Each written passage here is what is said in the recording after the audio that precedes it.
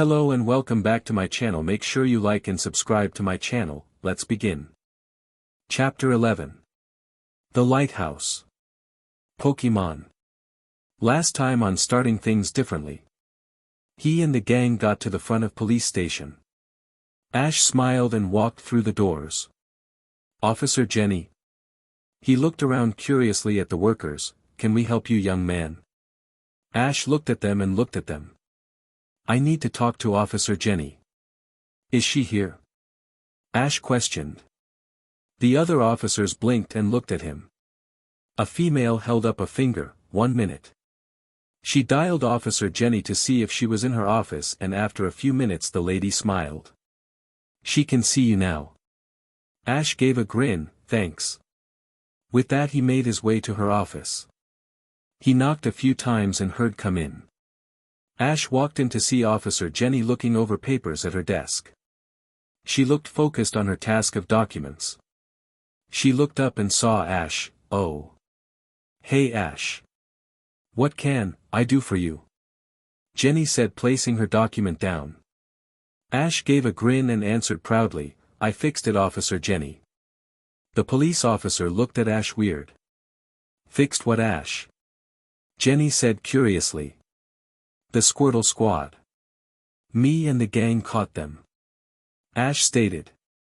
Officer Jenny's eyes widened. What? How? Ash smirked, with a battle of course. I caught the leader and his buddy. Brock got one and Misty as well. Jenny looked at the kid amazed, then remembered something. Wait. There were 5 members of the Squirtle Squad. Where's the 5th one? She questioned. Ash gave a soft smile and took off his bag. He reached in and ruffled through it. It's right here. Ash said, pulling out the storage Pokeball. I thought you could use it here. Ash said with a smile, handing the officer the Pokeball. She looked at Ash with wide eyes. Really? You want to give him to me? She said, looking speechless. Ash gave her a gentle smile. With what? I've heard of all the problems you've been dealing with here. I think you can at least know you have one under your watch. Ash stated. The officer blinked and gave a smirk hearing the statement. That's very sneaky of you. Thank you, Ash.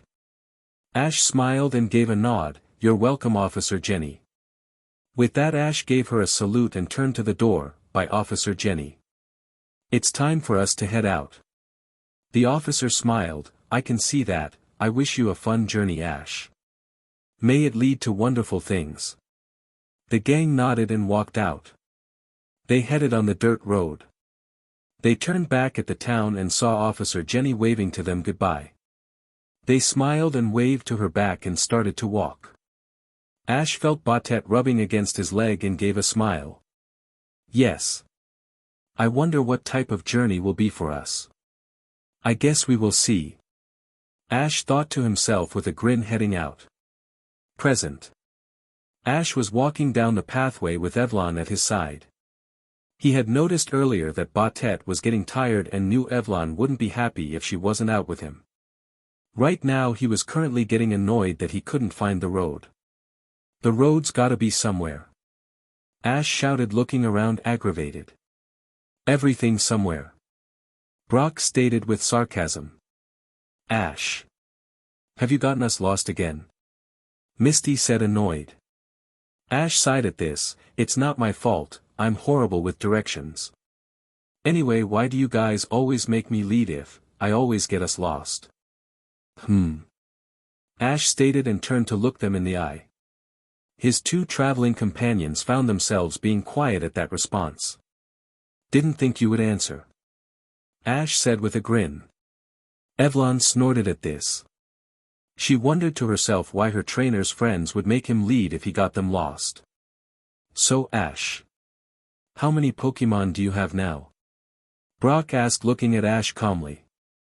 Ash blinked at this and smiled. I have 18 so far. Some are with Mom though. I want them to kinda be hers for protection. So, I hope to get some more later. I also can't wait for more of them to evolve. Ash said with a smile. He looked to his Espion, who yipped at him in delight. She supported her trainer and was proud of how many Pokemon he had. Brock and Misty nodded, agreeing that was a good amount of Pokemon he had. I wonder how many Pokemon your rival Gary has? Brock questioned to himself. Ash froze at that. Ah.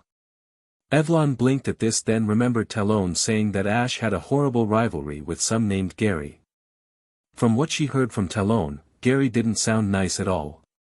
She really didn't want to meet him if he got her trainer that upset in seconds.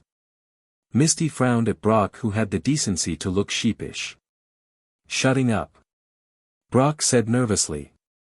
Ash frowned and glared. I'm going on ahead. He went forward along with Evelyn, making sure to watch her trainer in concern. She cared for her trainer a lot. Misty nodded and turned to Brock. You just had to go there, didn't you? She stated to Brock, and he looked down. Look, I forgot about that, okay? Misty shook her head. No. You really need to remember that, Brock. You know what happens if Ash hears about him. From what Ash says, Gary seems like an but. Do you remember his temper with Charmander? What if you end up like Damien? That's gonna happen to you if you can't keep your mouth shut. You know how bad he gets when his rival is mentioned. Misty lectured. Brock sighed at this. Yeah. Ash was currently walking ahead and finally got to a beach area. He smiled unhappily, looking at the beautiful sunset and blue waves crashing into the sand. He breathed in deeply, smelling the salty air. He felt a lot calmer after this action. Wind blew his hair gently and he smiled softly with his eyes soft, letting it caress his face. Evelyn saw her master look much better and sighed in relief. Ash was interrupted by something chattering. He blinked and looked down. There, walking under his legs, was a Krabby. He lifted a leg and turned around. Ash slowly walked beside it and peered down at it. As it was crab walking, it looked at him curiously. Well, hello there, little guy. Ash said, smiling, walking alongside it. The Krabby chattered to him while still crab walking, and Ash smiled at that. He pulled out his Pokédex. Pokédex Krabby, lives near the shore. Its average height is about 16 inches. He nodded to himself at the Pokédex. Well, that's cool. I bet you can pack a lot of fight in that height. Ash said with a smile. The Krabby stopped and looked at Ash with surprise. What? With the size of those pincer claws you must have a strong grip. Ash stated. The Krabby gave a blush at that. I mean it. Ash said with a smile. The crab Pokemon looked at Ash and crab walked to him and onto his foot. It stared at him and Ash bent down to pat his head. It blinked cutely at him and Ash laughed. Misty and Brock walked towards him and were now there watching him interact with the Krabby. Ah! It's so cute! Misty shouted, looking at the crab Pokemon. Ash smiled at that. He is cute. Ash said with a grin. The Krabby chattered happily at his response. Ash laughed and got up to dust off his pants. The Krabby watched him get up and looked upset. Sorry Krabby, I have to go. Ash said, look apologetic. The crab Pokemon was silent, then perked up a second later. It crab walked to Ash and pointed to his belt. Ash blinked at this and to his Pokemon belt. Are you saying you want to go with me? Ash blinked in shock. The Krabby nodded. Ash smiled, alright then. Can't beat that.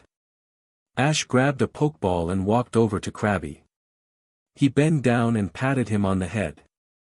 Well, let me name you before you go. Crush. I think. Your claws will be to crush things easily when you evolve. Ash said with a grin. The newly named Krabby pinched its claws loudly at that. Ash gently hit him with the Pokeball and heard the ding. Crush then teleported away. Ash smiled, getting a new Pokemon. He got up and turned to the others. Sorry guys. My temper got the best of me again. Ash said sadly. Misty smiled softly at this and walked over to Ash. She placed her hand on his shoulder, looking him in the eye. It's all right, Ash. You have every right to get upset. Okay. Misty said softly. Ash blinked and he gave Misty a faint grin, yeah. Brock looked sheepish, look Ash. I'm really sorry. I wasn't thinking. He looked down at this. Ash saw Brock's expression and shook his head, it's alright Brock. I should really get over it sometime. It's just he makes me so mad. Ash said looking sad at the mention of his rival. They smiled at him, it's alright Ash. Brock said sincerely. Ash nodded to them. I wonder where, I can contact Professor Oak. Ash said wondering about his Pokemon and how they were doing. Brock blinked at that, well it might be a while. This beach looks like it goes far. Brock said thinking they won't find a phone. Ash looked down at that. Misty looked sad hoping for a hotel. Then they heard Evlon. Esp. Ash turned to see what made his Espion really happy and what he saw to his surprise was a lighthouse. Everyone looked on surprised at the spinning light on the top of the lighthouse. Misty and Brock, it's a lighthouse. Ash gave a happy grin, sweet a lighthouse. Every lighthouse has a keeper. Which means they will have a phone. Misty then gave a happy grin, it'll also have a bed. I don't want to sleep in a sleeping bag again. I need my beauty sleep. Brock also nodded, it also means that somebody can tell us where we are. Evlon barked and went up to Ash nuzzling his leg. Ash smiled, good girl Ev. He pointed to the lighthouse, let's go. With that the gang ran towards the building. It was then dark by the time they got there. Ash and the gang were breathing pants at all the running they did to get there. Phew. That was further than it looked. Brock frowned at that, this lighthouse looks weird. Everyone then noticed the Pokemon cravings on the lighthouse doors. Ash thought they looked interesting with all the different species of Pokemon on it. Misty blinked, I guess we better ring the bell. Ash nodded, I got it. He walked forward seeing the caller box near the door and pressed the button. It ringed loudly and he felt his Espion glued to his leg. He petted her nervously. Everyone huddled together feeling anxious. Who's there? Answered a young male with British accent on the bell collar. Brock was the first to answer, excuse us sir. But we're travelers and we're lost. Ash butted in, I'm sorry for bothering you tonight. I just wanted to use your phone to call someone for an emergency. Misty then pushed Ash aside, we have been camping out for a while and I sure would appreciate a nice comfy bed. Misty ended with a grin.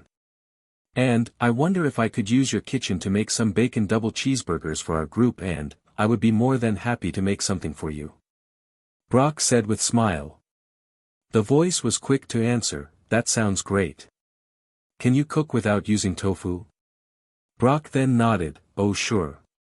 I can cook a lot of things without using tofu. The voice then answered sounding happy, that's good. I've been eating nothing but tofu since my cook went on vacation.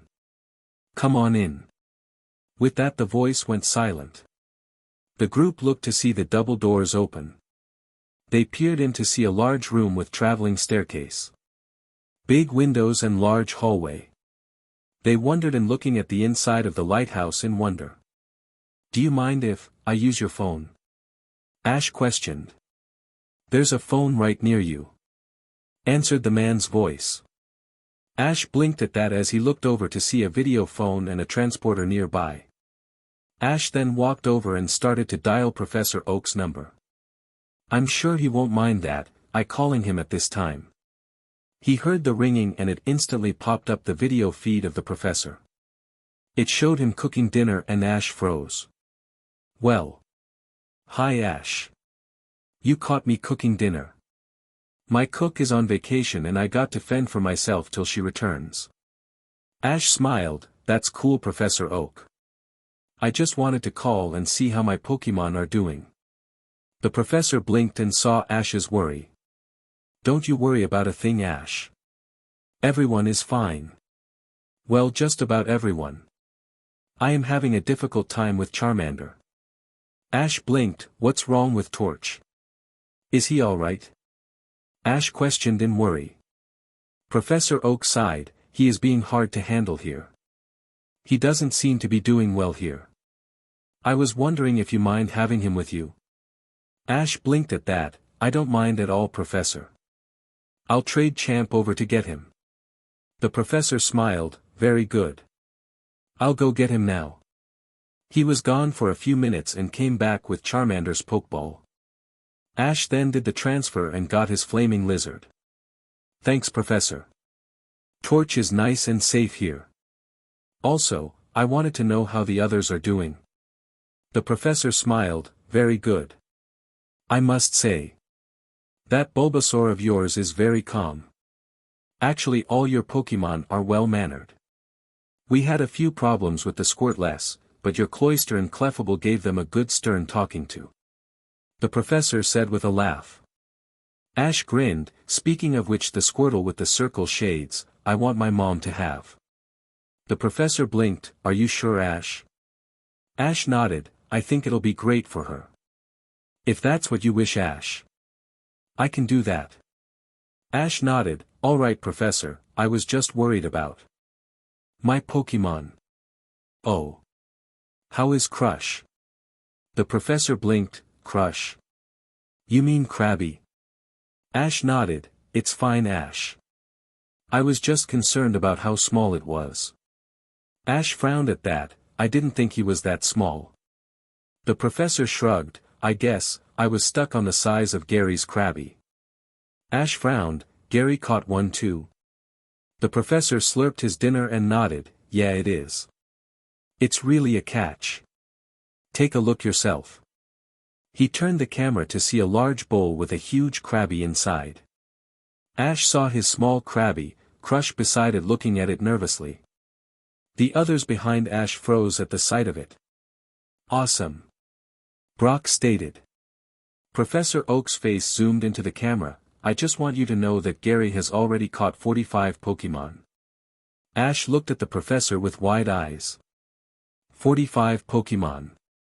What the hell? Ash shouted in anger. He felt his Evelyn nuzzle his leg, showing she cared. Thank you, lovely. Ash said with a smile. What Pokemon is that, Ash? Professor Oak noticed, seeing the tip of Evelyn's ears. Oh my Evelyn, my Espion. Espion. Where did you get that? I haven't seen one in the Kanto region before. Ash blinked. Oh. Sorry, Professor. She evolved a little while ago. I can let you look at her later. The professor nodded, looking happy at the discovery of a Espion. Anyway, I was wondering where you were calling me from. Ash blinked. We're at an old lighthouse way up on top of a cliff. Ash stated. Oh, that must be Bill's lighthouse. He's a young Pokemon researcher, you knows even more than me. See what you can learn from him. He could teach you just about everything there needs to know about Pokemon and then some. Just then a voice answers, this is Bill, Professor. It's good to hear from you. The professor looked happy at this. Oh, hello, Bill. Please give my friends a crash course of Pokemon. Oak stated, and then noticed his food boiling over. Oh. Tofu's done. He pulled his food out and blew it to eat. The chat then ended. Well, there's no way I can ignore a request from the great Professor Oak. The lights started to turn on. I am Bill of the Lighthouse, stated a young coming from the top of the stairs. They eyes looked to see a Kabuto. Team Rocket was watching from outside to see the lighthouse. Everyone looked with their binoculars. There's the lighthouse. It says it's the home of the famous Pokemon researcher. Jesse stated in happiness. James smirked. Then, I guess we came to the right place. Huh. Jesse turned to James with a smug grin. There must be zillions of Pokemon stored inside that lighthouse.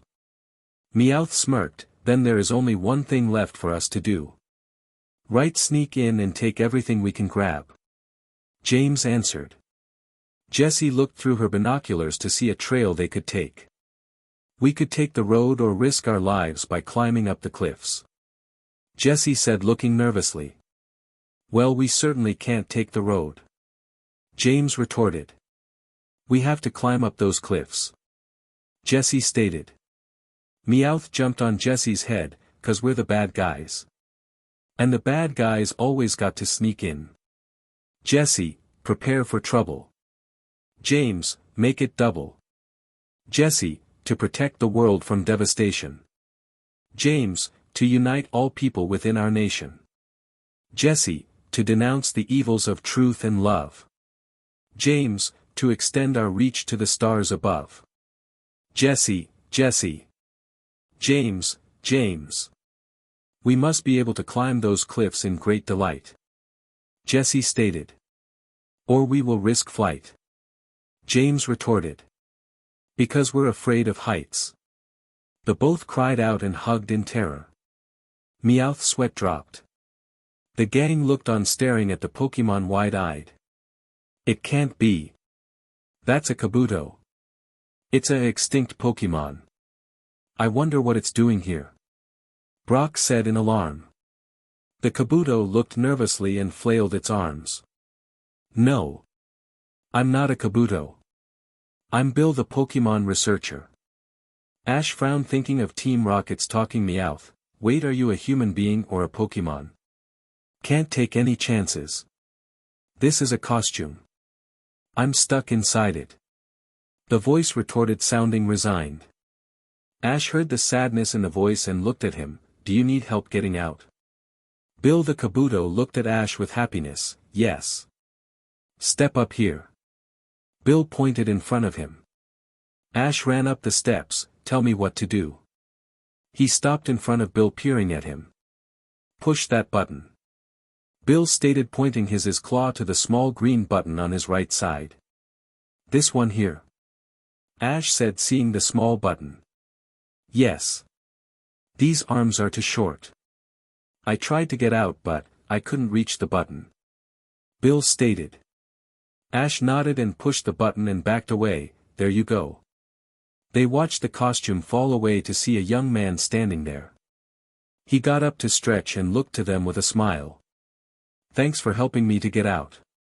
I've been stuck in that costume for hours. Bill said in earnest. The gang ran up behind Ash and Misty retorted, Did you come from a costume party? No, it's not for a party. It's a special costume I use for my research. The gang looked surprised. Getting inside its skin helps me get inside its head. Ash blinked, What do you mean?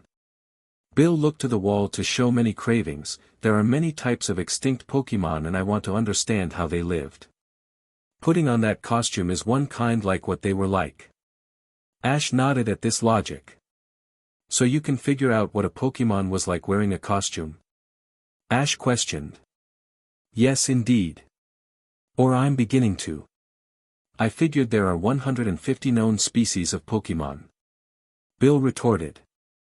I don't think so. Ash stated looking at his Espion. Bill noticed and looked wide-eyed, Oh my good heavens. I never seen this type before. Bill stated looking at Evelyn with goggly eyes. He looked to Ash, Oh can I study her please?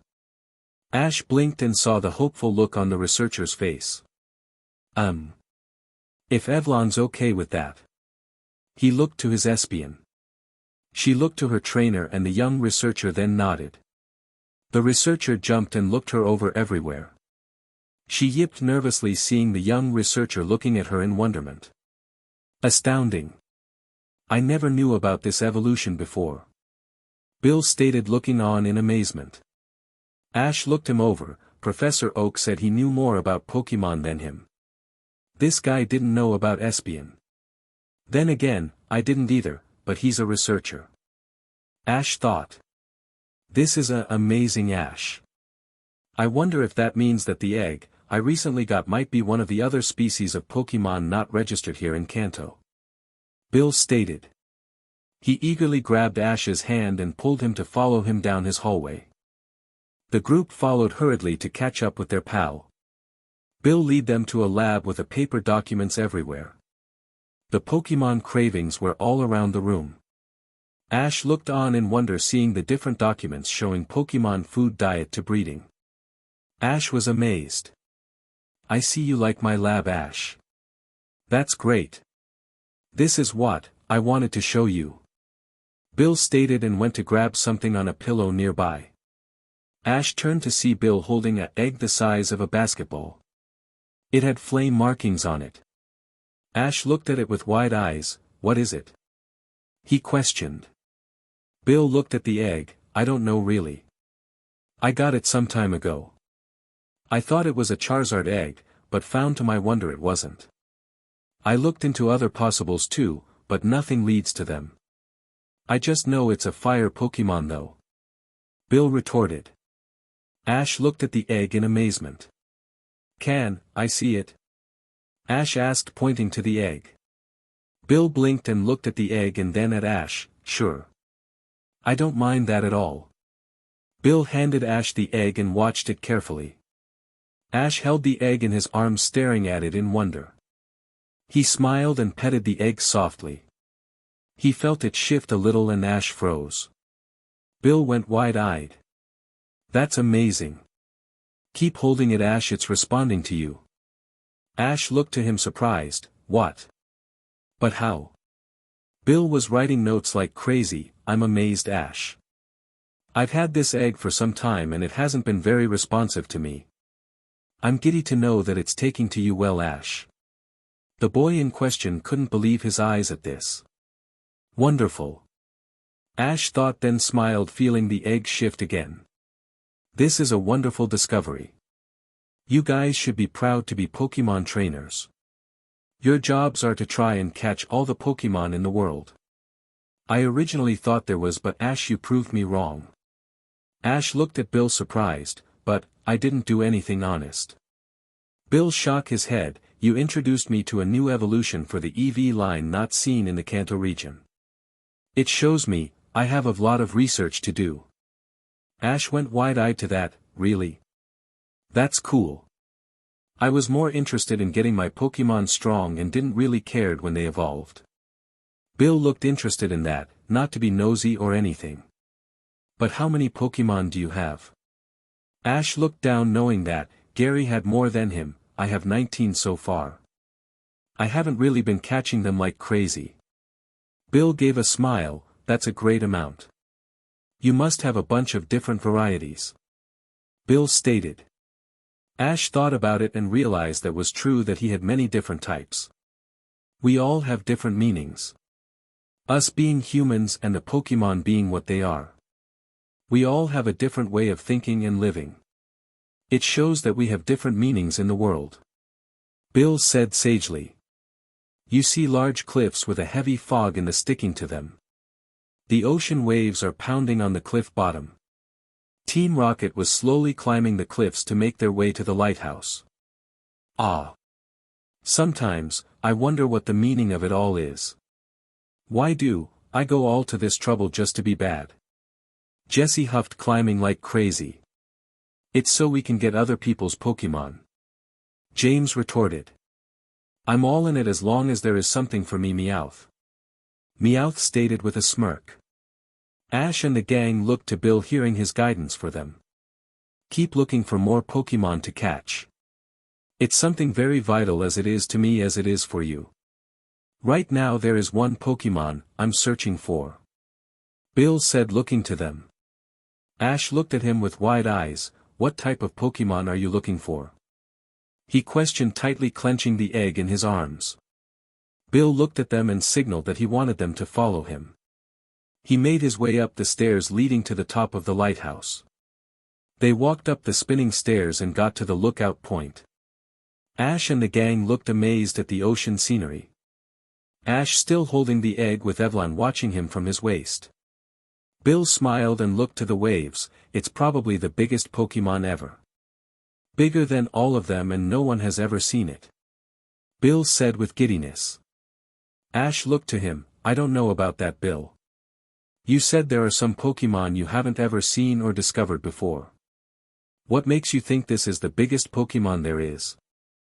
Ash stated, looking at Bill with question.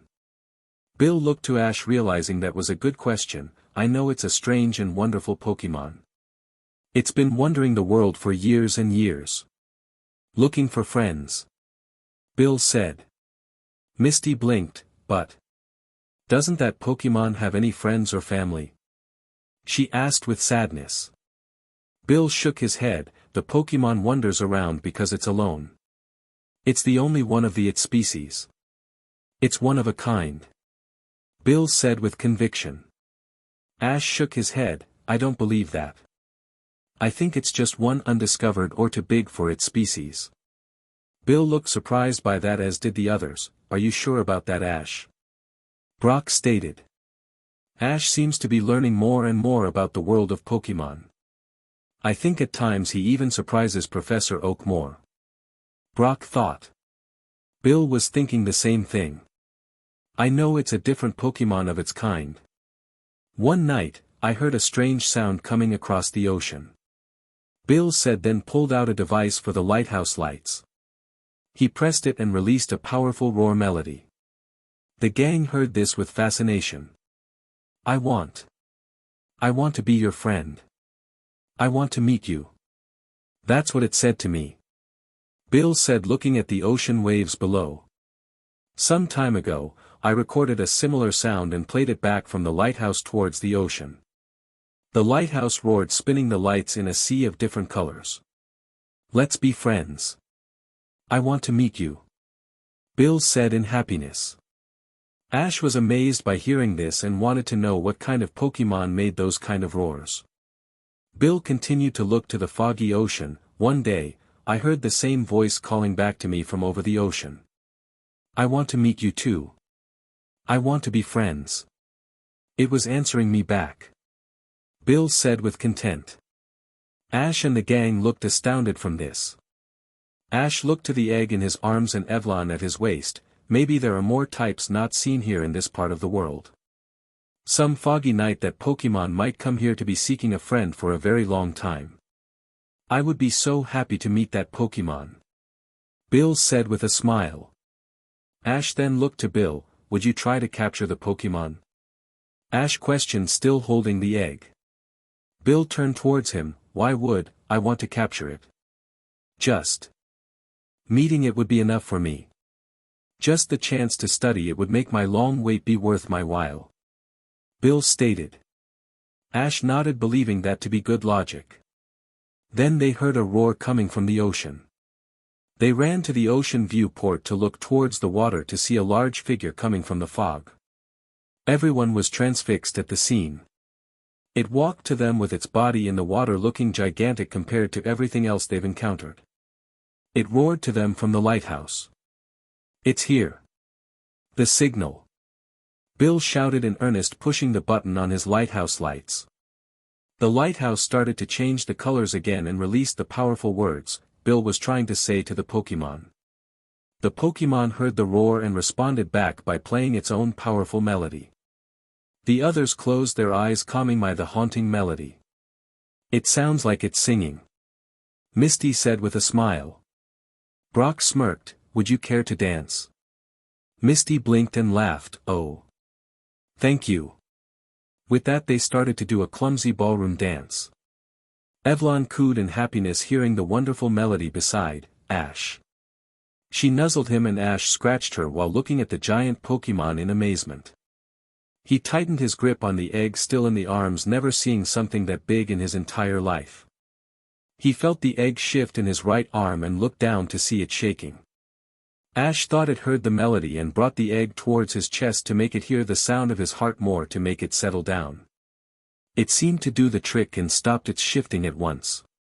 Unnoticed to him, Bill saw the whole thing and was thinking of what to do with the egg. Team Rocket was still climbing the rocky cliffs when they heard the melody roar. They all had happy looks on their faces hearing that wonderful sound. What beautiful music! Jessie said with a smile. It's so haunting but so very sweet. James retorted. Meowth looked over to see what was making the sound and saw the giant Pokemon in the fog. Look, it's coming from that thing. He pointed his paw, horrified at it. They looked over and saw the huge Pokemon. That's a gigantic Pokemon. Jessie stated. So it is true what they say that size does matter. James said with a blink. Jessie smirked, something so rare and unusual. You know what that means. Let's grab it for ourselves. Jessie shouted, pointing to the huge Pokemon. James nodded, quiet right. I will attack at once. He brought out his bazooka and had it pointed at said Pokemon. But it seems a shame to aim at such a sweet creature. James said in counterthought. Of course it is a shame. We built our fame on shame. Jessie stated. Meowth nodded, pointed to the Pokemon, go on fire. It's all the shame we need. James nodded and fired. Ash and the gang watched the Pokemon get hit with a powerful blast. It roared in pain and anger. In its anger of getting hit, it saw Bill's lights and roared. It smashed the light and sounds. The building top exploded at once. Ash pushed Bill to safety and tightened his hold on the egg so it didn't break from the blast. He saw his friends running to safety and saw Evelyn with them to keep an eye on them. Ash saw Bill looking at the proceedings in sadness. He ran to the bottom of the lighthouse towards the cliff and looked to the giant Pokemon. Please don't go, giant Pokemon. Stay here with us. I've waited so long for a chance to see you here. Bill shouted with honesty and great sadness. The great Pokemon shook its head in negative, not happy with the pain it's been given. Bill looked angst at that. Pokemon wait. Ash bit his lip to see Bill's crestfallen face seeing the Pokemon turn its back to them. Ash frowned and went to see Belt to grab Mystic's Pokeball. Down below at the cliffs, Team Rocket was still firing at the great Pokemon. James looked angered. Do we always have to mess up everyone's plans? Even, I think this is rotten. James said in annoyance. Jessie shrugged, quit complaining. We'll score big with this Pokemon. Jessie said with greed. Team Rocket thought that was true. They then noticed the waves making a big sound and saw to their horror a giant tail coming towards them. It smacked them with great force and they screamed, looks like Team Rocket is blasting off again. Pokemon. Bill shouted, seeing the Pokemon wandering away from them. Its back was turned and roaring in pain and sadness that it was treated this way. Bill looked crestfallen at this and the gang watched in sadness. Ash narrowed his eyes. No. I won't let this happen. You've waited too long for this. Ash said, looking to Bill sternly. Bill looked at Ash, taken back, seeing the blazing eyes staring at him. Even if the one eye looked hollow, it still gave the power of leadership. Ash shoved the egg in Bill's arms and looked to the others. You guys stay here. I'm gonna try and see if I can get that Pokemon to come back. Ash shouted, tightening his bandana on his head. He buttoned up his vest and shoes. The others looked to him in confusion. Mystic, I choose you. Ash shouted, throwing his Gyarados Pokeball. It came out in seconds when hitting the water. She roared to the heavens and looked up to see her master on the top of the cliff. He nodded to her and turned to the others. I'll be back. He then turned to the cliff and ran off with a jump. The others shouted in shock, Ash. They looked down the ledge to see Ash free falling towards his Gyarados. She caught him just in time and got him on top of her head. Ash gripped the top of her head. Straight ahead, girl. We need to catch up with that Pokemon. Ash shouted, pointing towards the fog. Mystic nodded and gave a roar. They swam towards the fog and the gang from the cliffs as they couldn't believe their eyes. Why would he do that? Bill shouted in alarm. Because he's Ash. He saw what you looked like and thought this wasn't fair. So he wanted to get that Pokemon back for you. Misty said, knowing how Ash was. Bill looked at her in amazement and looked to the ocean. Ash was looking intently into the fog, searching for the giant Pokemon. To his great surprise, he saw it walking in the water, roaring silently to itself. Ash whispered to Mystic to get closer. Hey! Please stop! Ash shouted to the great beast. It roared as it turned to Ash in question. Ash froze at the great Pokemon. It peered down to him even if Ash was on his Gyarados. It was a shrimp compared to this thing. Ash was amazed and swallowed his nervousness in seconds. It got its face inches from Ash's and stared intently at him. Please, you must go back to that lighthouse. There's a person who desperately wants to be your friend. Whatever happened, you mustn't think it was Bill's fault. Ash shouted in honesty to the great Pokemon. It roared and shook its head negatively. Please. You must consider this. You've been wanting a friend forever. Bill wants to be your friend. I want to be your friend. Please come back with us. Ash said, looking at the beast. The giant Pokemon looked to Ash with great consideration. It looked to Mystic and it nodded, showing to agreed with its trainer. All was silent for a while till the great beast roared. It then walked towards the lighthouse. Ash gave a huge grin. Thanks. I'll be right at your side. The great Pokemon looked to Ash and gave a faint nod, agreeing with his answer. Ash had Mystic stay by his side the whole time. Bill and the others watched in worry for their friend in the foggy ocean. Oh. I hope Ash is all right. Misty said, looking scared, hoping nothing bad happened to her friend. I'm sure he's fine, Misty. Brock answered reassuringly. Bill looked to the friends and hoped nothing happened to the young trainer. Evelyn yipped silently in worry. They then heard the slow melody roar. They looked to the ocean and saw to their amazement the great Pokemon coming out of the fog again. It was roaring its haunting melody. They saw Ash by its side, keeping a steady pace matching the great Pokemon. Ash saw them and gave a wave.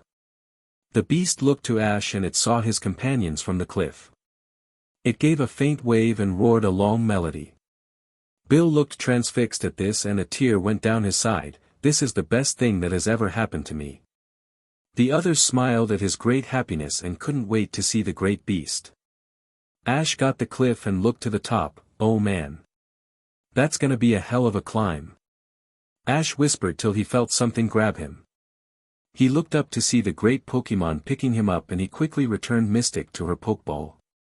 He looked at the ocean below, became higher and higher up. When he got to the top and smiled at his friends, you looked at the beast and him in wonder. Ash smirked. Told you, I would get it. The great Pokemon let Ash go and he walked forward to get jumped by his worried Espion. Bill walked to the great Pokemon with great wonderment in his eyes. I'm so glad to finally meet you. Let's be friends. Bill said, holding out a hand. The beast looked down at Bill and leaned its head down and butted it with great gentleness. The others watched the great interaction like it was from a movie. Ash then frowned. I want to see what type of Pokemon it is. I wonder if the Pokédex knows what it is. Ash pulled out his device and pointed it to the creature with everyone else watching the proceedings. Pokédex Dragonite, the dragon Pokemon. This extremely rare and highly intelligent type is able to fly faster than any known Pokemon. Ash and everyone looked to the great Pokemon to be a giant Dragonite. Bill smiled. I see. So you're a Dragonite. Let's be great friends. The dragon Pokemon roared in happiness to finally have a friend. The others laughed at this gesture. It soon turned morning and everyone was looking forward to the new day. Ash turned to Bill with a sad smile. I guess it's time for us to part ways. Dragonite looked crestfallen at this. Sorry, big guy. I need to continue my journey to be a great trainer. I know we'll meet again someday. It perked up at this and roared its melody at Ash. I know.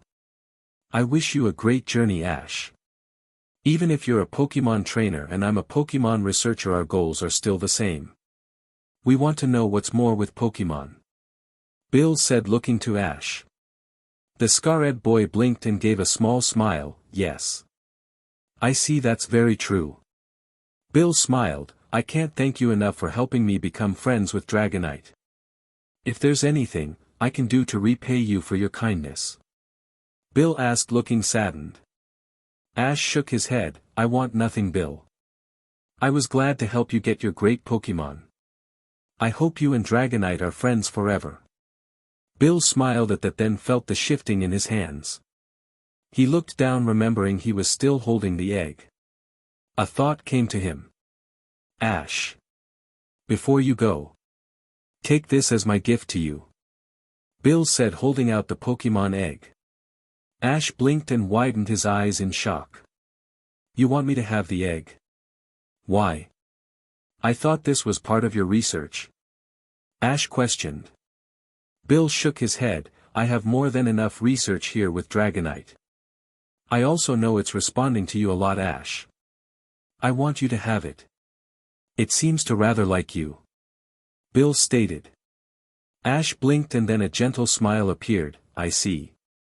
I'll take great care of it, Bill. Ash said with a smile. Bill gave a grin. Here's some else for you. Since it'll be your first infant Pokemon, I think this can work for you. Bill handed him a necklace with a Pokeball attached to it. Ash was shocked and took it with great tenderness. Thank you, Bill. I wish you a great journey, my friends. Bill said, looking to his new friends. Ash and the gang gave smiles and started to walk off. They were walking ahead of them when they heard the roar of Melody and turned to see Dragonite roaring to them with a wave. They all smiled and waved goodbye to Bill and Dragonite. I wonder what other Pokemon we will see. Misty asked. I don't know. For all we know, there could be thousands of Pokemon. Brock answered. Ash was silent and staring at his new egg. I wonder what type of Pokemon you're gonna be. I guess, I'll have to wait to find out. He felt Evelyn nuzzling his leg and smiled. I wonder what this little egg is gonna be. Ash said with a smile. Evelyn yipped in giddiness, happy for a new traveling companion. Chapter 12. Electric Shock Showdown and Battle aboard the Pokemon. Last time on Starting Things Differently. Ash. Before you go, take this as my gift to you. Bill said, holding out the Pokemon egg. Ash blinked and widened his eyes in shock. You want me to have the egg? Why? I thought this was part of your research. Ash questioned. Bill shook his head. I have more than enough research here with Dragonite. I also know it's responding to you a lot, Ash. I want you to have it. It seems to rather like you. Bill stated. Ash blinked and then a gentle smile appeared. I see. I'll take great care of it, Bill. Ash said with a smile. Bill gave a grin. Here's some else for you. Since it'll be your first infant Pokemon, I think this can work for you. Bill handed him a necklace with a Pokeball attached to it. Ash was shocked and took it with great tenderness. Thank you, Bill. I wish you a great journey, my friends. Bill said, looking to his new friends. Ash and the gang gave smiles and started to walk off. They were walking ahead of them when they heard the roar of Melody and turned to see Dragonite roaring to them with a wave. They all smiled and waved goodbye to Bill and Dragonite. I wonder what other Pokemon we will see. Misty asked. I don't know. For all we know, there could be thousands of Pokemon. Brock answered. Ash was silent and staring at his new egg. I wonder what type of Pokemon you're gonna be. I guess, I'll have to wait to find out. He felt Evelyn nuzzling his leg and smiled. I wonder what this little egg is gonna be. Ash said with a smile.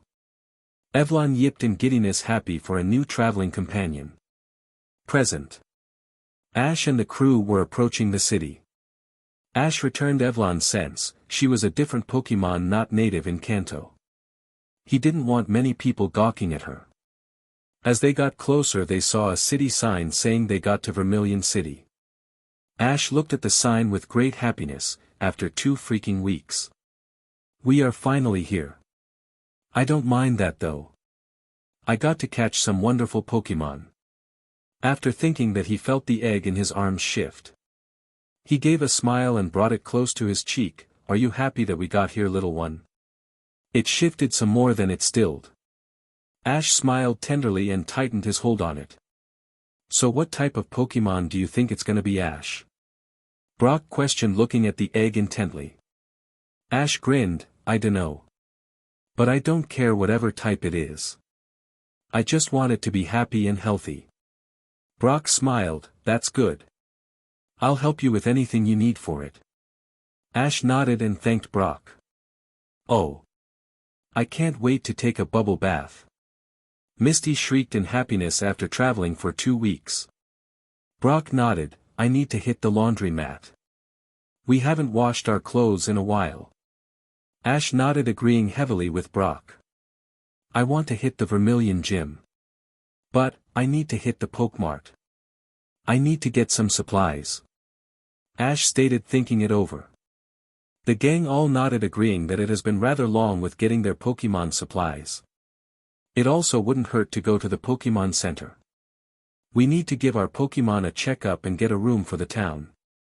Brock said, thinking it over. The gang headed over to the Pokemon Center. They went to Nurse Joy and asked her to heal their Pokemon. Ash asked her, Nurse, can you check to see if my egg is healthy? Ash handed her the egg. Sure. I'll be right back with it. Nurse Joy said with a smile, taking the egg. She walked to the back to check the listings. Ash smiled and sat down next to Brock. You seem to be doing good for a first-time poke parent. Brock joked. Ash blushed at this, sorry. I've never done this before. I'm just taking extra precautions. Brock laughed, I see what you mean. I can't wait to see how you're gonna be when it hatches. Daddy. He snickered out. Ash glared, Brock, shut up. Brock shrugged with a smirk. Misty giggled at the interaction. Hurry. They heard a young voice. They looked over to see the double doors open with a Chansey pushing a hospital table. They saw a young boy running beside it, yelling encouragement to a beaten Rattata. You'll be okay, Rattata. Hurry. The boy yelled, running off. Ash watched it all with wide eyes, I hope that Rattata is okay. Brock nodded, that Rattata was in rough shape. I wonder what happened. Brock questioned, concerned for the little rat Pokemon. Honestly. This is the 15th one brought in this month. Nurse Joy stated with a hand on her hip and the other holding Ash's egg. What? Ash questioned, taking his egg from Nurse Joy. This is terrible. Brock stated, seeing the many injured Pokemon. They were all brought in and lost to Lieutenant Surge, the gym leader. Nurse Joy said, looking at the injured Pokemon in sadness. Ash looked horrified by that as he tightened the grip on his egg. Wow. He must be a great trainer. Ash whispered in shock. Misty heard the question in his voice, so Ash, are you scared already? Misty smirked to him. Ash glared, I'm intimidated, yes. But not scared. Misty leered at him, are you sure? You could turn back now. Ash gave her a glare, keep it up. I dare you to. Just know my Pokemon don't take kindly to that. Misty froze at that, ah yeah. I forgot about that. Ash smirked, winning the battle. Oh. Ash, I checked your egg for you. I found that your egg was perfectly healthy. Nothing was wrong with it. You're taking wonderful care of it. Nurse Joy said with a smile. Ash grinned and nodded to her in thanks. They then heard the ding. Nurse Joy smiled, that means that all your Pokemon is recovered. Come with me. Ash and the gang followed her and looked to get their Pokeballs. I must say, Ash. I don't see many trainers with these many Pokeballs on them. Nurse Joy questioned. Ash gave a sheepish grin, yeah. I got some of those Pokemon as gifts. The Joy smiled, I can see that. Ash smiled, alright. Now, I got to think who would be good in a gym battle with Lieutenant Surge. Ash said, thinking over his Pokemon listings. Ash then started to think it over who he wanted to use. He saw his list of Pokemon. I could use Quake for this. He's been wanting a major battle for a while. I taught him all the right moves, so could do wonderful for this since is an electric type trainer. Or I could use that graveler I have. But, I don't have a major connection with it. I don't really know what to do with it at the moment. Ash thought, thinking over the stats. Finally he knew he would be using Quake for this battle. Hurry! They heard another voice shout out in panic. They looked over to see a boy ran by with a Pidgey laying on the hospital bed. Just hold on, Pidgey. The boys shouted in alarm. The group watched the boy and Pokemon go by. Okay. I hate to be rude about this. But why would you use an flying type for an electric gym? Ash questioned. The group and Nurse Joy looked rather taken from this. They then thought it over and agreed it wasn't a smart idea to use that type of Pokemon. Ash got his team ready and went to the Vermilion gym. Ash stared ahead at the Vermilion City gym. It had electric bolts going through the building design. He turned to the others, well, let's head inside. I want to win this battle and get my badge. The group nodded. Misty leered at Ash again, are you nervous? This is your first major battle with a gym leader that's not us. She joked. Ash growled, tightening his grip on his egg. It shifted, feeling his anger. Misty. Shut up. In case you have forgotten, I won my battles with you fair and square. Ash stated. Misty frowned, I happen to remember that we didn't finish our battle. Ash glared, you know, I would have won. I had everything going well in that battle. Misty was about to say something till Ash walked ahead and pushed the gym doors open. Inside it showed intimidating man and women looking at them intently. They looked to be a mix between street punk and army design. Hello. I've come for a Pokemon battle to earn the Thunder Badge. Ash said, looking at them while patting the egg in his arms to settle down. The man peered over his shoulder at someone in the shadows, hey boss. Another victim is here for the emergency room. The shadows moved as a figure got up, which one? Said a strong male voice.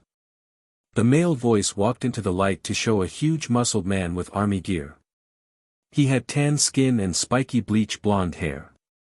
He gave a dark smirk at them. Ash widened his eyes at the sight of him. He gripped his egg tightly, still patting it to calm down. It was working, if only his heart would slow down. Wow. He's huge. Brock said at the sight of Lieutenant Surge. Is he really the gym leader you have to beat? Misty whispered at the sight of him. The man looked at the kids below him with a hard look. Welcome to Vermilion City Gym. Lieutenant Surge said with a smirk, then he bent down and hugged Misty. Oh, my next challenge is a cute one. Don't think I'll go easy on ya. He said with a smile. Misty gave a nervous grin, ah heh heh. Excuse me. I'm not Challenger. Lieutenant Surge blinked at this, then who? Ash swallowed his nervousness and walked forward, me. That'll be me, sir. Lieutenant Surge turned and got up to look at Ash. Oh, you. He looked Ash over, seeing the boy intently for the first time. He saw the scars on his face and winced. Okay, baby. He then ruffled Ash's hair. Ash blinked, then growled, what? I'm not a baby. My name's Ash Ketchum. He said with conviction. Laughed at him, heh. I call everyone who loses to me a baby, laughed, then saw Ash's egg. Well, look at this. The baby brought a baby Pokemon. It'll probably be weak like the baby here. Ash growled, it's not even hatched yet, so back off. Ash shouted with his hair standing on end. He acts like a primate mom. Everyone thought with a nervous sweat drop. I'll show you. Ash growled out. He turned to Brock and asked him to watch his egg for him while he was battling. Brock nodded, taking the Pokemon egg from Ash. It was silent, which signaled that it was in a deep sleep, or it knew to be quiet at the moment. Ash turned back to Lieutenant Surge. Let's have a battle. I'll show you that I'm not a baby. He went to his belt and grabbed his Pokeball. Lieutenant Surge led them to his battle stadium, and they got to their parts of the field. Lieutenant Surge smirked, "All right baby. Since you seem dead set on a match, I'll give you a match." He pulled out his Pokeball and released it. "Go Pokeball." It hit the ground with great force. Out of it came a big rodent Pokemon. "Ray!" It shouted at once. Ash froze seeing it. It brought back a forgotten memory he wished to repress. He swallowed with his fingers twitching, "That's Raichu." He pulled out his Pokédex. Pokédex Raichu, a mouse Pokémon of the electric element. Raichu is the evolved form of Pikachu. It can shock with more than 100,000 volts, enough to render a Dragonite unconscious. Ash froze after hearing the Pikachu comment. Ash's friends froze at this too. "Oh sheet!" Brock shouted hearing that. Misty looked angst at this. Ash tilted his head down with his shoulders twitching.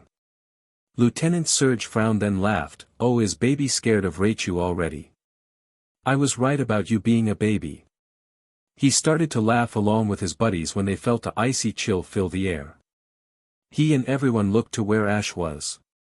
He was laughing to himself, but not a warm kind.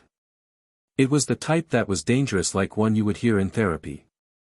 He looked up to them with a bloodthirsty grin. "Oh, I can't wait to fight this battle. I wanted to get even with Pikachu. But since that little rat isn't here, I guess you'll do," Ash said with a chilling smirk at the Raichu. The said Pokemon was shifting its feet nervously at the new trainer. Lieutenant Surge frowned, "You got a problem with Raichu?" Ash shook his head, "Not Raichu. Just Pikachus. I hate those little things with a great vengeance. It's one of those that gave me this." Ash shouted as he gestured to his left side of his body. Hollow eye to the scars on his body. The others winced at this and could only pity the boy. Raichu's ears went down in earnest hearing that its own evolution line did that to the boy. "Anyway, let's get back to this battle. I don't like talking about that rat," Ash stated and gripped his Pokeball. "Quake. I choose you." He threw his Sandshrews Pokeball out and it hit the ground hard. It popped out with a happy squeak. It stared at its opponent hard, looking forward to a great battle. Raichu growled at it with its cheeks sparking. "Let the match begin," said the referee. "Go Raichu. Go Quake." The Pokemon ran on the field. "Raichu used Thunder Shock," shouted Lieutenant Surge. Ash glared and shouted, "Use Rollout Quake." The rock rodent obeyed and did its rollout, making Raichu's thunder disable itself. Raichu froze at that and growled. "Use your Thunder Shock again Raichu," Lieutenant Surge shouted. "Use Dig Attack Quake," Ash shouted. Sandshrew nodded and digged frantically. Raichu's thunder missed Quake and the electric rodent looked around for the other Pokemon. It felt the earth shift below it. "Do it!" Ash shouted. Quake came flying out of the ground, smashing into Raichu's chin with its powerful headbutt from its dig attack. Raichu groaned and shook its head, getting rid of the stars in its eyes.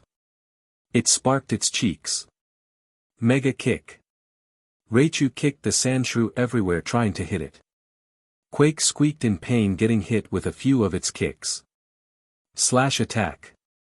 Ash shouted and Quake glared and slashed Raichu's foot. It screeched in pain, rolling away from the Sandshrew. Quake panted, glaring at the rodent. "Let's go Q. Use Earthquake." The sand rodent squeaked and stomped its foot, causing everything to rumble. Raichu got hit with the force of the attack and shouted in pain. "Raichu. Use your Thunder Shock." Raichu jumped and used its Thunder Shock. It headed toward Sandshrew, use Rapid Spin follow by Swift Attack. Ash shouted. Quake started to spin around, trying to lessen the thunder attack, and fired its Swift Attack on Raichu as it got closer. It winced, getting hit with the Star Attack. Tail Whip Raichu. Surge shouted. It smacked Quake in the face with great force, sending it flying at Ash's feet. It groaned and glared at Raichu as it got up. Lieutenant Surge looked at the Sandshrew with stern eyes. I got to say that Sandshrew has a lot of spunk. But Raichu has it beat. Ash glared, I don't think so. Quake nodded with a loud squeak showing to agreed with its trainer. He shrieked showing its fighting spirit when he started to glow. Everyone froze staring at the battle. Sandshrew started to morph its shape until the glowing died down. In its place was a Sandslash. Ash was amazed by his Pokémon evolving. Wow! Quake! Ash said with wonder. Lieutenant Surge blinked at this moment. Well, I have to say, I wasn't expecting that at all. I got to hand it to you, baby. You're giving me a pretty good battle. Ash then smirked, I hope so. I intend to win. Surge nodded, I can see that. Let's go Raichu. Surge shouted. Let's go Quake. The two Pokémon were at it again. Poison Sting attack. Ash shouted watching Quake's quills go flying and hitting Raichu, who shouted in pain. Shake it off Raichu. Give it a thunderbolt. It shouted firing a powerful thunder attack aimed at Sandslash. Sandstorm Quake. Sandslash nodded and started a powerful sandstorm to get Raichu lost. Raichu looked around when its attack missed and kept glancing for the Sandslash hidden in the sandstorm. Slash it Q. Ash shouted. Surge heard the cries of his Raichu in the storm and looked at the fight with great distress. The storm disbanded and Surge saw Raichu panting glaring at Sandslash. Quake was glaring at it with intensity. Alright Raichu, give it another thunderbolt. It nodded, Rai. It didn't spark. It blinked in confusion and tried again, Ray. Nothing happened, which made Raichu blink at this. Ash blinked, what? Brock smirked, Raichu can use thunder attacks right now. It's all thundered out. Ash widened his eyes, really?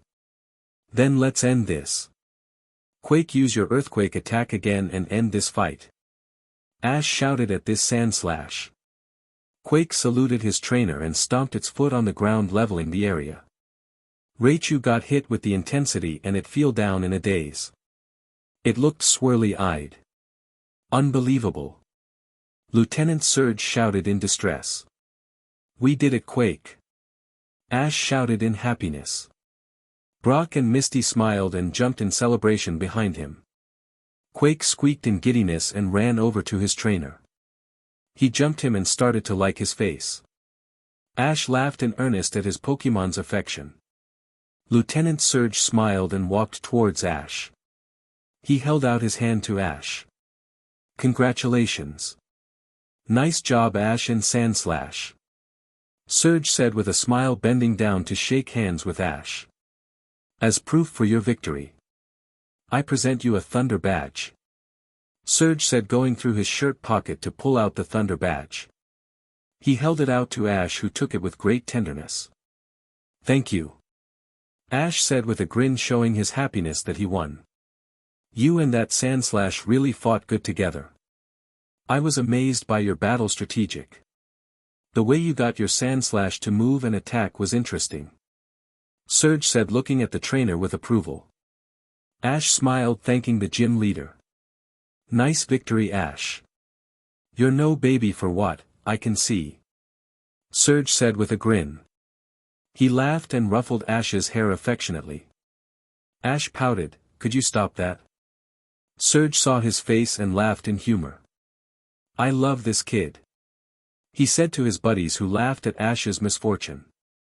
Surge smirked and lifted his dog tag off his shirt. Here, Ash. Ash looked to Surge. Wow. Surge smiled, not many trainers bet me. I was impressed by this battle. You showed me that you weren't a baby. So here is a genuine dog tag from me, he said, holding it out to the boy. Ash blinked and took it. I don't know what to say, Ash said in wonder. It will show the others that you're tough. I want you to have it, Surge said. Ash nodded and gave a handshake to Lieutenant Surge. Thanks for the wonderful battle and everything, Ash said with a smile. Lieutenant Surge shrugged and laughed at Ash. Anytime, kid. Come back anytime for a battle. Ash laughed and walked to the others. He heard Raichu saying something. He turned to see it waving and cooing at him. Ash gave a strange smile which turned into a full-blown grin seeing the Raichu facial expressions at him. He laughed and waved goodbye to Surge. Brock smiled and handed him his egg. One egg for you. Ash laughed. Thank you for watching it, Brock. Ash said with a smile. Brock gave a nod. Anytime. Ash turned to his egg. Did you miss me, little one? Ash greeted his egg. It gave a faint shift showing it did. Ash laughed and hugged it to his chest. He saw Quake sniffing the egg curiously. We're going to have a new traveling companion soon, Q. Right now it's just an egg, but soon it'll hatch. Quake squeaked in happiness at this and liked the egg. It shifted at Quake. Ash laughed. I think it likes you. Quake squeaked again at that and rubbed his face on the egg. Ash laughed. I can see you being a wonderful big brother to it. Quake looked to Ash and gave a salute showing it would be. Ash laughed and looked to his Sandslash. Hey Quake. I got something that you might want to have. Quake blinked up at his trainer in question. Ash pulled out the dog tag that Lieutenant Surge gave him and put the necklace on his Sandslash. Quake looked the dog tag on him. I think you should have it, Quake. It'll show that you're a winner and evolved in a battle with Lieutenant Surge. Ash said with a smile. Quake blinked and gave a happy squeak.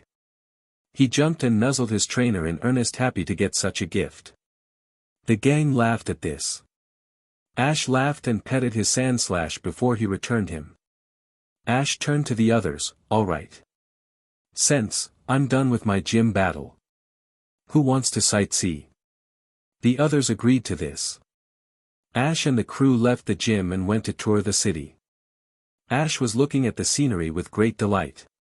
He was looking around at the wonderful sights. He felt the egg shift and then settle like it was getting comfortable in a certain part of his arms. Ash smiled at this. He heard his buddies talking amongst themselves behind him. They crossed a bridge and what Ash saw took his breath away. He saw an enormous cruise ship in the distance. Ash was astounded by this. Wow. They walked towards it in fascination.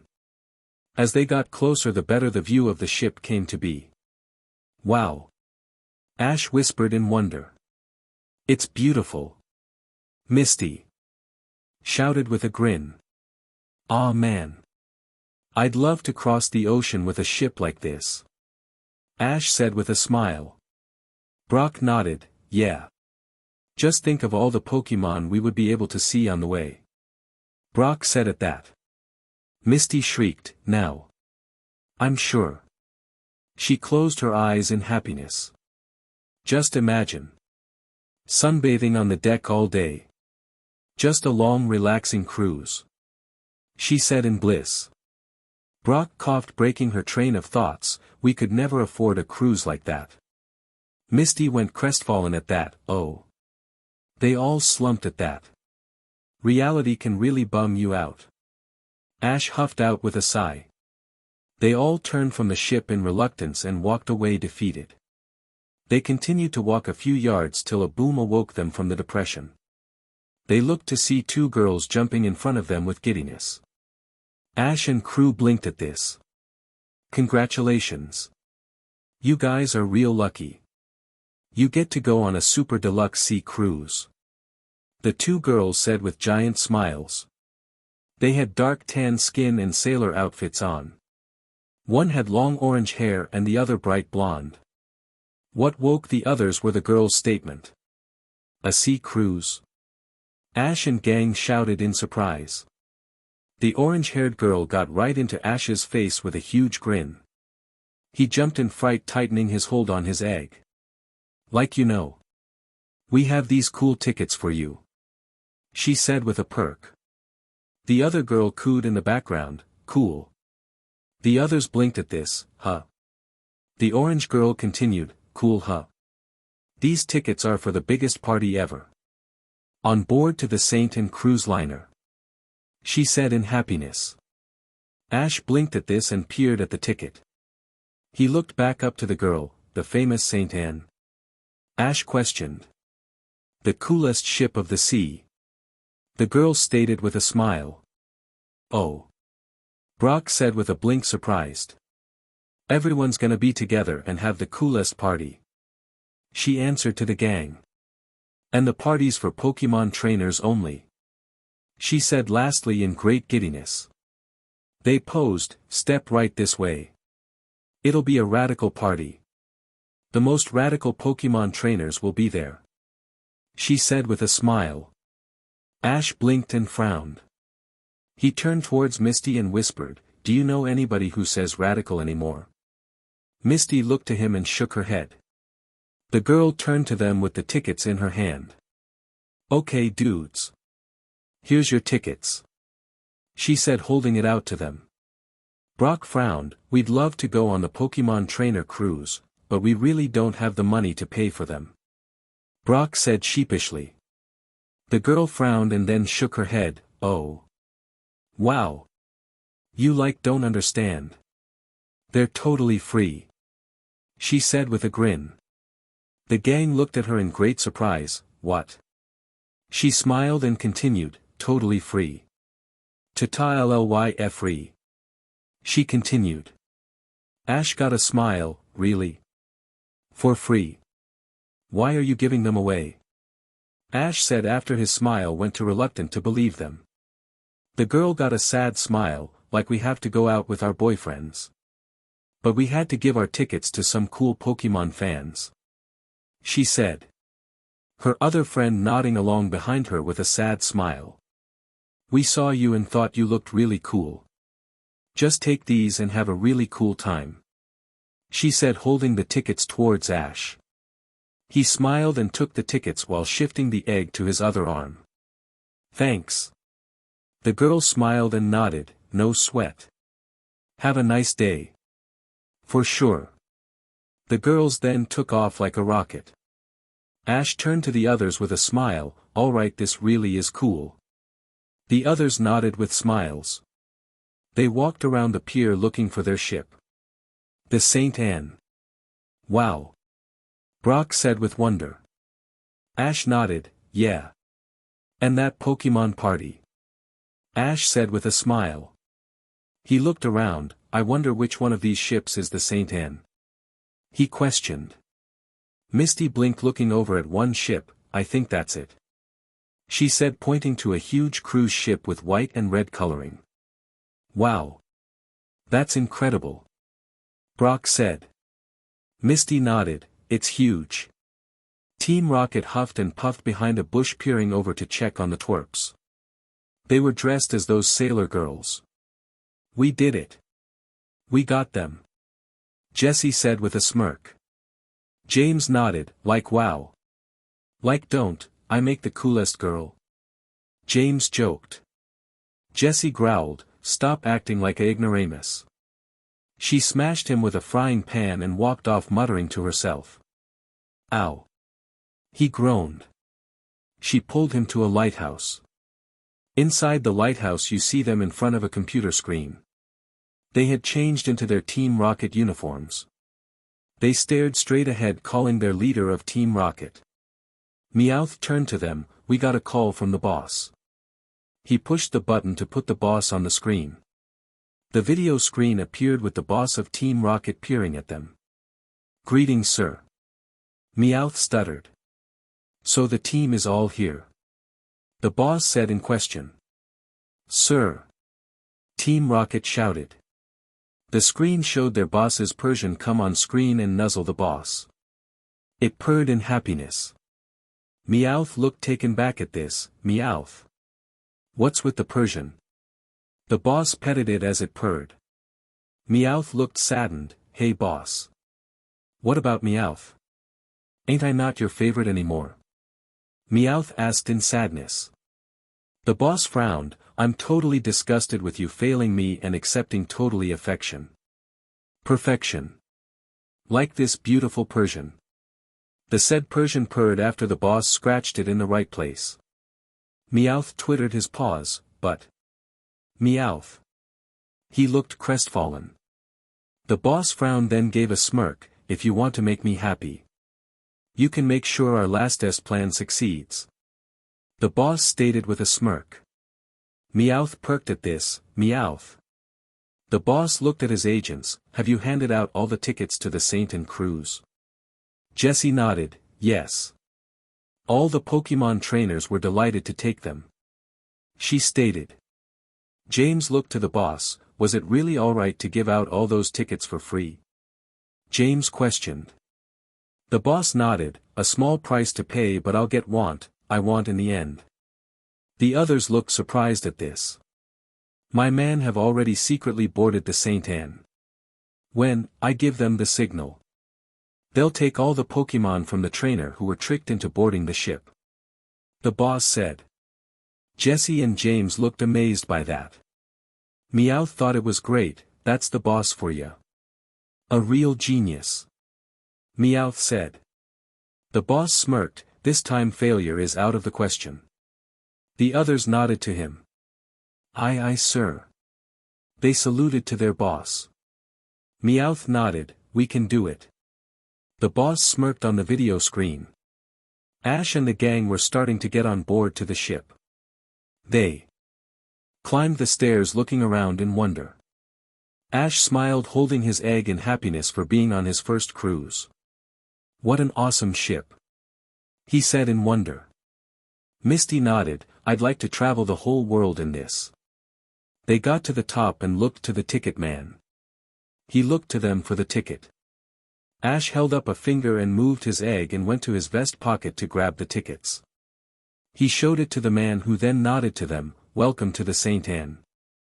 This way. He gestured to the front area. They nodded, thanking the man. They went inside to the main room. Ash froze. Wow. Look at this. Ash said, looking at the Pokemon trainers and poke booths.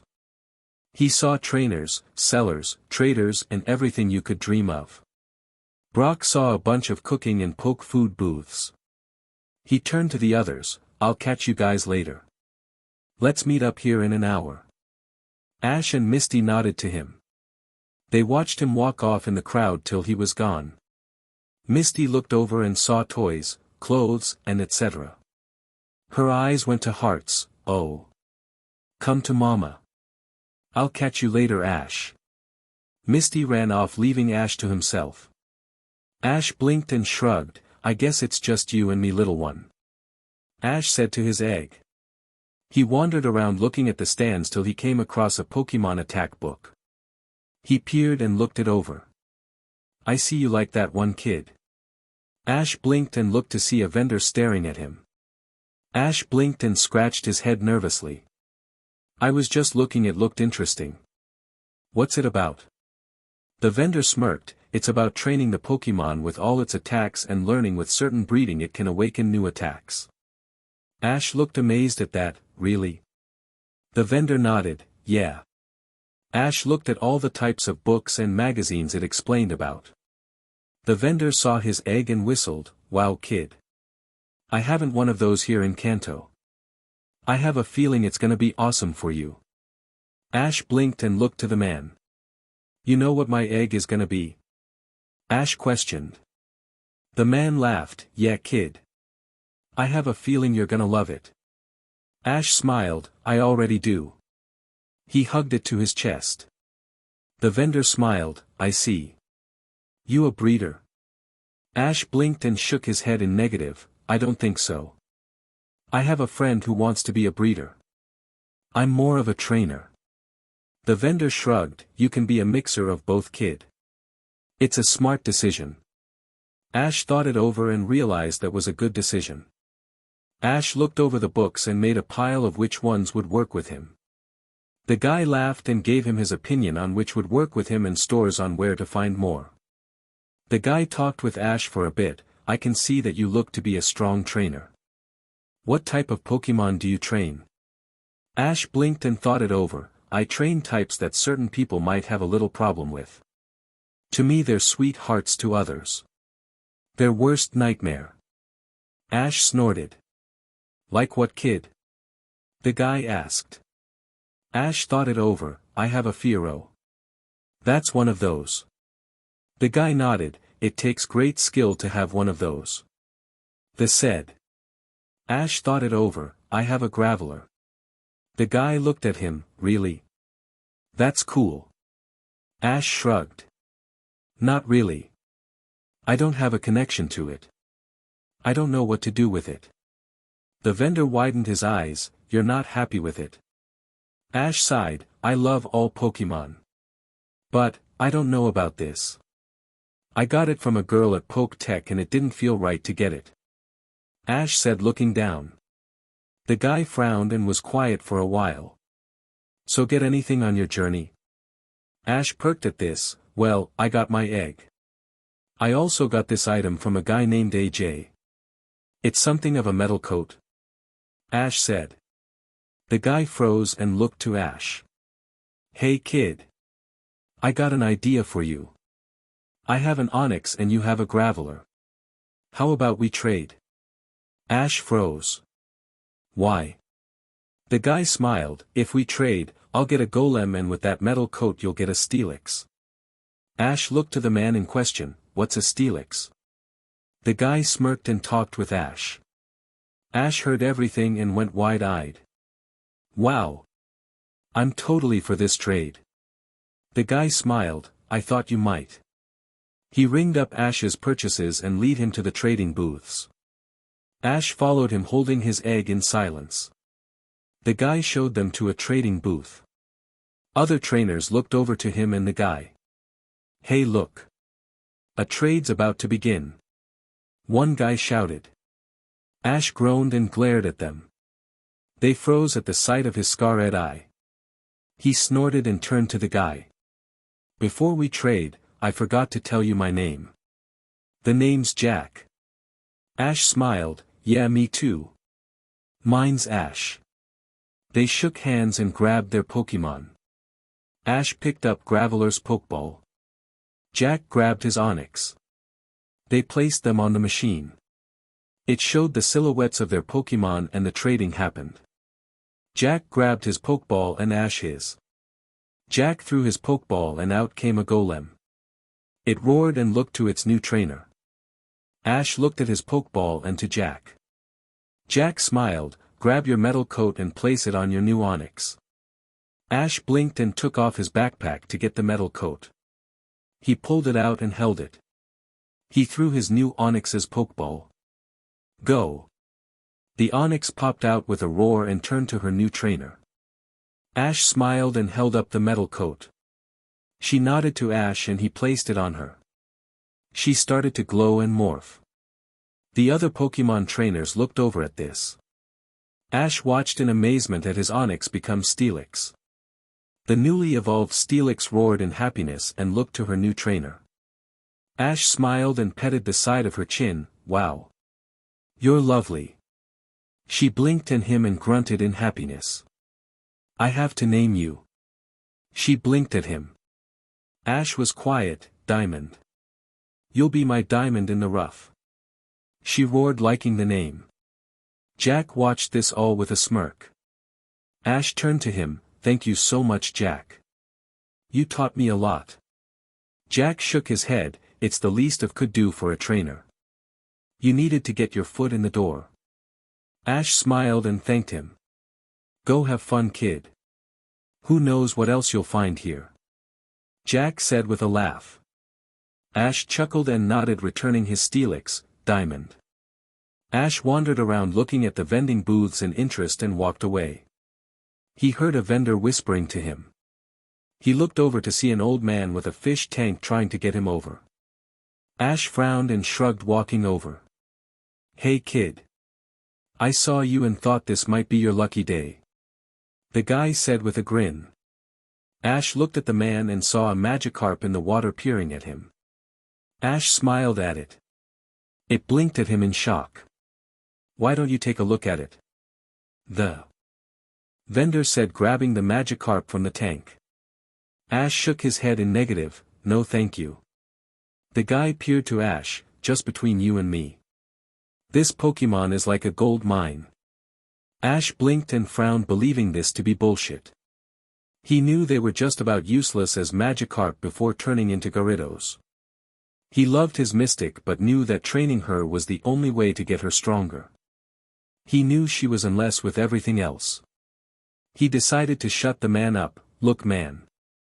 I know what you're doing. It's not gonna work with me. I know this is a scam. So don't try this bullshit on me. Ash lectured with a hand on his hip. The guy looked taken back at this but froze, seeing Ash's hollow eye. I see. The guy said mournfully. Ash nodded and smiled back at the Magikarp. I wish you a happy life. Ash whispered to the Magikarp. It bellowed to him, watching him walk away in sadness, liking the boy.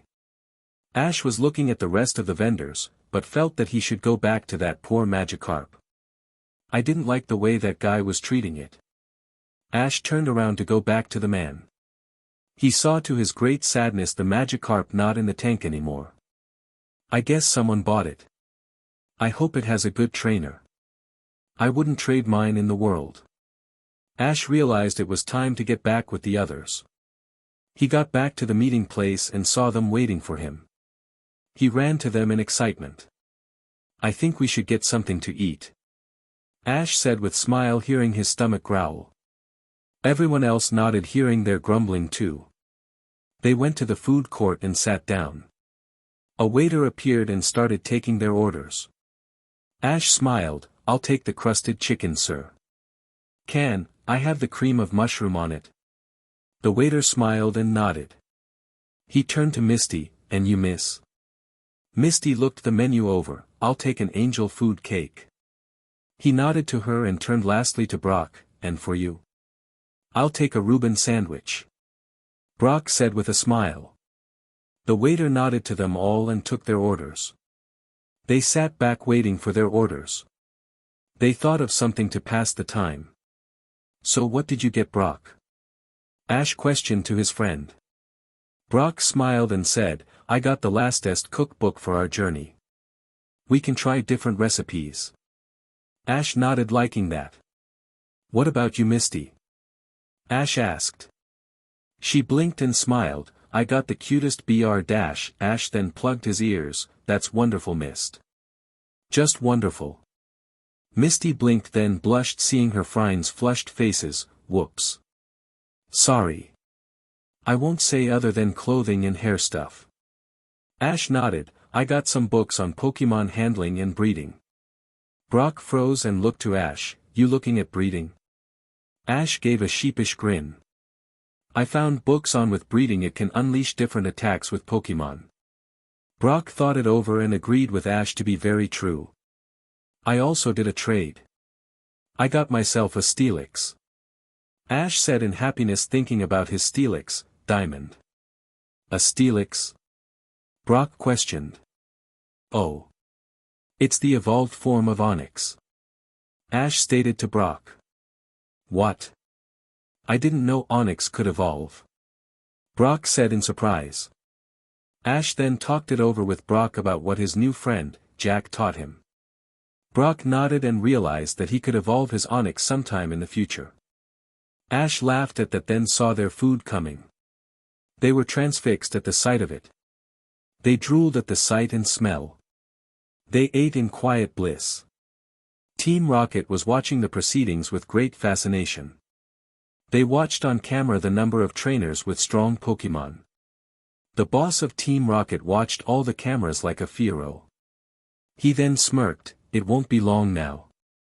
The Persian at his side purred again, then opened its eye to screech. The doors and windows of the Saint and started to shut and lock themselves. Some of the waiters, workers and vendors ripped off their clothing to reveal Team Rocket uniforms. They had machines attached to their backs. It looked to be a vacuum. Jesse and James were the lead in it. They hopped onto a tabletop. Jesse, prepare for trouble. James, make it double. Saddened voice. Jesse, to protect the world from devastation. James, to unite all people within our nation. Depressed voice. Jesse, to denounce the evils of truth and love. James, to extend our reach to the stars above. Depressed voice. Jesse, Jesse. James, James. Depressed voice. Jessie then turned to the whole room full of Pokemon trainers. Team Rocket will now take all possession of your Pokemon, she said with a smug smirk. The whole room of trainers blinked at her and the rest of Team Rocket bewildered. What are they talking about? Some people were muttering to themselves. The Rocket members started their machines and started skinning up Pokeballs. Everyone watched in horror to see their Pokemon being SCKED away. Some Rocket members walked to Ash and the gang. Give me your Pokemon now, a chubby agent said to him. Ash glared at him with his face set in stone. How about no? Lard butt. The agent frowned at this and looked to his buddies. Look at this guy. This guy thinks he's a comedian. He turned to Ash and leered down at him. Alright twerp, give me your Pokemon now or no one gets hurt. Misty and Brock frowned, looking worryingly at Ash. Ash frowned. I don't think so. He punched the agent in the face, then grabbed a Pokeball from his belt. He threw Evlon's Pokeball and tightened his hold on his egg. Evlon used Psychic. She yipped in earnest with being released and did her attack. She froze the agents. Ash smirked at them. If they're gonna try to rob our Pokemon, we might as well make it a battle. Ash stated and commanded his Espion to knock the agents out. She nodded and used her psychic powers to put them asleep. Ash got the whole boat full of trainers to agree to do a Pokemon battle with the Rocket agents. The trainers threw their Pokeballs to release their Pokemon. Jessie smirked, sking the Pokeballs up. SCK them up. SCK them all up. She shouted with greed. Every other agent did the same. Some Pokeballs were being opened before they got SCKED up. Ash glared and pointed to the agents. Evlon used Psybeam. She yipped and fired a powerful Psybeam which made the agents yell in pain. Ash glared at them. I choose you. Torch. Ash shouted, releasing his Charmander. He came out and stopped Ash with happiness, then froze seeing the agents before it. He turned to Ash awaiting orders. Hit them with a fire blast. Torch nodded and saw other Charmanders beside it and they all released their fire attacks. Geodude. Go. Brock shouted as he threw his floating boulder Pokemon. Geo. It shouted, being released. It went with other Geodudes to do a seismic toss. Ash watched all Pokemon around him attacking the agents. He kept making sure Evlon keep doing her Psybeams and Torch to keep him doing fire attacks. Ash frowned and shouted, Talon. I choose you. He grabbed Talon's Pokeball with his other hand supporting the egg. Talon popped out with a screech.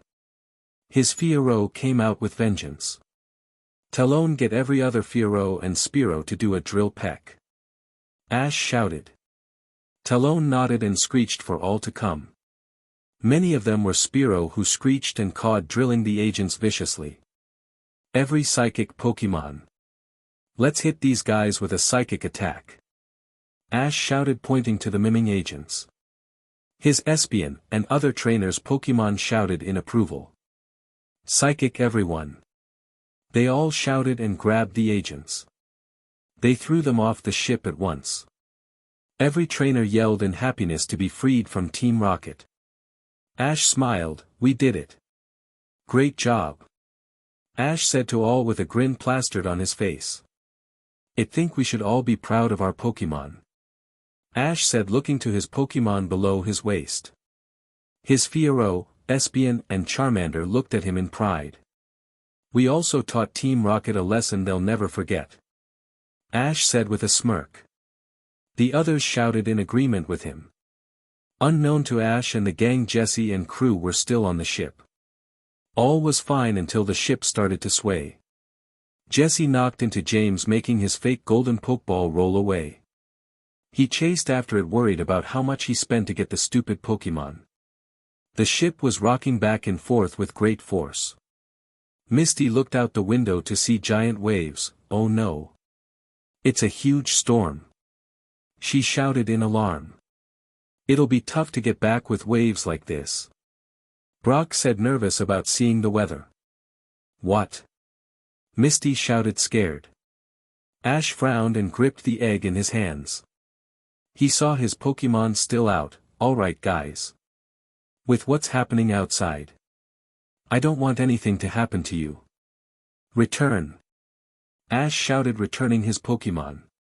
The trainers ran to the captain's deck and surrounded the captain. The man looked nervous at the sight of the scared trainers.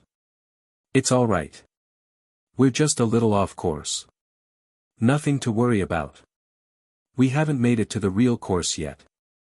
Besides, the ship's unsinkable. The man said nervously.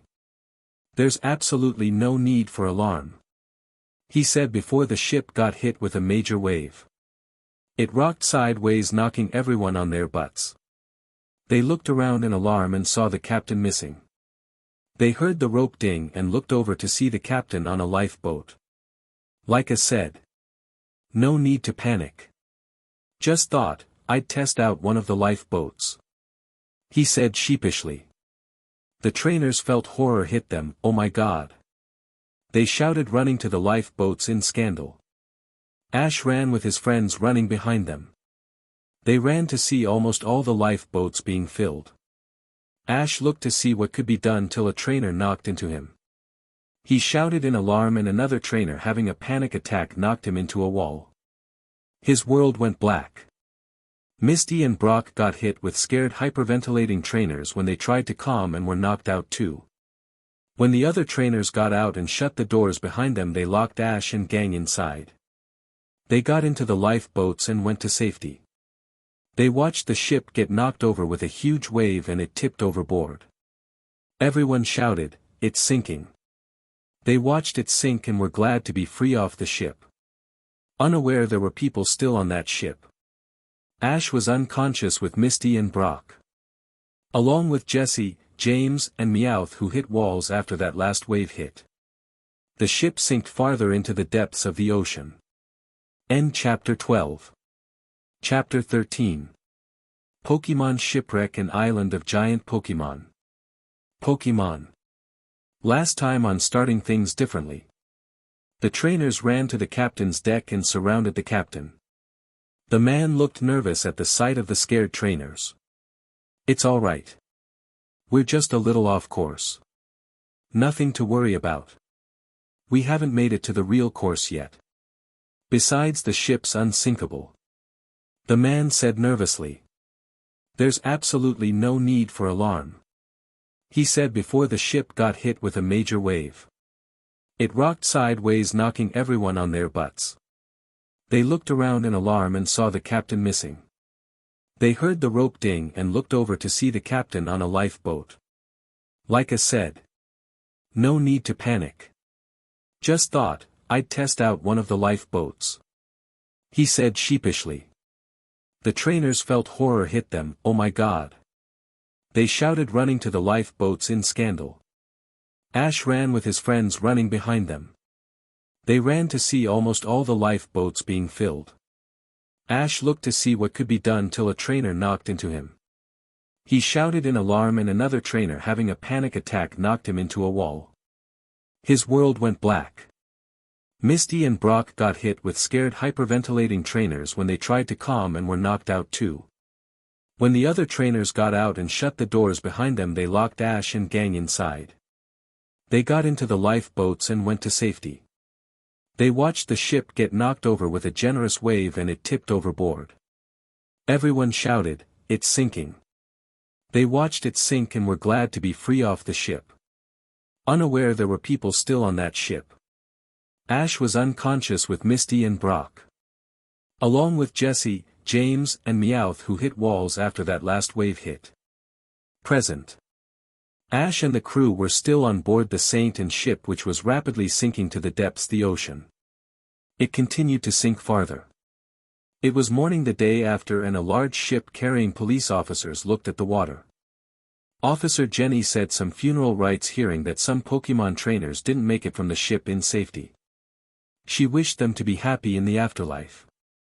She ended the ceremony by throwing a bundle of flowers into the ocean. It began to sink into the ocean like the ship did. She bowed and walked away. Brock woke up from unconsciousness with a groan.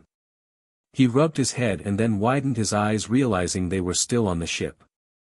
He saw Misty and ran to her. "Misty! Misty! Wake up!"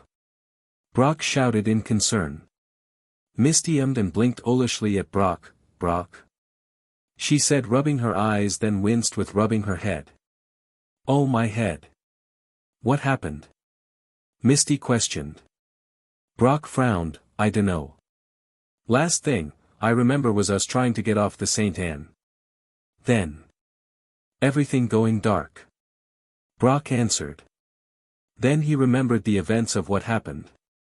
"We didn't make it off the ship in time. We're still on the St. Anne." Brock said, horrified. Misty widened her eyes in terror. "No," she whispered, then she remembered something. "Oh my God. Where's Ash?" They looked for their friend and saw him laying on his side in a corner. They ran to him to see him unconscious, still holding tightly to his egg. "DMN, even asleep he's apparent," Brock said with humor. He bent down to try and wake him up. "Ash. Hey Ash. Come on, wake up," Brock asked worryingly. Ash started to groan and slowly opened his eyes. "Wah," he whispered, seeing the blurred images of Brock and Misty.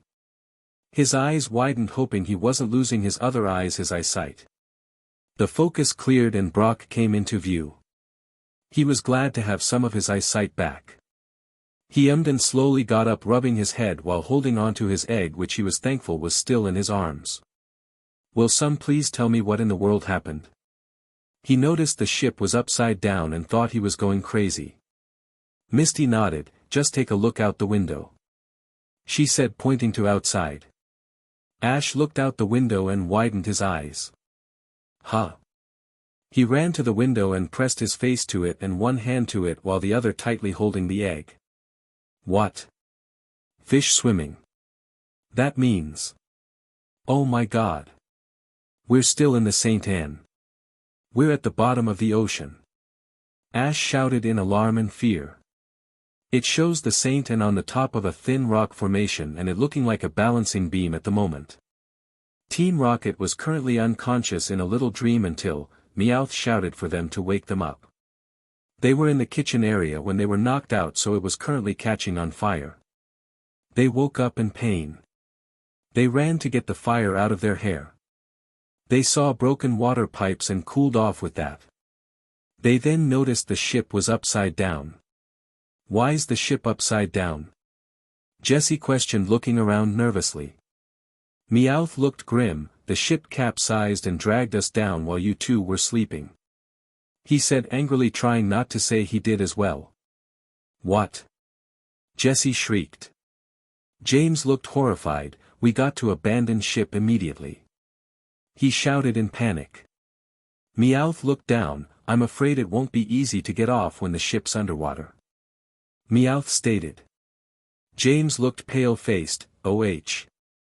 The ship sunk. We're doomed," he shrieked in fear. Jessie growled and slapped him. "Calm down, James.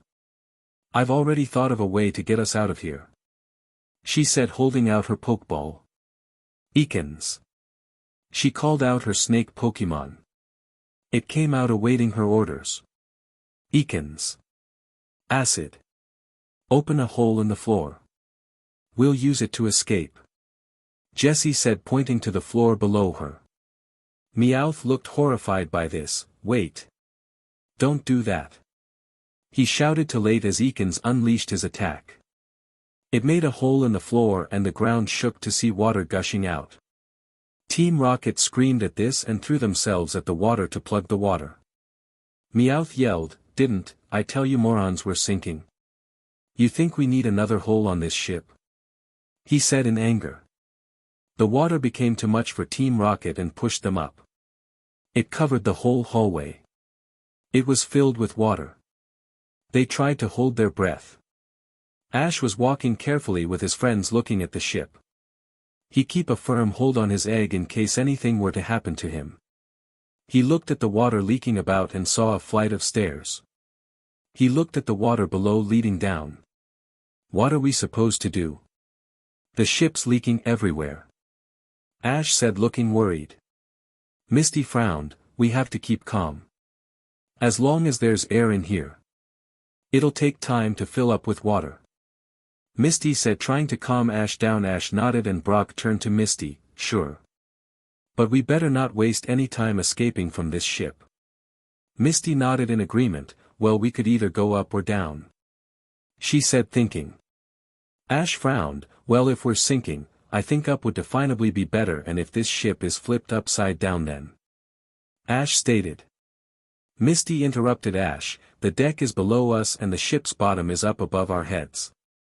Misty said, pointing up. I don't want to go down to the deck and hit a dead end. Ash said, if they went down they'd drown. Ash didn't want to die yet, even when he came very close to it a few months ago. Brock nodded, I agree, let's think of another way go. Misty smirked, water's my specialty. She shouted and threw her Pokeball, go Goldeen. Her koi fish Pokemon came out in the water looking at her trainer. Misty pointing to the deck below her, Goldeen. Go down to the deck, if you find a way off the ship bring back something from outside. Misty asked. Her Goldeen nodded and dived underwater. Goldeen checked every nook and cranny in the underwater deck. She couldn't find a way out. She saw everything blocked and she bellowed nervously. She turned to go back to her trainer when she saw bodies floating in front of her. They were kicking to try to breath. She bellowed in fear, thinking they were gonna die. Ash and the crew were waiting for Goldeen on the steps. What's taking Goldeen so long? Ash questioned, petting his egg in the meantime. Misty frowned, I guess she can't find a way out. Misty said sadly. Then they heard the water moving. They looked for Goldeen to pop out, but instead a blue-faced body was there. They screamed in shock, wah. They huddled in panic. They saw more bodies piled up and Goldeen lifting them and shoving them up to them. Ash and the gang saw it was Team Rocket who looked worst from the wear. Team Rocket? Ash said in wonder. BRCCK frowned in concern, they look terrible. Team Rocket started coughing up water and took ounce of air they could. They were muttering their motto when they saw the twerps looking at them in concern. They jumped up and out of their stupor. We got you brats cornered. Jessie said, holding out her Pokeball.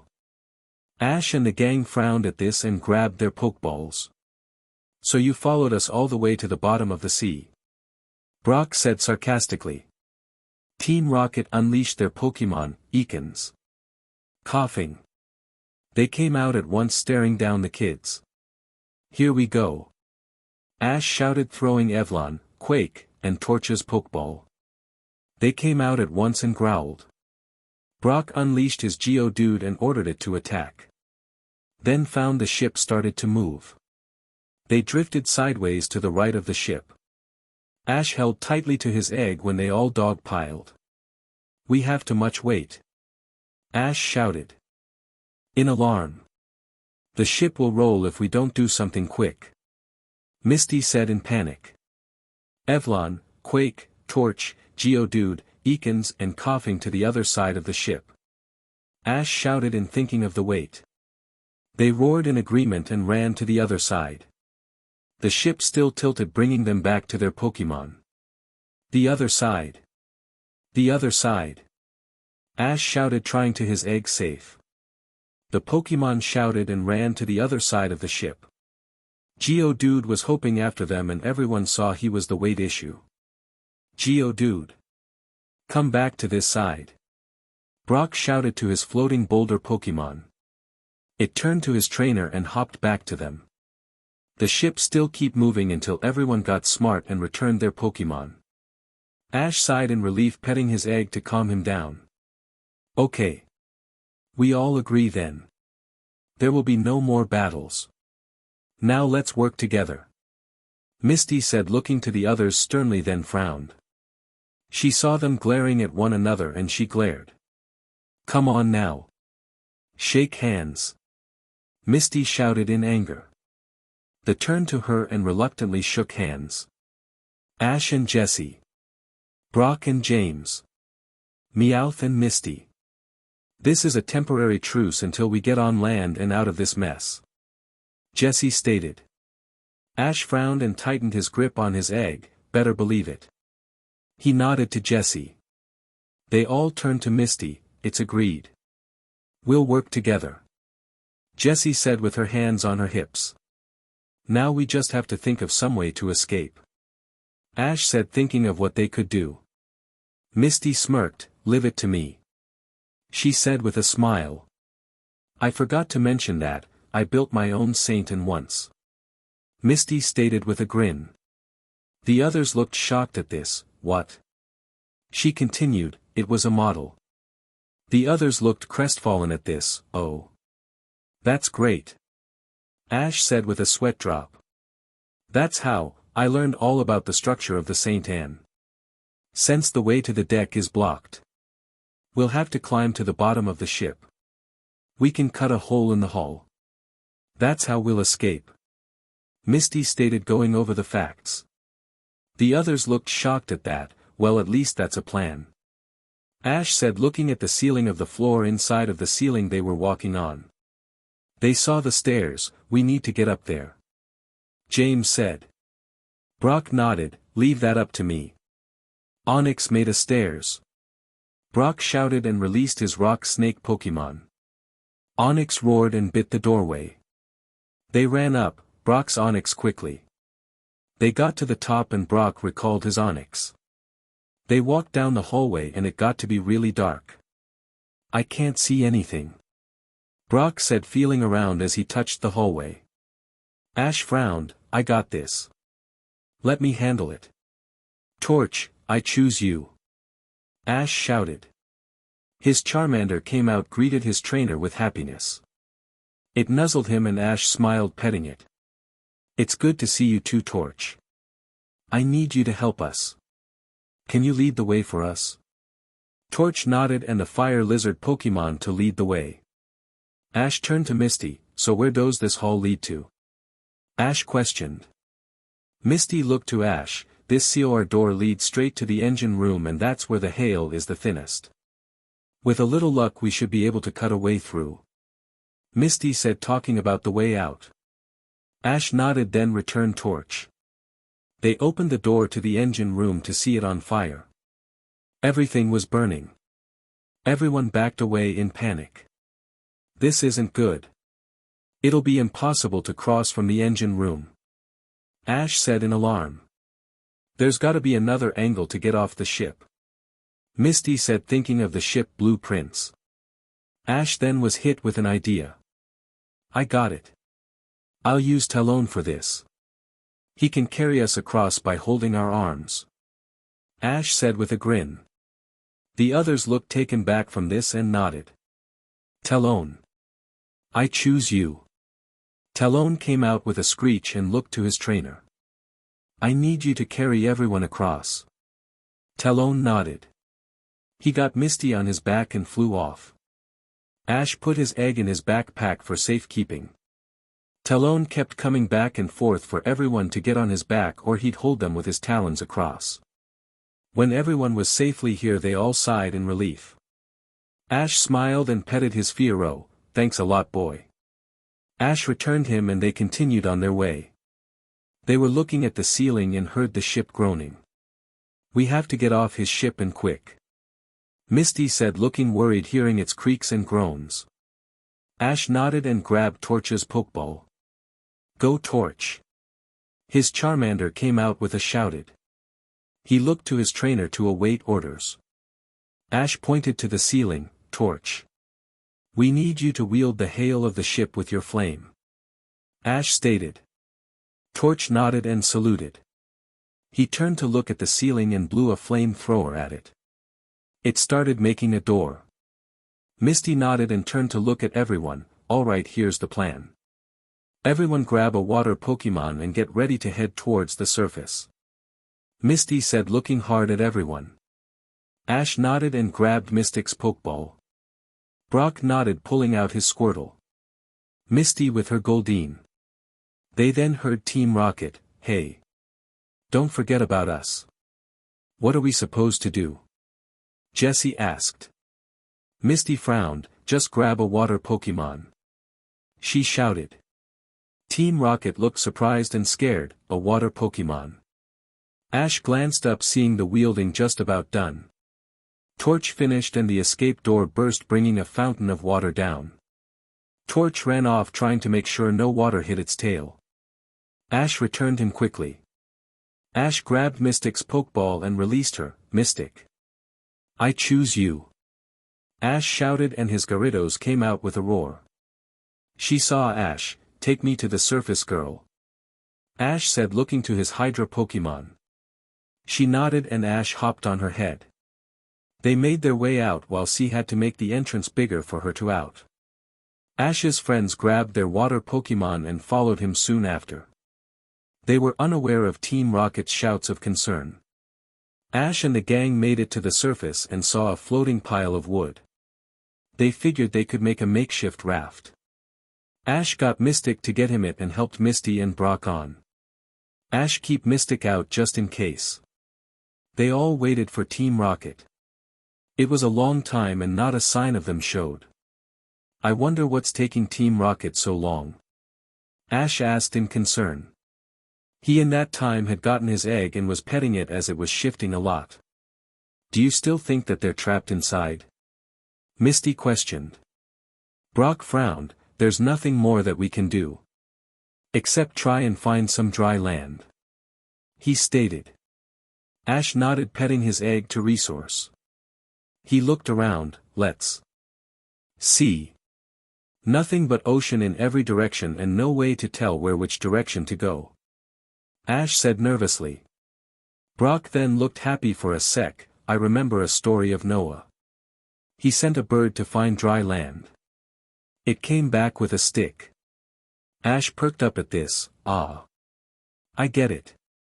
Great idea," Ash said with a smile, grabbing Talon's Pokeball.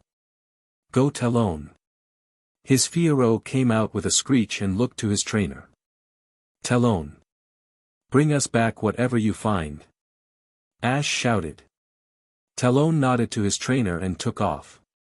He flew for a bit and saw something weird. He saw Team Rocket tied to a Magikarp.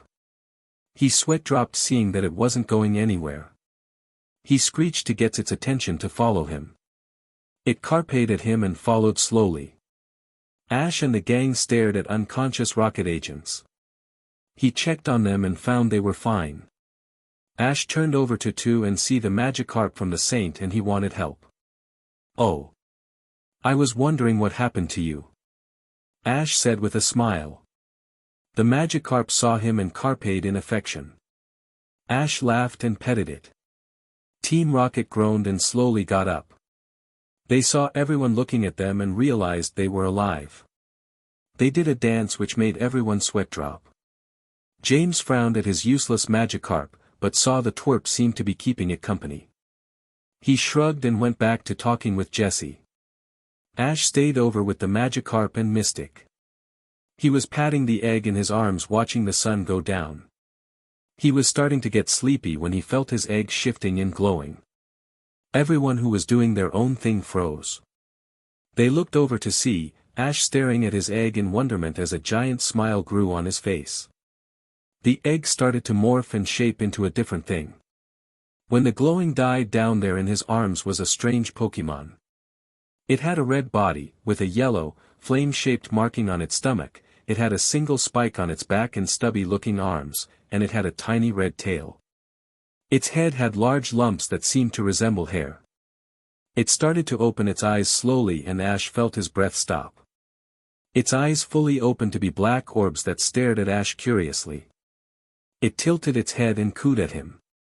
Ash's eyes went gentle. "Well, hello there, little guy. I'm your daddy," Ash said with a smile. The baby cooed at him. Ash went and grabbed his Pokédex. Pokédex Magby, the live coal Pokémon. Magby is the pre-evolved form of Magmar. Despite its small size, it is a tough opponent and produces an extremely hot flame. Ash smiled, so you're a Magby. That's cool. He turned to the others and signaled to come over. Misty and Brock smiled as they went over. They stared at the baby and made funny faces. Ash's Magby blinked owlishly at them while Ash laughed. Team Rocket thought it was cute and thought it would be a great steal, then saw Ash's Gyarados behind him.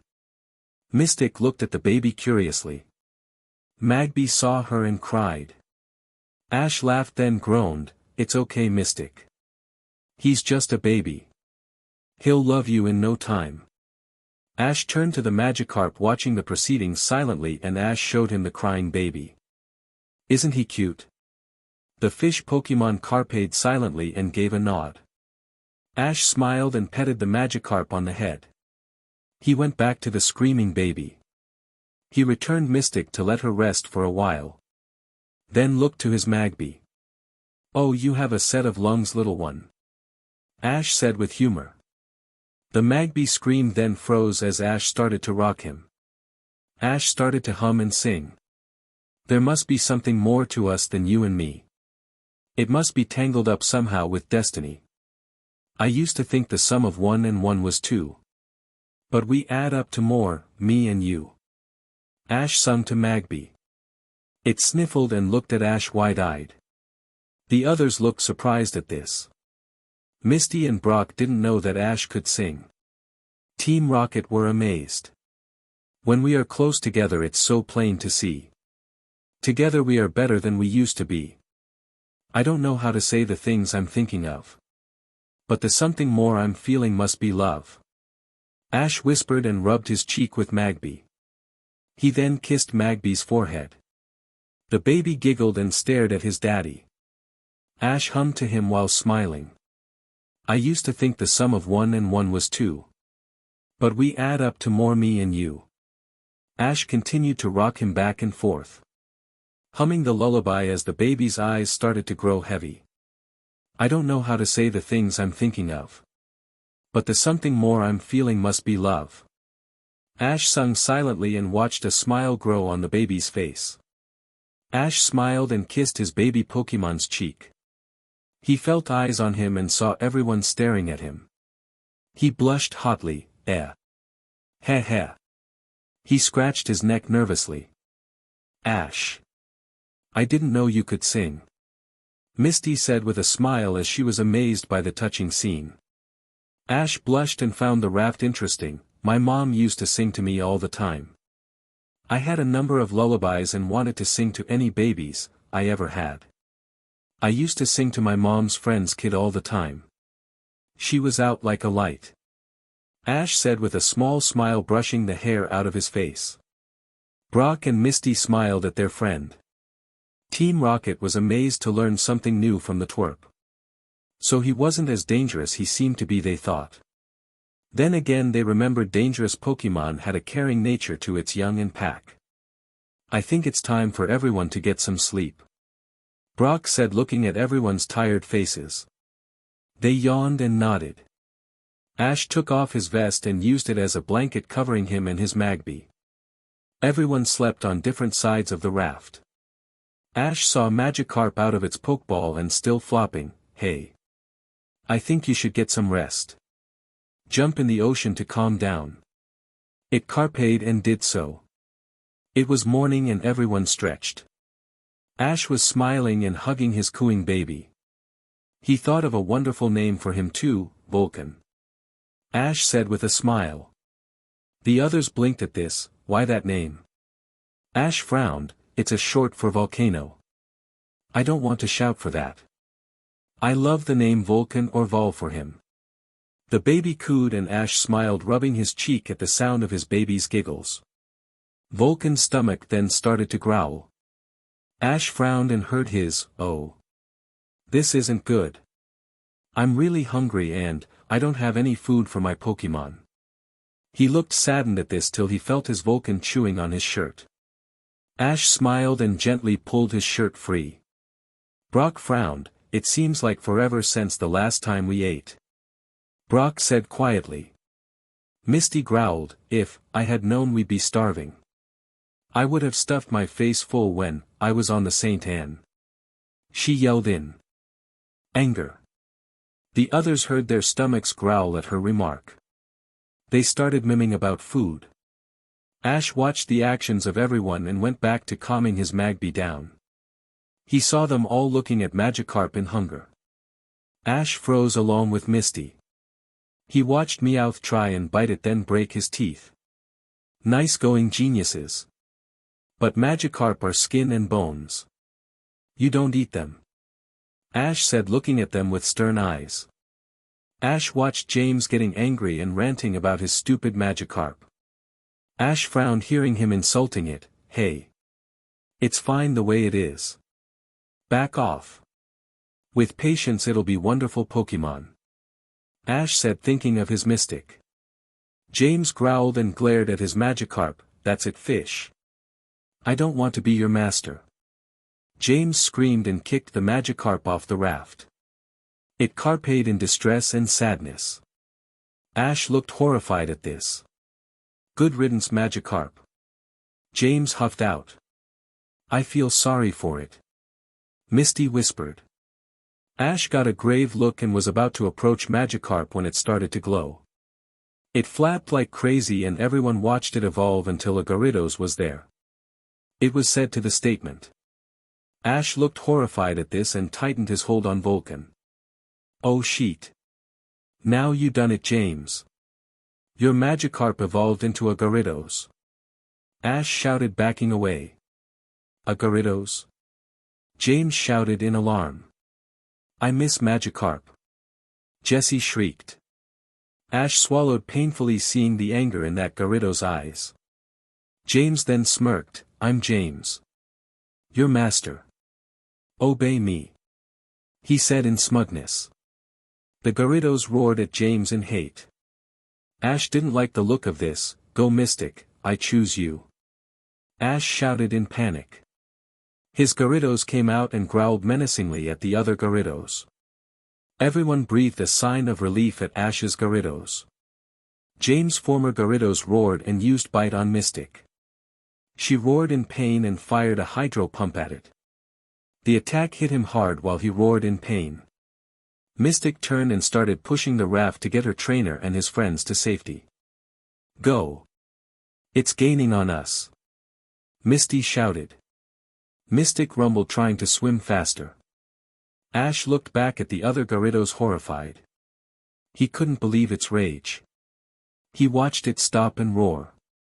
They all looked back wondering what was happening. Ash saw his Gyarados, Mystic looking nervous, and keep as close him as she could. She growled, looking at the other Gyarados in disgust. What's it doing? Brock asked, scared. Dragon Rage. Misty whispered in fear. That's Dragon Rage. But, Mystic's attack doesn't look that. Ash questioned. Misty shook her head. It's getting all the Gyarados in the area. As she said that, other Gyarados appeared and roared at them. They then started to spin a circle.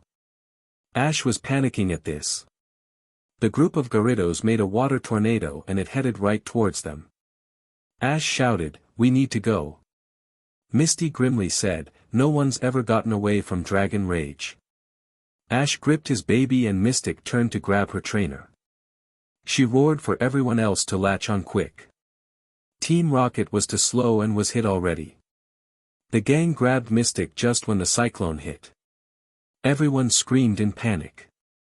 Ash watched in horror as his Magby flew out of his arms. He screamed for it to come back. Ash and the gang hit the water roughly. Ash let go of Mystic and started to sink into the ocean. Mystic looked to see her trainer sinking and roared in distress. She couldn't lose him like she saw his baby fly away. James' former Pokemon Gyarados heard her roars and appeared. He roared, wondering what her problem was after his hate and rage diminished. She roared at him in anger for almost getting her trainer killed. He realized that the trainer was that nice boy who was kind to him as Magikarp. He shook that thought away to dive down and save the boy. He found him sinking below and grabbed him in worry. He popped out of the water and turned to Mystic to show that he had Ash on his back. She rumbled in happiness and liked his face. He blushed at this, then saw Mystic gesturing to him to follow. He followed her and saw an island in the distance. He got there and saw Mystic getting the trainers off her. He moved to get Ash safely off. Ash groaned at this but otherwise was silent. Mystic rumbled and nuzzled her trainer to wake up. She looked to him in fear if her trainer was in danger. He saw the boy, Ash, starting to move and stood still to watch him. He hoped Ash would be fine seeing him. Ash ummed and slowly got up. He blinked slowly and turned to see the sun on his face. He winced and looked around, rubbing his eyes. He saw that he was on a beach. Huh. How did I get on the beach? He saw Mystic and to his horror the other Gyarados. He yelped and looked at it in fright. The male Gyarados seemed to deflate at his action. Ash liked his lips in nervousness and looked to Mystic. Why is he here? He whispered. Mystic looked to the saddened male Gyarados and bent down to nuzzle her trainer. She rumbled, gesturing to Ash, to the Gyarados and to her back. Ash got the picture. Are you telling me that he saved my life? Ash said in puzzlement. Mystic nodded and liked his face. Ash blinked in confusion and saw the guilt-driven Gyarados avoiding his eyes. No matter how angry he was at the Gyarados, he couldn't stay angry. Ash could only see the Gyarados looking at him like a kicked Growlithe. Ash gave a smile. It's alright. I'm not angry with you anymore. Thank you for saving my life. Ash said gently. The male Gyarados looked at Ash in shock and then bent down to affectionately nuzzle him. Ash froze and a smile grew. He petted him, hearing the male Gyarados rumble in happiness. He heard a displeased rumble and looked over to see Mystic staring at him. He started petting both of the Gyarados. He laughed as they liked him. Ash's laughter woke Misty and Brock. They groaned and looked around, seeing the beach. Huh. How did we get here? Misty questioned in wonder. Brock looked at her. How did we survive that cyclone? He asked. Brock heard Ash's laughing and looked for the reason of his laughter. To his horror and puzzlement, he saw Ash getting liked by two Gyarados. What? Brock shouted in alarm.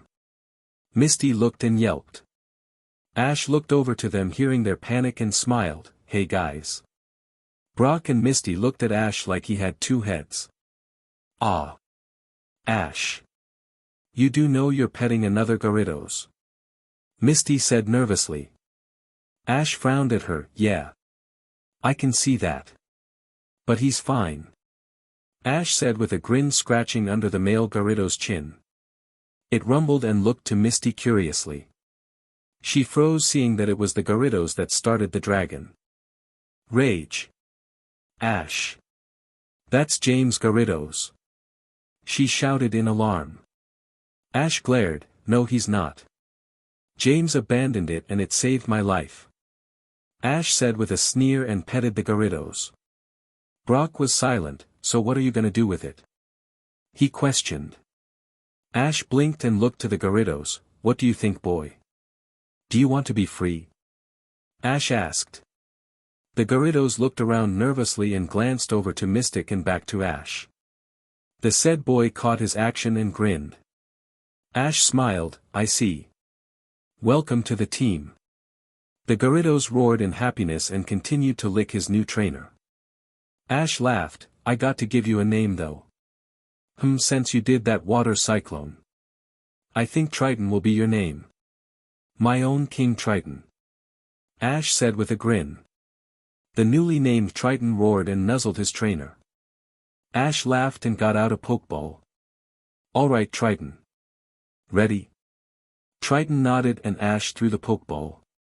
It hit the Gyarados and watched as it got SCKED in. It blinked for a second, then transported away. Ash smiled at his new Pokemon. The others couldn't believe Ash got another Pokemon. Ash smiled. I'm happy to get another Pokemon. Then he frowned. I'm just worried about Vulcan. He went to feel his belt and to his horror he realized a few of his Pokeballs were missing. Oh no. I'm missing some of my Pokemon. Ash shouted in panic. The others looked at him in shock. Who are you missing? Brock said, trying to calm Ash down. Ash looked at his team and checked, I'm missing Torch, Evlon, Quake, and Vulcan. Ash shouted in distress. The others tried to calm him down. On another part of the beach was Jesse and James. They were woken up very rudely by a Krabby. They rejoiced that they were alive to realize that they were missing Meowth and also to their horror their Pokemon. They shrieked at this and also found that they were broke as well. They went into depression till James saw a phone booth. They perked up and went to dial their boss. Pokemon speak now, Evlon, Linda Larkin, Quake, Kirby Morrow, Torch, Dante Bosco, and Vulcan, Wendy Lee. Vulcan got up with a groan and whimper. He looked at the long beach around him and sniffed. He wanted his daddy Ash, but he couldn't see him. He was about to cry, then saw 3-ball laying in the sand. As Vulcan got closer, he saw that those were Ash's Pokeballs, which mean the Pokemon could take him back to his daddy. He cooed and taped them to awaken the Pokemon. They all popped out miming and groaning. "Aw, you alright?" he chirped in concern. They stared at him and Vulcan started feel nervous. Evlon stretched and saw him. "Hello there. You must be what was in that egg Ash was carrying." Evlon said with a smile and liked his cheek. Vulcan giggled and nodded. Quake smiled, "I've been better, but that's okay. Glad to finally meet you, little bro." Quake said, patting the Magby on the head. Torch gave a small smile, "I'm alright. It's good to meet you too. I hope we'll be good friends." Torch said gently, knowing Ash would go nuts if his baby got hurt. Quake then noticed the beach. "Hey. Where are we?" he said in concern, not seeing Ash around. Evlon blinked, "I don't know." Torch frowned, "What is this place?" He wasn't happy to be here if Ash wasn't here. Vulcan looked down, "Eyes don't know," he said sadly, wanting Ash. Evlon frowned and stayed close to the baby Pokemon. Quake and Torch watched and looked around to find an answer. They then noticed a Pokemon on a rock nearby. It was a bright pink orange-like Pokemon with a long tail. They ran towards it hoping to see answers while Evlon stayed to keep the baby company. "Hey!" Quake said with a wave. It ignored Quake's greeting. Torch smiled, "Could you tell us where we are?" he asked politely. The strange Pokemon stayed silent. Torch frowned, "Can't you hear us?" he asked, looking to Sandslash. Quake frowned, "Can you tell us where we are?" Silence was his answer. Torch's face got annoyed, "Can you please help us?" Silence again until the pink Pokemon got up and started walking backwards. Its tail went into the water and it went to lay back down. The others looked at each other, realizing they were on their own. It was night time and Ash's Pokemon were walking down a forest trail checking the scenery. Torch was leading them as their very own flashlight. Vulcan looked down, "Eyes don't see daddy anywheres," he said sadly. Evlon looked at Magby, "Chin up. We'll find him and everyone," she said reassuringly to the baby Pokemon. Vulcan perked up at that and grinned at Espion. Torch turned to her, "It's like they disappeared," he said till he got smacked in the face with Evlon's tail. She glared at him to zip it. "Don't say things like that," she shouted in anger. Quake nodded, "Yeah. Cut that talk out." Torch nodded, feeling like a JRK for saying that to the baby Pokemon. Vulcan blinked, "You sure that daddy will find us?" Vulcan said with innocent eyes. Torch froze, then gave a warm smile, "Yes. I'm sure he will." No, he understood why Ash was already in love with the egg. You can't help but feel attached to the innocence it processes. Unaware to them, the group was being watched in the shadows. Meowth, Ekans, and Coughing were watching them intently. Meowth blinked, so the Twerp's Pokemon survived the cyclone. Heh. That means that, I can finally get my revenge, Meowth said with a smirk. He got out of the bushes to address the twerp's Pokemon. Alright Pokemon, surrender. Ash's Pokemon turned to see who it was and saw that it was only Meowth. Oh. I thought it was something worth a fight. Quake said, looking at Meowth bored. Evlon nodded. I was about to psychic him to the moon. Vulcan stayed as close to as he could to Evlon. Torch frowned. It's only Meowth. He couldn't hurt us if he wanted to. Torch said with a snort. Meowth fell down hearing their comments. He cried out, oh, that's all you have to say? Quake leered at him, if you bothered to train. Then we wouldn't be talking. Meowth frowned, I don't have to take this. He looked to Ekans and coughing behind him. Okay guys. Go get Meowth shouted, pointing to Ash's Pokemon while he smirked. Nothing happened and Meowth blinked. Huh. He peered over to look at them. Hey. I said go get Meowth said, pointing to the confused gang. The Ekans hissed, you're not master. Coughing nodded too, not master. Meowth looked taken back at this. Wah. The Ekans frowned, I only obey master. Coughing agreed, only master. Meowth surprised shouted, what? Masters? I'm twice as smart than those two you call masters. He said angrily. The two Pokemon shook their heads. Master is master. Ekans said firmly. Yeah. Coughing nodded. Meowth frowned and said, come on. We're all bad guys here. We don't need masters to tell us to do bad stuff. Ekans hissed in anger, Pokemon not bad guys. He hissed to Meowth. That's right. Coughing stated. Meowth went wide-eyed, there's no such thing as a bad Pokemon. He questioned. Ekans nodded, Pokemon do bad things. Because the master is. He said firmly. Meowth shrieked, that can't be. My master isn't around and I always seem to act like a right. He said sheepishly. Torch whispered to Quake, he has a master. Quake smirked, I feel bad for that guy.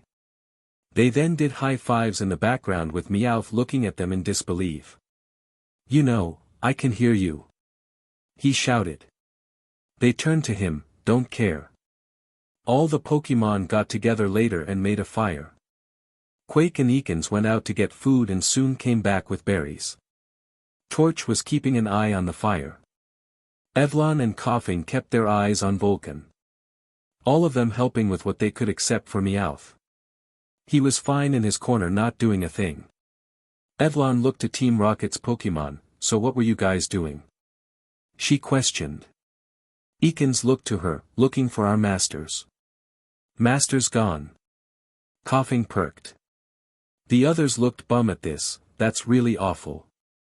Torch said sadly. Quake looked at them, ours is gone too. Meowth frowned, maybe the twerp abandoned you guys. He felt the area get cold and saw the bloodthirsty glares at him. Ash would never abandon us. Quake said in anger. He loves us very much. Evlon said firmly. If he was here he'd beat you to a pulp for you saying that to me and his baby. Torch said, pointing to Vulcan's sad face. Vulcan looked heartbroken, Daddy would never do that, right? He whispered to them. Evlon gave a warm smile, no baby. He wouldn't. He'd beat Meowth black and blue for you. Vulcan blinked and gave a small smile, I hope we can find Daddy. Everyone nodded, agreeing with the Magby. They were eating contently when they heard and felt the earth shaking. They all looked up to see a giant foot smashing into the camp. They looked to see a giant Rhydon. They screamed in panic and ran. They all ran deep into the forest. Vulcan was riding on Evlon's back because he was much too slow.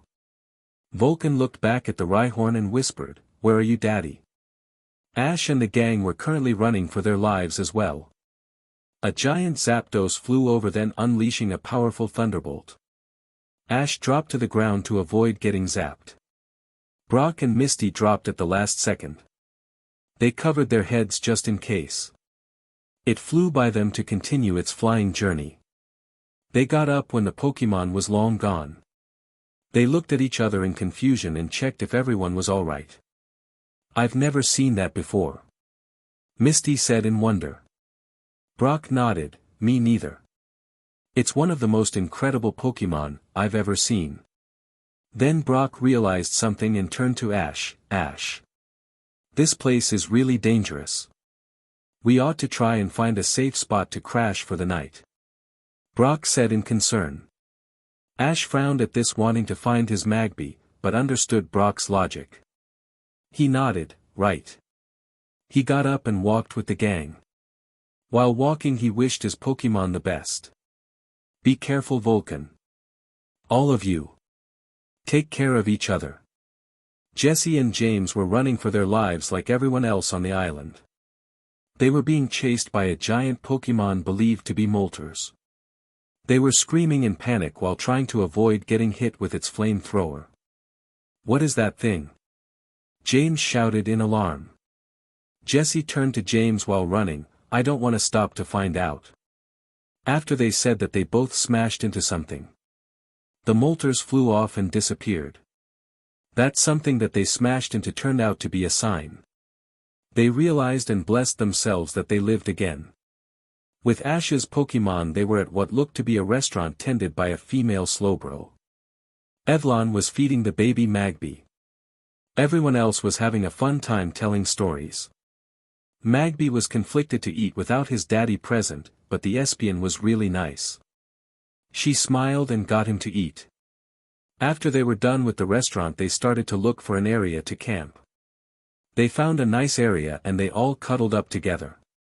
Evlon, Quake and Torch slept together huddled to keep Vulcan snuggled.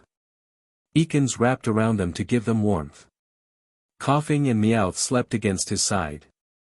Vulcan looked at the stars hoping he'd find his daddy. It was the morning and everyone was starting to slowly wake up. Vulcan opened his eyes and yawned. Evlon got up and stretched. "Good morning." Everyone nodded and gave a morning greeting. They then set out to look for their masters. Ash and the gang got up. It was time to start looking for Ash's Pokémon.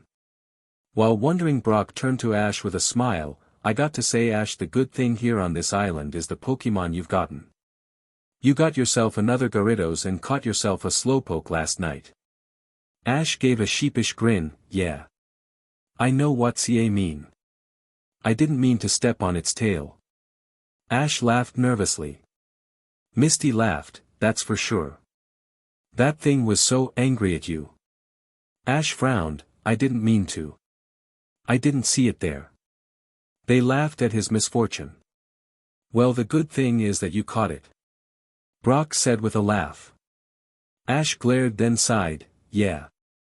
That also lead to finding a good spot to crash at." They nodded and got their backpacks together. They wanted to get his Pokémon and leave this place. Team Rocket was waking up from their collision with the Keep Out sign. They would that they were alive and yelled in happiness. Then they realized they had better go find cover. Jessie found out that she wanted to make a phone call. She explained to James that she could call the boss. She called and looked nervous. Apparently the boss was said to be awakened this early in the morning. Their boss asked what they wanted and they were about to answer till they wanted to do their motto. The boss didn't like that one bit and went nuts. He made sure that he didn't want them bothering him again unless it was good news. They felt nervous at this statement and realized that they were on their own. Jessie found the phone booth would help if they followed the cord. They were pulling the cord from inside the phone booth. But where will this telephone cable lead us? James asked in question. Jessie snorted, "It must lead to the phone company. The people there can help us get off this island." James smiled and nodded, "Good point." Jessie smirked, "And if we stay in this booth the whole way, we'll be safe." Ash's Pokémon were currently wandering looking for Ash. "Ash!" Evlon shouted, looking around with Vulcan on her back. "Misty!" Quake yelled. "Brock!" Torch yelled. Vulcan looked saddened, Daddy?" The Magby looked heartbroken. The rocket's Pokemon traveled behind them silently. "Gone. Gone." Coughing whispered. Ekans turned and hissed, "We'll find them." Ekans hoped he would find Jessie. Ash was yelling in earnest for his Pokemon, Vulcan. "Evlon." Misty shouted, "Quake." Brock looked around, "Torch." They looked around only hearing their echoes. Ash looked heartbroken wondering where his Magby and friends are. Where could they have gone? Ash whispered. Team Rocket was still pulling the cable in the phone booth. They then saw a Pikachu heading their way. They blinked and smirked, "Oh look James. A Pokemon is coming to see us," she said smugly. James smirked, "Oh. L the better to catch it then," he said tightening his grip on the cable. They got out of the booth to grab the Pikachu. Lulhen Thale noticed the size. As it came closer they noticed the size getting bigger. They dropped the cable in shock and could only look at the giant Pikachu in fascination. Its foot started coming down on them. They screamed and jumped into the bushes to avoid getting squished. The booth wasn't so lucky. The Pikachu continued on its way. Ash and the gang were still looking for the missing Pokemon. They went into a forest clearing and saw beside some boulders a giant Charizard. It saw them and roared. It unleashed a powerful fire blast. They yelped and ducked for cover near the boulders. Ash looked at it from his stop, "That's a huge Charizard. I can't believe Torch is gonna become that thing someday." Ash said in wonder. "I hope he doesn't do that to me. It would kill me to know that he would hurt me for saving his life." Ash thought silently to himself. He shook his head from those thoughts trying to remember Torch was his friend and was the sweetest Charmander, but he still kept that thought deep inside. Ash's Pokemon were checking the island and noticed the giant Pokemon. They figured it would be a good idea to avoid them. They went to make a turn to a forest and froze. They were having a staring match with a Blastoise. It opened its cannons from its shell and pointed it at them. They screamed and ran. It unleashed a hydro pump at them as it walked behind them in a chase. They screamed in panic trying to find their masters. Vulcan cried hoping to find his trainer and daddy. Team Rocket was running and following the cord cable. They noticed rail train tracks. Behind them was a Kabutops. The cable led them to a rail company. They saw a rail cart and jumped in. They pulled the lever hoping it'll take them to someplace safe. Instead it seemed to go towards the Kabutops and they screamed in fright. The cart went under the Kabutops and the cable got its legs tangled. It was being dragged behind of the cart. Jessie and James screamed seeing it behind them. They shouted in alarm wondering what they could do. "Let's hit the brake and run for it," Jessie shouted. James nodded, "All right. I'm game." They placed their hands on the lever and pulled. It snapped and they froze. They screamed, "Runaway train." The train rail went off like a rocket with the giant Pokemon being dragged behind it. Ash was running across a rocky bridge with Misty and Brock right behind him. They got to the middle and glanced over to the side to see a giant Pikachu. It turned to look at them and smile, "Pikachu." It chirped. Ash froze at the sight of it smiling at him and almost saw red. Brock placed a hand on his shoulder to calm him down. "Wow! A huge Pikachu," Misty said in amazement. Ash snorted, "Doesn't look that impressive to me." They then noticed in the trees lots of dust coming towards them. "What's that?" Ash questioned. The ground started to shake and crack. The bridge broke and they started falling. Ash and everyone screamed. They fell and landed in a moving cart. With all the giant Pokemon tangled behind the cart. The giant Pikachu was dragged along too. Ash and crew groaned and looked up to be face to face with Jessie and James. "You!" they all shouted. "Ha! Now we got you!" Jessie shouted with a smirk. "Right. Hand over your Pokemon. James said smugly. Ash glared, how about you get that one behind you? They blinked and shrieked seeing the giant Pikachu. Not that one. Oh Ash. Look over there. Misty shouted while holding onto the moving cart. Ash looked over to see a figures moving towards them. He squinted and saw it was his Pokemon. They were being chased by a Blastoise and Charizard. Vulcan. Evlon. Quake and Torch. He shouted in panic seeing them being chased. Misty frowned and looked to Ash, they'll be trampled if you don't do something. Ash nodded and turned to look at Team Rocket, stop the car right now. He shouted in anger and panic. Team Rocket blinked, we can't do that. Jessie said with a snort. We can't stop. The brake's broken. James said sheepishly. Ash deadpanned, are you kidding me? He looked to his Pokemon who were shouting at him for help. We just got to help them. Ash shouted in worry for his Pokemon. Oh. Ash. Up ahead. Misty shouted in panic. Ash looked over and froze seeing the loop in the tracks. Oh shit. He turned to his friends and ordered them to hold on tight to the train cart. Team Rocket shouted in panic. They screamed while on the roller coaster like train tracks. Jessie screaming the whole way. They groaned after they were off the loop and Ash noticed they were near his Pokemon now. Everyone jump in. Ash shouted at once. They looked to him and gave a nod. They all jumped towards him and the gang. All of Ash's Pokemon landed in the cart. Evlon and Torch in Brock's arms. Quake in Misty's. Vulcan who jumped off of Evlon in time landed in Ash's arms. Vulcan squealed happily, Magpie. Ash smiled and kissed his head. I'm so glad you're okay. Ekans and Coughing landed in their trainer's arms in happiness as well. Oh, everyone made it. Is everyone here? Ash questioned concerned about the Pokemon. Team Rocket were scared they lost Meowth until he peered over the edge. They dragged him in and petted him happily. Ash and the gang smiled seeing that Team Rocket looked happy to have their Pokemon back. The giant Pokemon were being tangled up behind them and everyone could watch in amazement and horror seeing them all. Maybe our luck will hold up. Brock asked. Team Rocket shook their heads, not for long, I think. They looked to the Pokemon and figured the weight. I think the cable is gonna snap just about now. Jessie said calmly.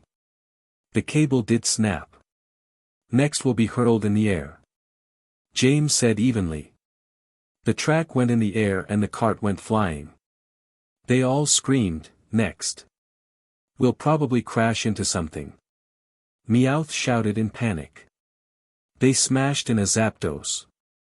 It went through its wing sending gears and bolts everywhere. That's weird. That looked like it was a mechanical Pokemon. Brock said with a frown. They watched the mechanical Zapdos fall and land on all the other giant mechanical Pokemon. Then we'll hit the water. James said lastly. They all shrieked at this and hit the water badly. A passing boat in the shape of Gyarados went by them for a minute then speeded away seeing the island a mess. Ash called out Mystic to get them to land. She roared and saved her trainer and his friends. Thanks girl. Ash said as they got to land. They all smiled happily to get off the island and on another island that could take them to the place they wanted to be. Team Rocket seemed to disappear after they got on land. Ash and the gang didn't care as long as they were back on track. Ash heard cooing and looked down face to face with his Magby, Vulcan.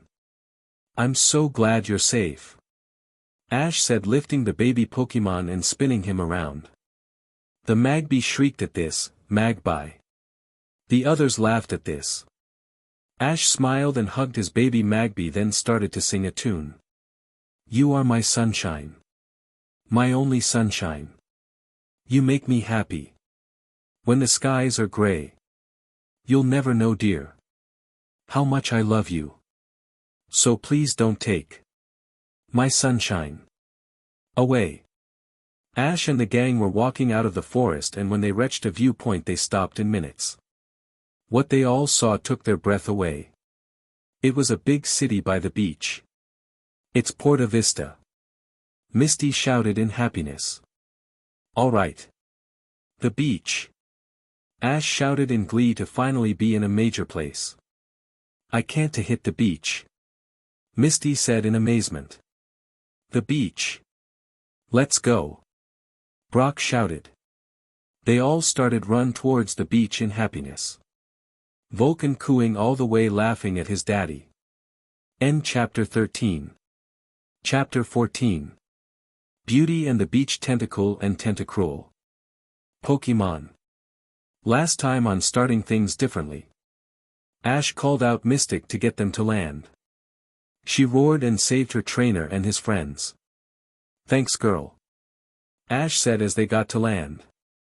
They all smiled happily to get off the island and on another island that could take them to the place they wanted to be. Team Rocket seemed to disappear after they got on land. Ash and the gang didn't care as long as they were back on track. Ash heard cooing and looked down face to face with his Magby, Vulcan. I'm so glad you're safe. Ash said, lifting the baby Pokemon and spinning him around. The Magby shrieked at this. Magpie. The others laughed at this. Ash smiled and hugged his baby Magby, then started to sing a tune. You are my sunshine. My only sunshine. You make me happy. When the skies are gray. You'll never know, dear, how much I love you. So please don't take my sunshine away. Ash and the gang were walking out of the forest, and when they reached a viewpoint they stopped in minutes. What they all saw took their breath away. It was a big city by the beach. It's Porta Vista. Misty shouted in happiness. All right. The beach. Ash shouted in glee to finally be in a major place. I can't to hit the beach. Misty said in amazement. The beach. Let's go. Brock shouted. They all started run towards the beach in happiness. Vulcan cooing the way laughing at his daddy. Present. Ash and the gang were currently at the beach relaxing. Brock was swimming in the water. Misty went to go to a changing booth to get on her swimsuit. Ash was sitting in the sand with Vulcan watching him make a sand castle. Ash was currently wearing his black turtleneck and his navy swimming trunks. He was smiling softly and the giggling Magby. Hey Ash. Ash looked over to Brock in the water. Come on in, the water's great. Brock said, diving into the water and back up. Ash gave a reluctant smile. Nah. I'm fine where I am, Brock. Ash said with a forced smile. He tightened his grip on his turtleneck sleeve. Brock frowned at that, wondering why he didn't want to get in the water on a gorgeous day like this. That was till he remembered Ash's scars. He winced and got out of the water. He walked over to Ash and sat down beside him. Hey Ash. It'll be all right. No one's gonna make fun or anything at you. Brock told Ash gently. But, I don't want to freak them out. Ash said sadly. Brock frowned. This isn't a private beach. They don't have a say in anything. Come on. Just stay with me and you'll be fine. Brock said, looking at Ash calmly. Ash blinked at him with innocent eyes. Really? Brock smiled. Yes. I'll be right beside you. Ash gave a small smile and went to take off his shirt. The minute he took it off he could feel the stares already.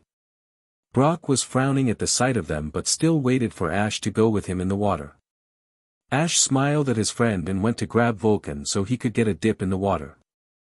Ash followed Brock to the water and saw some people trying not to look directly at him and not get caught. He still saw them. The sound of Vulcan's giggling made his nervousness disappear. He walked in the waterfront and held him up. Whenever a wave came, Ash lifted him and deep it repeatedly. He got the Magby's feet wet a little and picked him up and threw him a little to catch him. The people who were staring at his scars before were now watching his gentle interaction with his baby Pokemon. He heard girls giggling and blushing at him. Ash looked flustered and went back to his giggling Magby. The guys were muttering and shrugged. "Hey, I thought you guys were gonna wait for me when I got back from the snack bar," said the voice of Misty as she walked towards them. She was wearing a little red bikini. Her eyes went wide seeing Ash's scars before looking sad. Ash saw this. "It's alright, Mist. Brock is helping me focus on the water instead of the people. Of course Vulcan's helping too," Ash said with a smile seeing Vulcan toddle towards Misty. Misty giggled seeing the Magby and went to pick it up. She hugged it and kissed his cheek. "Oh, you're so cute," she shrieked out. The Magby cooed, "Magpie." Ash smiled watching his baby Pokemon's actions. Team Rocket was currently underwater in a man-made Gyarados submarine. They looked happy to try and steal other people's Pokemon in Porta Vista. They thought since with the Gyarados submarine they could scare tourists and get easy money and Pokemon. They then saw something that made them freeze on the camera screen. They saw the twerps go past them in a speedboat. Ash and Vulcan were sighing in happiness. They were on a speedboat with Ash steering. Vulcan was sitting on Ash's shoulders. Brock and Misty were laughing at the feel of the air heading them. "The boat's beautiful. Who's it belong to?" Misty questioned. Ash froze at this. "I dunno. Brock's the one who borrowed it. I guess he has some pretty rich friends," Ash said in humor. Brock frowned. "I didn't borrow it." Misty looked scared. "Ash. You're the one who told me to come on board." Ash frowned. "I saw Brock get on," Ash said firmly. Brock shook his head firmly. "Wait a second.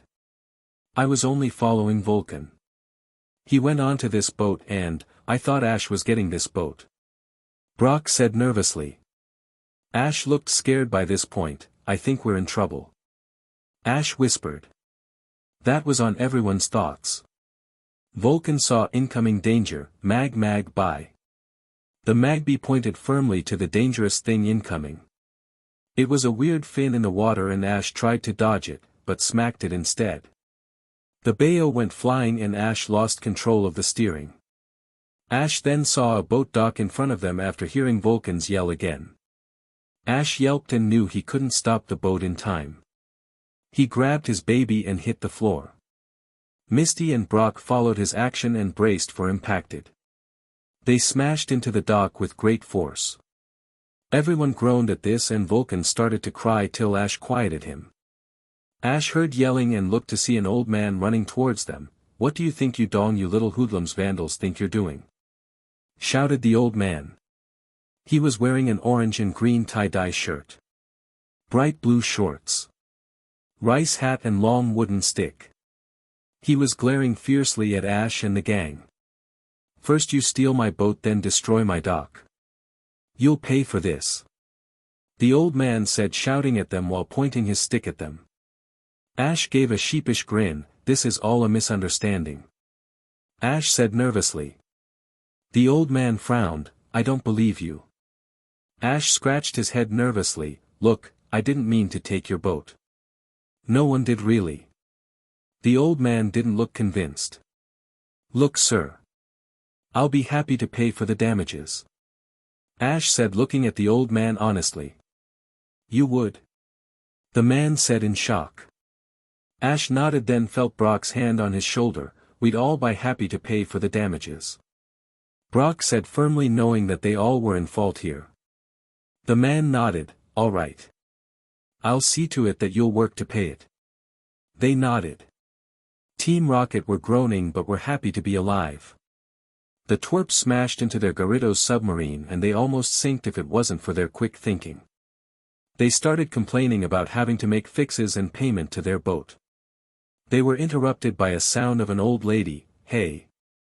They looked over to the old lady. She was very short and had her red hair tied in two side ponytails. She wore a bright red dress and wooden sandals. She was currently taping her foot impatiently at them in anger. "This beach is only for my restaurant patricians only and, I don't need no bums. She said angrily. James got up in a snap, heh. Don't be like that. Maybe you need some waiters. James said laughing nervously. Jessie looked shocked at this. Surely you can't be serious, James. Meowth looked at her, but Jessie, we need the money to fix our Gyarados boat. Jessie heard that and sighed, knowing it was true. The old lady snorted, working for me isn't easy. I can be brutal. James laughed sheepishly, we work with Jessie so we know all about brutal. Jessie glared at him at that comment. Ash and crew were currently in front of the restaurant trying to pay their damages to the old man. They were currently trying to attract customers. So far it wasn't working out so good. Ash was holding Vulcan the whole time trying to get some attention. He seemed to get girls to come over and wanting to see his Magby, but so far not many wanted to stay. Brock was trying to get customers, but they seemed to think the restaurant looked to be a dump. Ash narrowed his eyes at them, don't judge a book by its cover. He snorted at them. Vulcan looked at him and cooed. Ash smiled, Daddy's just annoyed. Vulcan nodded and went back to looking at the people curiously. A couple went up to Brock, table for two? Brock asked. The man asked his girlfriend if she wanted to go in and dragged him off to the restaurant beside theirs, saying that the place looked disgusting. Ash narrowed his eyes at her shallowness. Hope you don't drown in it. Ash chirped. Ash sighed, then looked at the tank top he was wearing. He also thought he might also be scaring some of the customers away with his scars, but didn't want to admit that. The old man saw him sweating and made him change his turtleneck. He was silent about seeing his scars. Ash thought the man thought they were scary. He was interrupted by his Magby giggling and he smiled at the sight. He then sighed soon afterwards. Ash glanced over to the other restaurant to see why all the customers were going to there. What he was made him almost fall over. He saw Team Rocket acting as workers there. Jessie greeting and James and Meowth the waiters. Jessie saw them looking and stuck her tongue out. A good restaurant brings top quality people. James smirked, and a no-quality dine attracts the bottom feeders.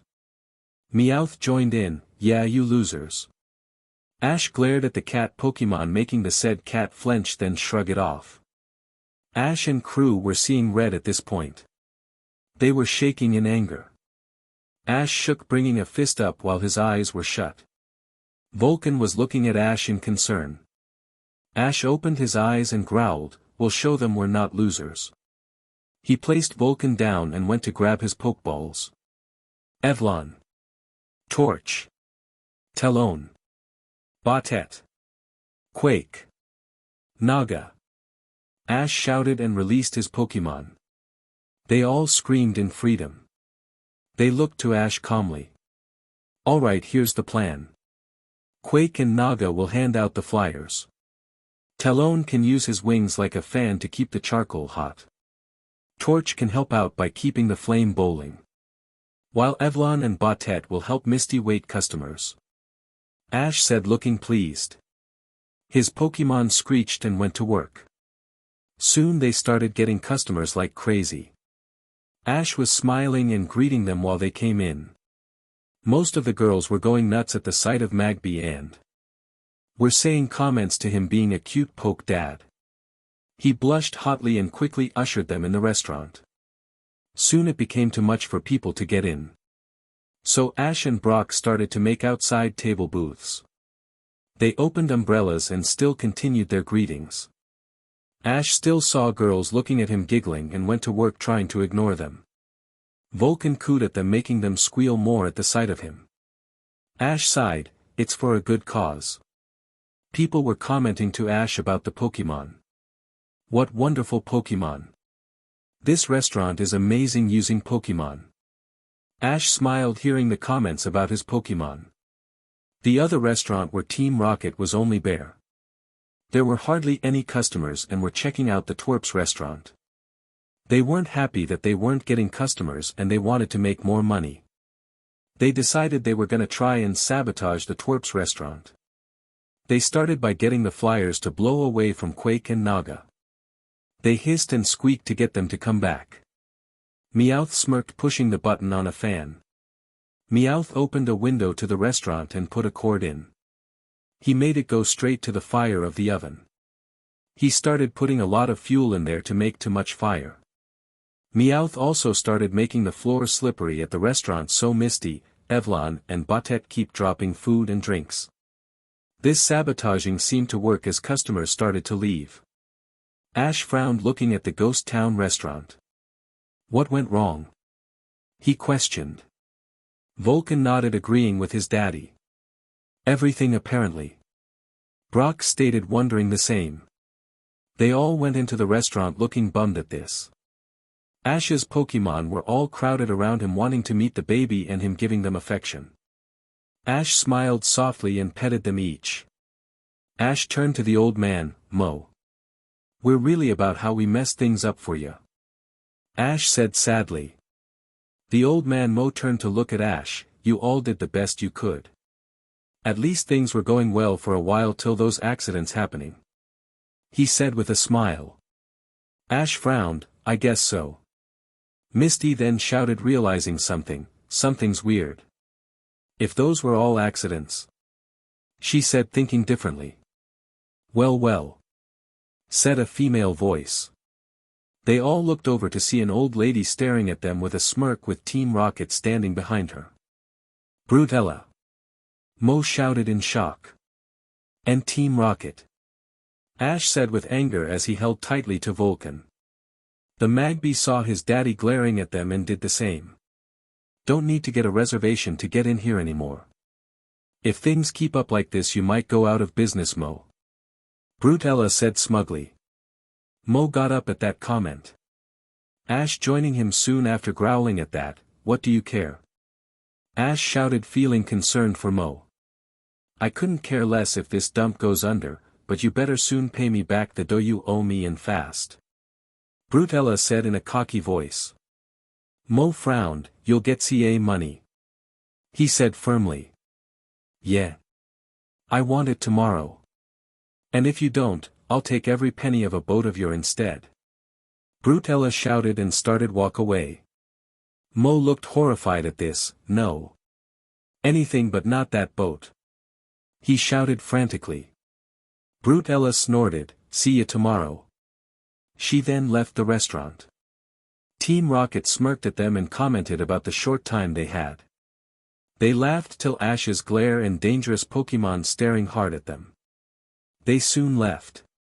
We'll see about that. Ash said in anger. Mo sat down in his seat nervously. The deadline's tomorrow. I can't make that kind of money in less than a day. I guess, I'll have to hand my boat over to Brutella. Mo said sadly.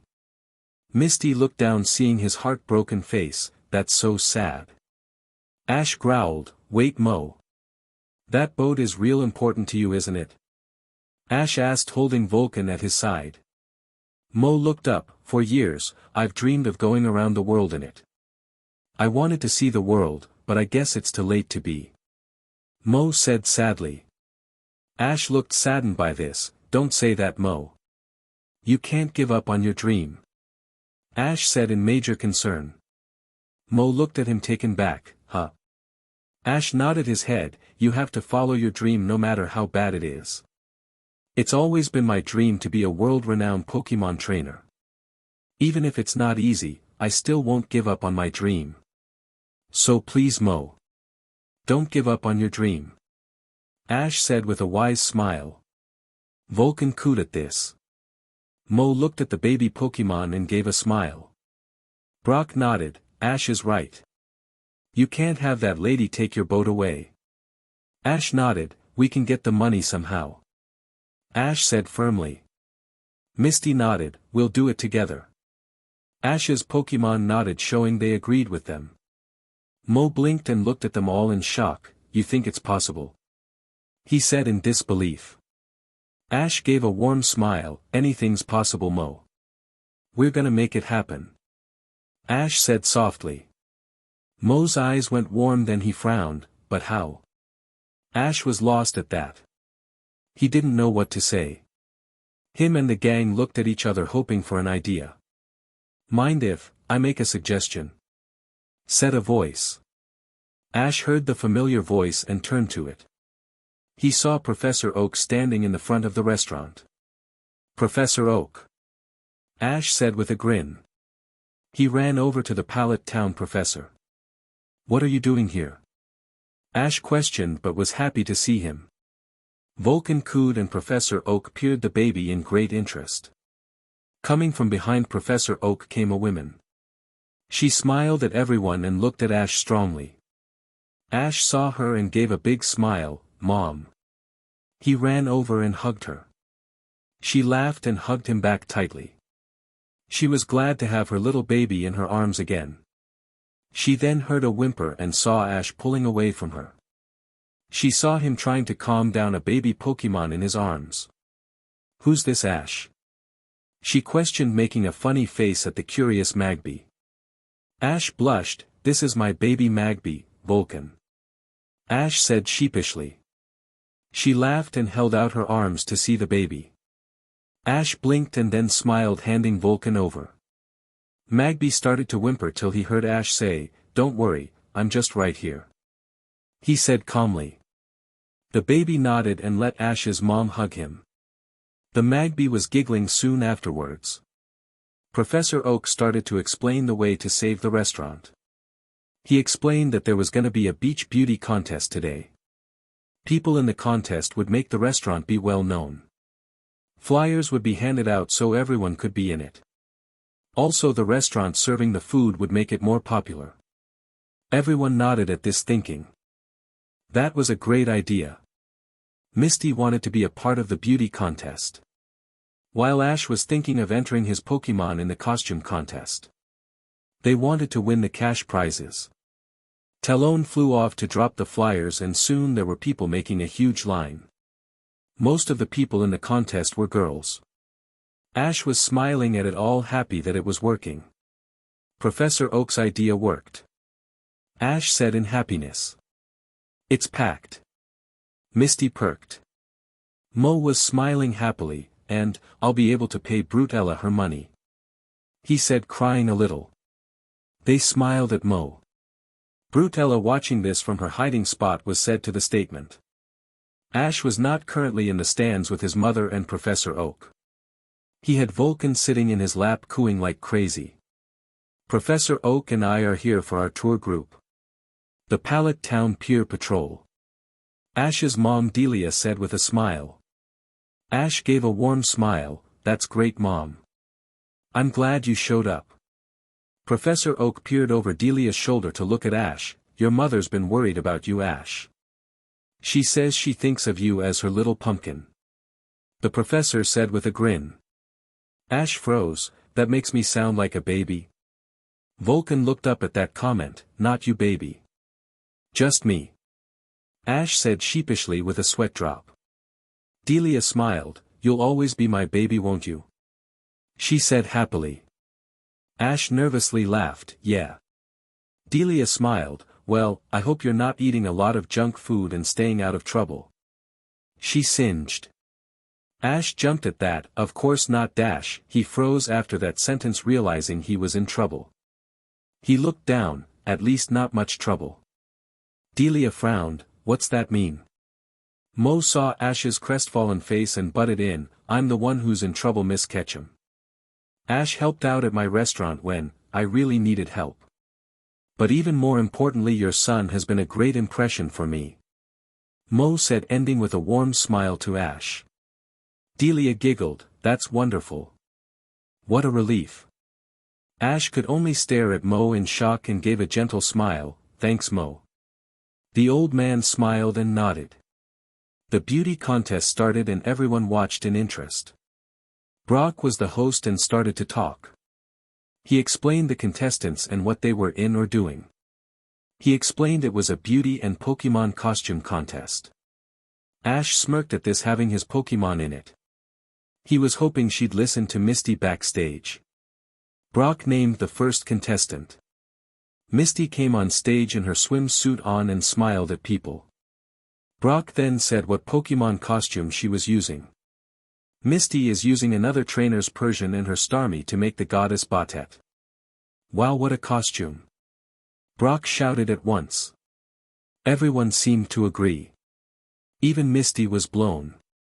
The curtains lifted to show the Pokémon in costume. Botet came on stage sitting on Starmie.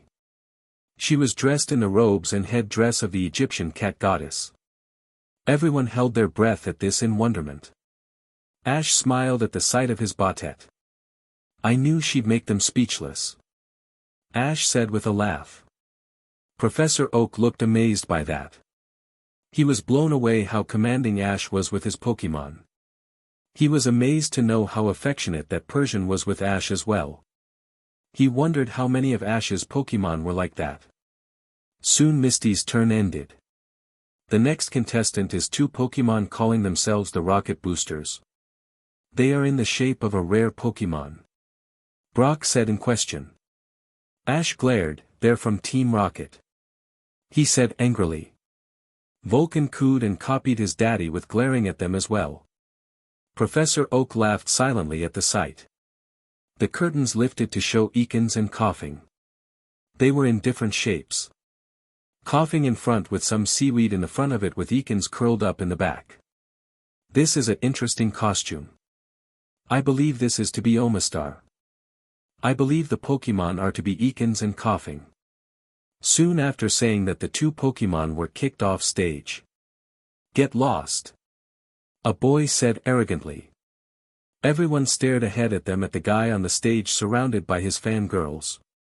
Ash froze, it's Gary. He whispered in shock and anger. Gary was smirking and staring at the crowd smugly. And now we have a surprise appearance of Gary Oak. The up-and-coming Pokémon trainer accompanied by his beautiful fans. Brock said in the mic. Everyone screamed agreeing with Brock. Professor Oak sweat dropped and turned to Ash, I forgot to mention that my grandson came along with us. The professor said sheepishly. Ash growled, that's just great.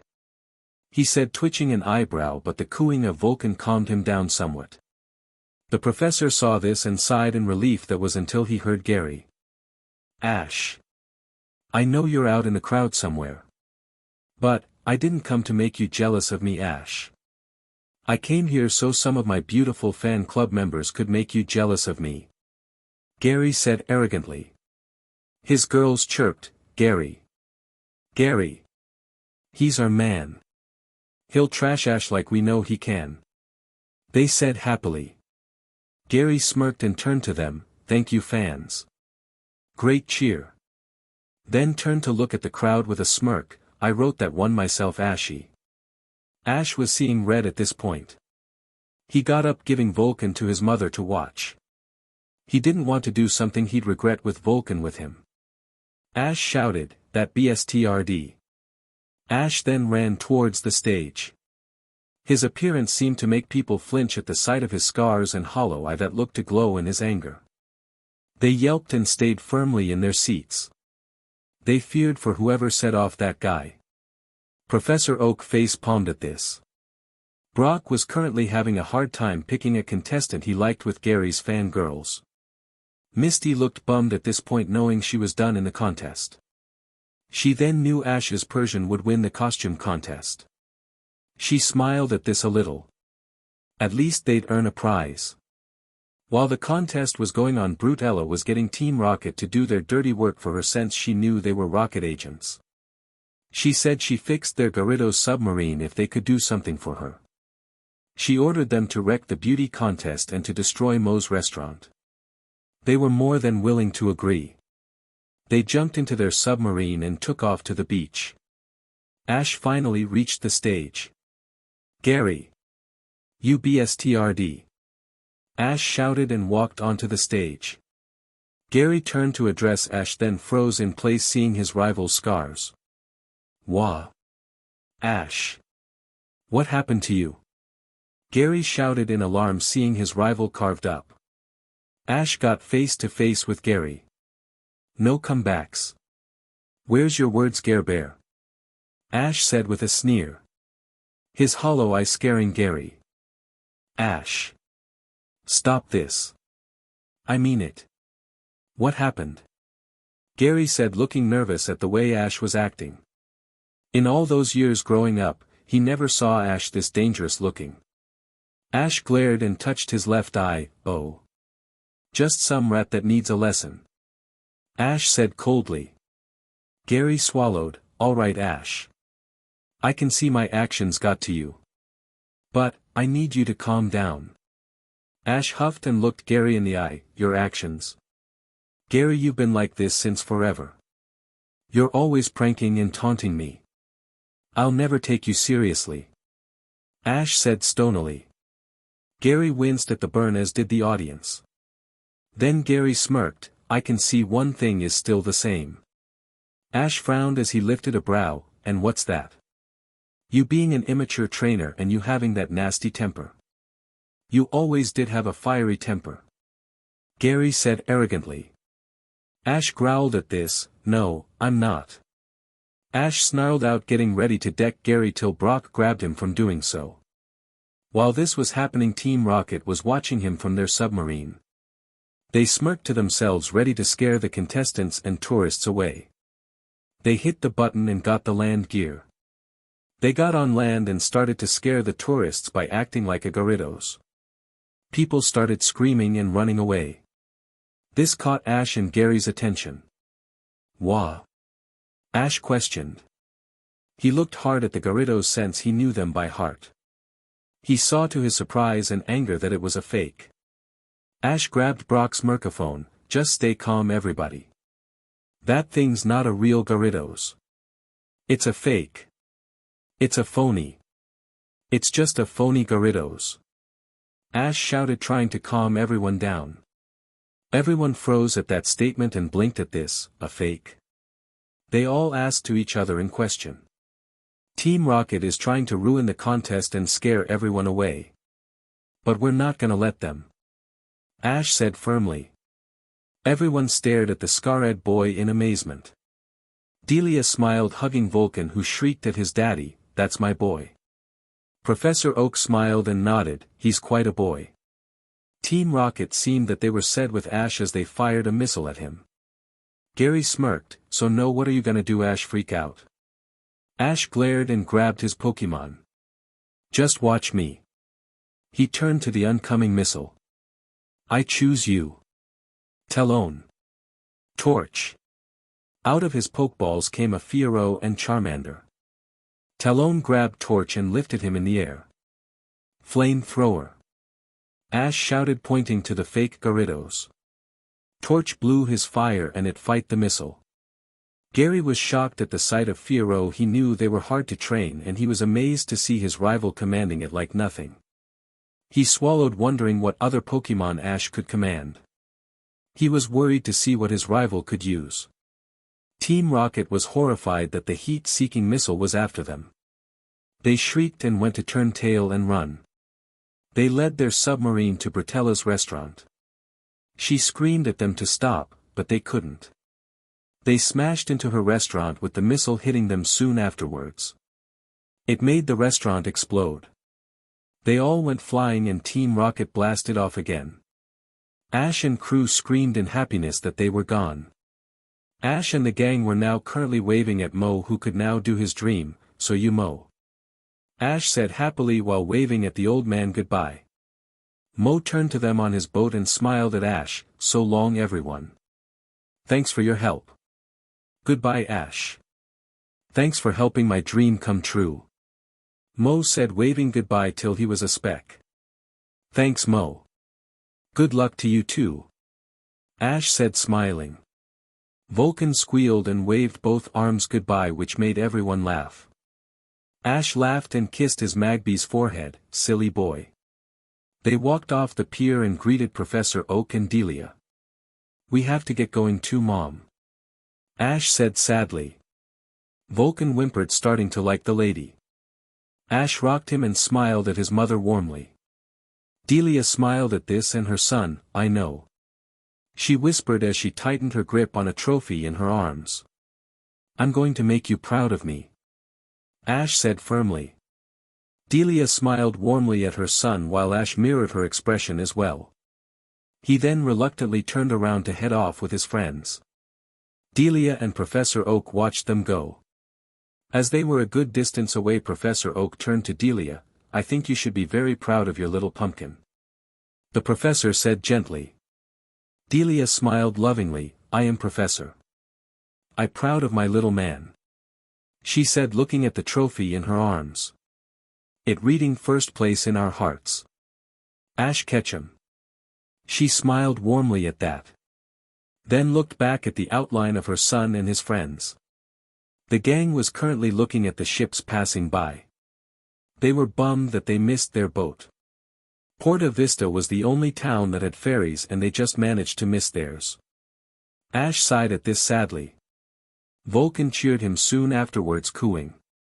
Ash smiled and laid down on his stomach with the Magby sitting on back giggling while grabbing Ash's legs. Ash grinned at this while looking into the ocean at the water. He then stopped something in the water staring at him curiously. Ash blinked at it and it blinked back. "Oh! It's a Horsia!" Misty shrieked, saying how cute it was. Ash thought it was very cute and heard they were really strong. He also read in those books Jack gave him that they had another evolution to them, Kingdra. He then thought to himself he wanted that Horsia. He pulled out his Pokédex. Pokédex Horsia, a dragon Pokémon. In this unique Pokémon species, thousands of eggs hatch every spring, and then the male raises them himself. Ash heard Brock saying it was injured and Ash froze. What? He looked closer at it and saw the Horsia had a black eye. Ash widened his eyes. He heard Misty wanting to catch it. Ash frowned. He wanted the Pokémon. He was about to grab Mystic when he saw the Horsia spraying ink in the water. It seemed to shape Pokémon. He noticed they looked to be jellyfish. He frowned at this. "It's trying to say something," Ash said in concern. Misty also gave a frown. "We have to try and catch it to take care of its wounds first. I'll try to catch it with my Pokeball." She was holding her Pokeball about to throw it. Ash stared hard at her in silence. Just as Misty was about to throw her Pokeball, an explosion happened. It made everyone jump and look to the sight. Ash grabbed Vulcan and held him tightly. Brock shouted, "Oh no, the boat!"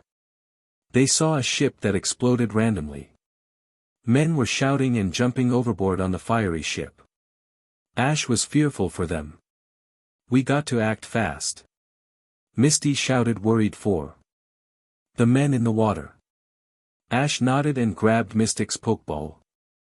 "Mystic! I choose you!" Ash shouted. The Pokémon all came out at once. "Go save those men!" Ash shouted, pointing to the burning ship. His Gyarados nodded and swam towards it. Ash and the gang ran to get a boat to save the people in the water. Some of the men were screaming at the sight of the Gyarados, but soon stopped when they realized it was helping them. They latched onto it firmly to stay afloat. The Gyarados lead them to Ash's boat and helped them get on. While this was happening, the Horsia was watching this whole event with curious eyes. Ash was currently helping the three men. "Are you alright? You look like you're paralyzed," Ash said in concern. The man was shuddering while completely still. "It was horrible. I gotta tell the boss." "What happened?" the man said to himself. Ash and Misty looked at each other, wondering what happened. They were driving their boat away, not seeing the shapes underwater watching them in great intent. When they got to the men's boss, they freaked. It was a copy of the old lady Brutella. "I'm the boss. Naztina," she said with a smirk as she was surrounded by young men in Speedo swimsuits. Ash shivered at this picture. He could understand a young lady with boys, not a old lady. "I understand that you helped to save my men. Thank you very much," she said, then laughed weirdly. The men surrounded her happily. Ash and the gang looked horrified at this. "You shouldn't see this," Ash whispered, covering his hand over his Magby's eyes. "You're very welcome." Ash laughed nervously. "I wonder if you can give us a ride to the mainland." Ash questioned, thinking that would be a nice thing to do. Naztina froze and glared at him. You think you're gonna go away that fast, do ya? She shouted. Ash and the gang flinched. Ash tightened his hold on Vulcan, worried that old hag might have something bad planned. Not until you see my new resort, Naztina said happily. Ash and the gang blinked at her in shock. What? Resort? They questioned in surprise. Naztina smirked and turned to a model table beside her. It's not finished, but it'll be spectacular. The world's best luxury resort, Naztina said smugly. Misty blinked and looked at the construction in the middle of the ocean. Is that it on out in the ocean? Misty asked. Naztina smirked. Yes. That's it. That's Nastina's paradise. A super luxury hotel. The hotel to end all the hotels. She went on and on about it till she got angered. It'd be great if those tentacles stopped my construction. Misty blinked. This, the Tentacool. Brock realized it. I get it. Those tentacle paralyzed your sailors. Naztina nodded. Because of those tentacle, all the tourists have been staying away from here. I don't know why such despicable creatures even exist. Naztina said with a snort. Misty looked outraged. Did you say despicable? Naztina glared at her and acted like the jellyfish Pokemon. They're despicable and disgusting. You can't even eat them and they're eating my profits. Naztina shouted in anger. Naztina looked at them sternly. I was hoping the three of you might help me take care of my little problem. Do you have the skill to handle a tentacle extermination project? She questioned. The others looked shocked at this response. Naztina then tried to bargain with them to try and get rid of the Pokemon for her. Ash frowned at this in disgust. He loved all Pokemon and didn't want to get in the way of its habitat it seemed it wanted to protect. He ignored the gambling she was doing for them. She tried food, money and free hotel tickets. He snorted and turned his side. Vulcan copied his daddy. Misty smiled at Ash, seeing he didn't buy into her deal. Brock was amazed as well. He figured a young trainer would be jumping at a chance like that. Then remembered Ash wasn't like normal trainers. Ash then turned and went to the door. Hey! Where are you going? Naztina shouted in alarm, seeing the scarred boy she heard from her men to be the most help walk away. Away from you. You heartless hag. Ash said firmly and opened to the door to leave. The others soon followed him. Naztina frowned. There goes a boy that can't be bought. Ash was walking alongside of Misty. They were both set off about that woman's heartless comments and statement. How could she want the tentacle? Ash shouted in anger. Misty nodded. Yeah. Especially when they're so cute. She said sadly. Ash blinked and smiled. You sure love your water Pokemon. He grabbed his Pokédex to look it up. Pokédex Tentacool, a jellyfish Pokemon. 99% of its body is made up of water. Ash smiled at this. It is rather cute. Thinking its red gems looked interesting. Brock frowned. If you guys say so. Misty looked at Ash. If Tentacool are attacking humans, then there must be a really good reason for it, she said firmly. Brock quirked an eyebrow. Do you really think so? Misty growled. Of course. Tentacool are squishy and nice when you hold them. And you call the red spots on their heads, the ruby of the sea. Misty said in happiness. Ash smiled, thinking the red spots made it cute. Brock's sweat dropped. Who calls it that? Misty frowned. I call it that. It's my name for it. The others were silent until Vulcan cooed, liking the name for the Tentacool. Misty smiled. You like the name, huh? She said, patting the baby on the head. Ash laughed at this, then heard a sound. He blinked and walked over to the side to look at the water. He saw the Horsia from earlier looking at him and giving a smile. Well, hello there. It tilted his head at him and jumped up and down at him. Ash laughed. You want to come? Horsia cooed and jumped into Ash's other arm beside Vulcan. Ash grunted at the force, then gave a smile. He placed Vulcan on his shoulders and held the Horsia. Hey Misty. Do you have a small pool or something? Ash questioned, knowing the stuff she had as a water Pokemon trainer. She blinked and smiled, sure. Ash fixed the kiddie pool for Horsia with Vulcan watching his daddy curiously. The Horsia cooed at this in happiness. Ash poured water in and a super potion. When it settled, he picked up the Horsia and placed the little guy in there. There you go, little fella. Ash said with a smile. The Horsia cooed at Ash and went to swim around in it. Ash gave a grin and went to play patty cake with his Magby. The others sat away watching the event. He really loves Pokemon. Misty said, watching the interaction, how Ash was playing with his Magby. She saw him glance over behind him and play with the Horsia too. She was a little sad to know that Horsia liked Ash more, but understood Ash has a way with Pokemon. The super potion seems to be working. Brock said, watching the Horsia's wounds slowly disappear. Ash played with the Pokemon for a while till he saw all the wounds on Horsia vanish. You're okay. Ash shouted in glee. The Horsia cooed and jumped into his arms. He felt his jeans get a little wet, but ignored it, seeing the look of happiness on the dragon Pokemon's face. He hugged the Horsia with a smile, then frowned, feeling it shift. The Horsia looked at him and cooed sadly. What's wrong? What are you trying to say? Ash questioned, concerned for the Horsia he was starting to become very attached to. Then he remembered the ink drawing it made earlier. Is this about the drawing? I noticed it looked like a tentacle. Is the tentacle the problem?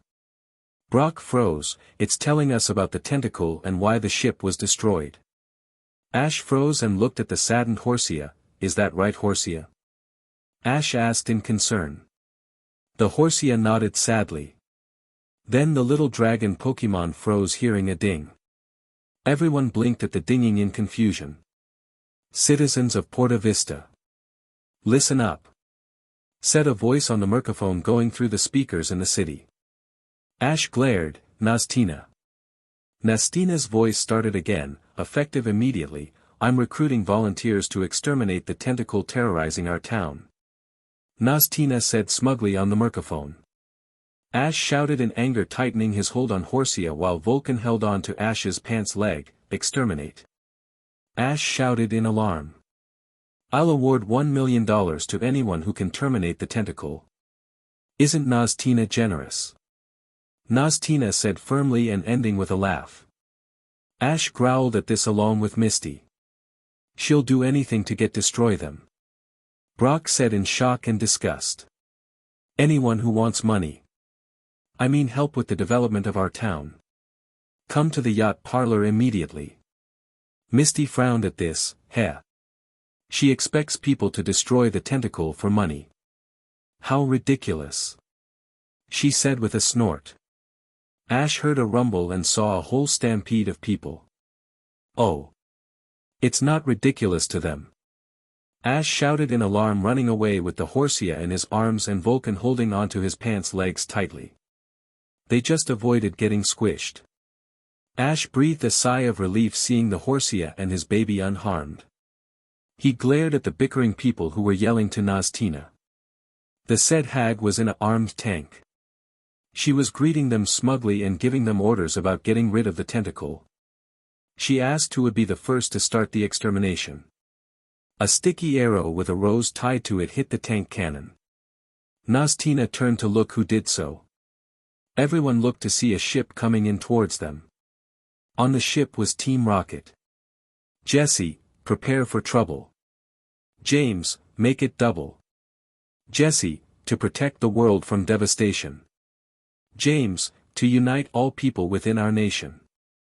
Jesse, to denounce the evils of truth and love. James, to extend our reach to the stars above. Jesse, Jesse. James, James. Ash and the gang looked down in slump. They'll never go away, will they? Ash said in sadness. Misty and Brock shook their heads. I think we'll be stuck with them for life. Ash had an involuntary shiver at that. Vulcan sighed at this and Horsia blinked at Team Rocket in curiosity. Team Rocket got on land and saw Naztina. They were shocked at how much she looked like Brutella and insulted her at the looks of things. Naztina didn't take kindly to that and hit them with her cannon. Ash thought that was dangerous. Team Rocket didn't want much trouble from her either and offered to get rid of the Tentacool for her. They wanted the money. Naztina agreed to this and Team Rocket went back to the sea. Everyone watched while Ash and the gang were saddened by this event. Team Rocket were out in the sea and were getting barrels out. They filled them with a special liquid that they hoped would destroy the Tentacool and make money for selling them like fish products.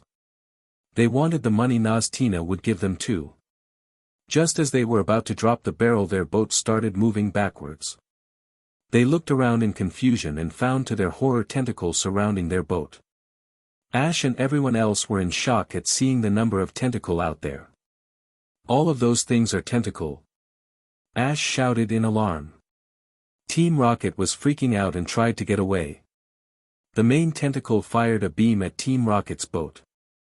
It exploded, sending Team Rocket flying.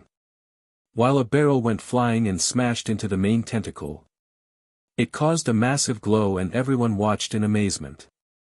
Then they screamed at the sight of when the glowing ended. The tentacle evolved into a giant Tentacruel. The giant Tentacruel had Team Rocket in its clutches. They screamed at this and weren't happy that the barrel supersized the tentacle. The Tentacruel was now climbing on the construction site of the hotel Naztina owned. Ash and the gang were in shock at this. They thought Bill's Dragonite was one of the largest Pokemon they've ever encountered, but this Tentacruel was just as tall as Dragonite. Ash swallowed at this, tightening his hold on the Pokemon in his arms. Horsia squeaked and jumped out of his arms and into the water. No. He watched it swim away towards the Tentacruel. Ash frowned at this and turned to hold Vulcan with one arm. He went and grabbed his Pokédex. Pokédex Tentacruel, a jellyfish Pokemon. An evolved form of the Tentacool. Its numerous tentacles serve as a powerful weapon. It is known as the gangster of the sea. Ash swallowed thickly at this. Ah shit. That must be the gang leader. Ash shouted in panic. He held Vulcan tightly to himself as he watched the Tentacruel smashing the hotel construction site. He didn't want to lose him like that. Horsia. Misty looked scared. Oh no. Tentacruel's in danger. Misty shirked. Naztina shouted at her men to shot the Tentacool and giant Tentacruel. They fired, but the bullets did no damage to the giant jellyfish Pokemon. The Tentacruel glared at them and ordered his tentacle. Naztina was shouting another command, then froze. The Tentacool were climbing all over her tank like it was no problem. She shrieked at this and her men were knocked out by the incoming Tentacool and Tentacruel. The jellyfish Pokemon started paralyzing everyone. Misty was about to run to the Tentacruel in concern. We gotta try and protect the Tentacruel. She shouted in panic. Ash grabbed her arm in major concern to help her to safety, seeing the giant jellyfish coming their way. But there's gonna be a tidal wave. Ash shouted in fear. He held tightly to Vulcan to his heart and sprinted. Misty and Brock following closely behind. The tidal wave hit with people screaming. Tentacool came into the city with the wave while the giant Tentacruel looked on. Team Rocket was currently hanging on a pole. They got up there when the tidal wave hit. They were happy to be free from Tentacruel when they noticed Meowth wasn't with them. They were about to look ready to get down from the pole when they looked to see how far they were up. They screamed in alarm at building height they were at. Tentacruel was currently throwing construction equipment at Nastina's hotel and entertainment parks. It threw a bidling piece at the entertainment park and watched it get destroyed. Nastina, watching this, was said to the statement. She was although happy to have paid the warranty on the entertainment park. She was angered and went to fire more guns at the Tentacruel and Tentacool, but another tidal wave hit. Ash and the gang watched the destruction in an oversea building on top of the island. So this is what that Horsia was trying to warn us about earlier. Brock shouted in alarm. Misty was pressed up against the window watching in heartache. I don't understand. Why would they do a thing like this? Now everyone will be against them. Misty said in sadness. They watched as the tentacle fired beams into the buildings below. They winced and swallowed hoping they weren't next. Ash glared and went to grab his Mystic's Pokeball. Then thought about if she could battle something as huge as that Tentacruel. He didn't want to take any chances yet. Wait. Look over there. Brock shouted, seeing something in the Tentacruel's tentacle arm. Everyone looked to see Meowth still there with a tentacle on his head. The tentacle on his head went to talk, using Meowth as a scapegoat. We are Tentacool and Tentacruel, and hear us now. Humans have destroyed our home and now we'll have our revenge. The tentacle possessing Meowth said angrily. The tentacle army destroyed more buildings at this statement. Ash winced at this as he held a whimpering Vulcan to his heart, trying to soothe him. Tentacool is using Meowth like a puppet. Brock said in surprise. Ash nodded, thinking that was weird, but some Pokemon's voices can't be heard. Now we'll destroy the world. Your home. Just as you foolishly destroyed our own. Not one of you have the right to complain about it. The possessed Meowth stated. Ash glared. Their homes must have been where that hotel's being built. Ash said in alarm. Brock nodded. That's right. The coral reef. Ash froze. That's what Horsia was trying to say. I can't believe I was too stupid to not get that. Ash shouted in sadness. He heard Vulcan coo at him and shake his head negatively, saying that his daddy wasn't stupid. Ash gave a small smile. Thanks for your input, my little man. Then, Ash heard everyone scream and looked up in time to see a Gant tentacle arm smash into the window. He jumped back in time and avoided the incoming arms. He gripped his Magby tightly. Over with the giant Tentacruel, who was trying to destroy everything in sight. Horsia was trying to get it to listen to him. The Tentacruel turned and looked at him in anger. The possessed Meowth spoke. It's too late, Horsia. No matter what CA think. We'll never turn away. We must teach the humans pain about getting homes destroyed. Horsia didn't like this statement and shook his head negatively, showing he didn't agree, knowing some humans were kind. He knew that Kid Ash was very kind to him. The possessed Meowth blinked at this. A spineless attitude like that will only allow humans to be more cruel and inconsiderate in the future. He said firmly. Horsia looked sad at this statement and shouted at the Tentacruel. The possessed Meowth looked sad. So you say we're the spineless ones? For that you must be punished. He shouted angrily. The giant Tentacruel lifted his tentacle arm and went to smash the little Horsia. It smashed into the water, with the Horsia freaking out. The Horsia went flying, screaming for help. Ash widened his eyes. Talon. I grab it. He shouted, throwing his Fearo's Pokeball. He came out with a caw. Talon took off and grabbed Horsia, who was free falling. Ash placed Vulcan on the floor and went to grab Horsia, who Talon just came back with. He turned to Talon. Good work, Talon. The Fearo nodded and cawed proudly. Ash smiled at thought of what the Horsia did for all of the humans. He heard Misty saying she was touched that such a water Pokemon wanted to protect us humans. Ash hugged the beaten little Horsia in his arms, glad to know in such a small thing was a great fighting spirit. He then glared. All right. Let's give these Tentacool and Tentacruel a battle they'll never forget. Ash shouted, grabbing his Pokeballs. Go. Talon. Evlon. Mystic. Naga. Ash shouted, throwing his Espion, Gyarados and Arbok at the scene. His Fearo already took off to give them a beating. His others went to work. The people were amazed at the sight of his Pokemon, mostly his Gyarados. Misty shouted, Starmie. Staryu and Goldeen. She shouted. Brock went to grab his Pokemon, Squirtle and Zubat. Brock shouted. All the Pokemon went to give the Tentacool a beating. Don't let the Tentacool get any closer to us. Send them back to the sea.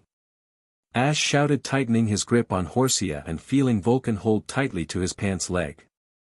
His Pokemon and the others shouted in agreement and went to do the job.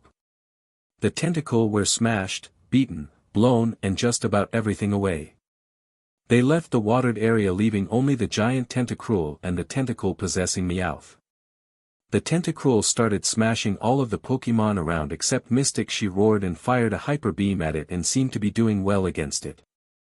Ash shouted, "That's great, girl. Keep it up."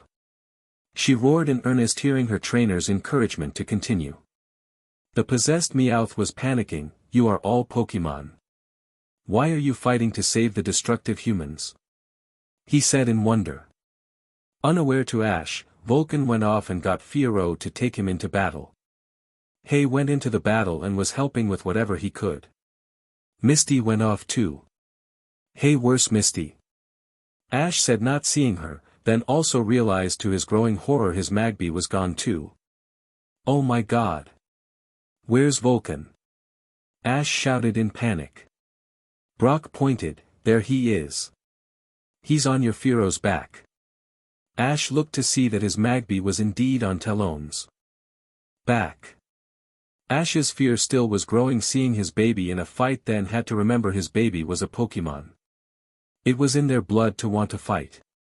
He watched the battle get bad and saw some of his Pokemon down for the count. Mystic was still roaring and fighting.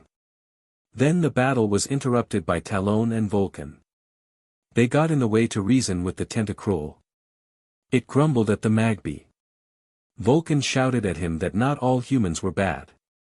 Talon cawed in agreement, saying his trainer has never been bad, and shouted to the Tentacruel his trainer's dark past.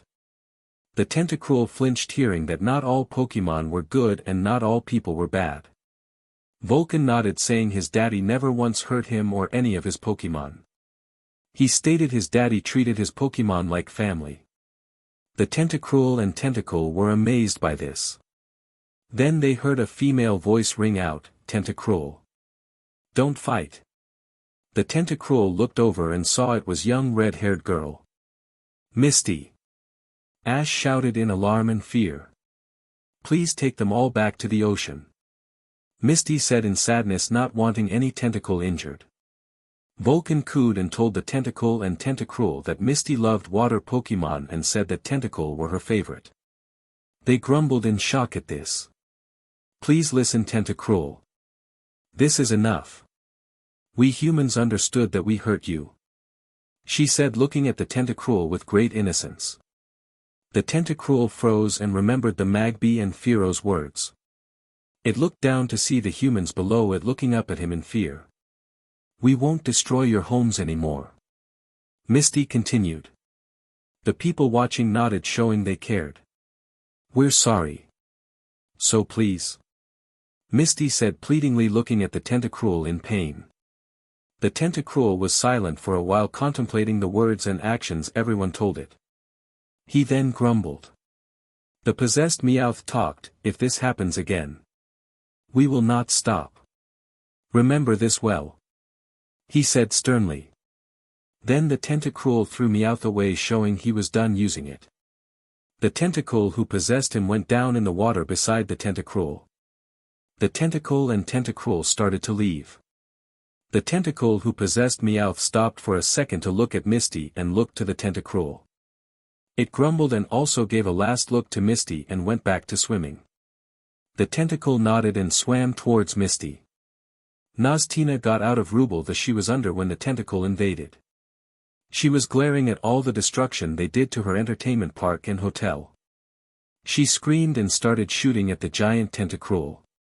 The Tentacruel froze when it bounced off its jelly skin.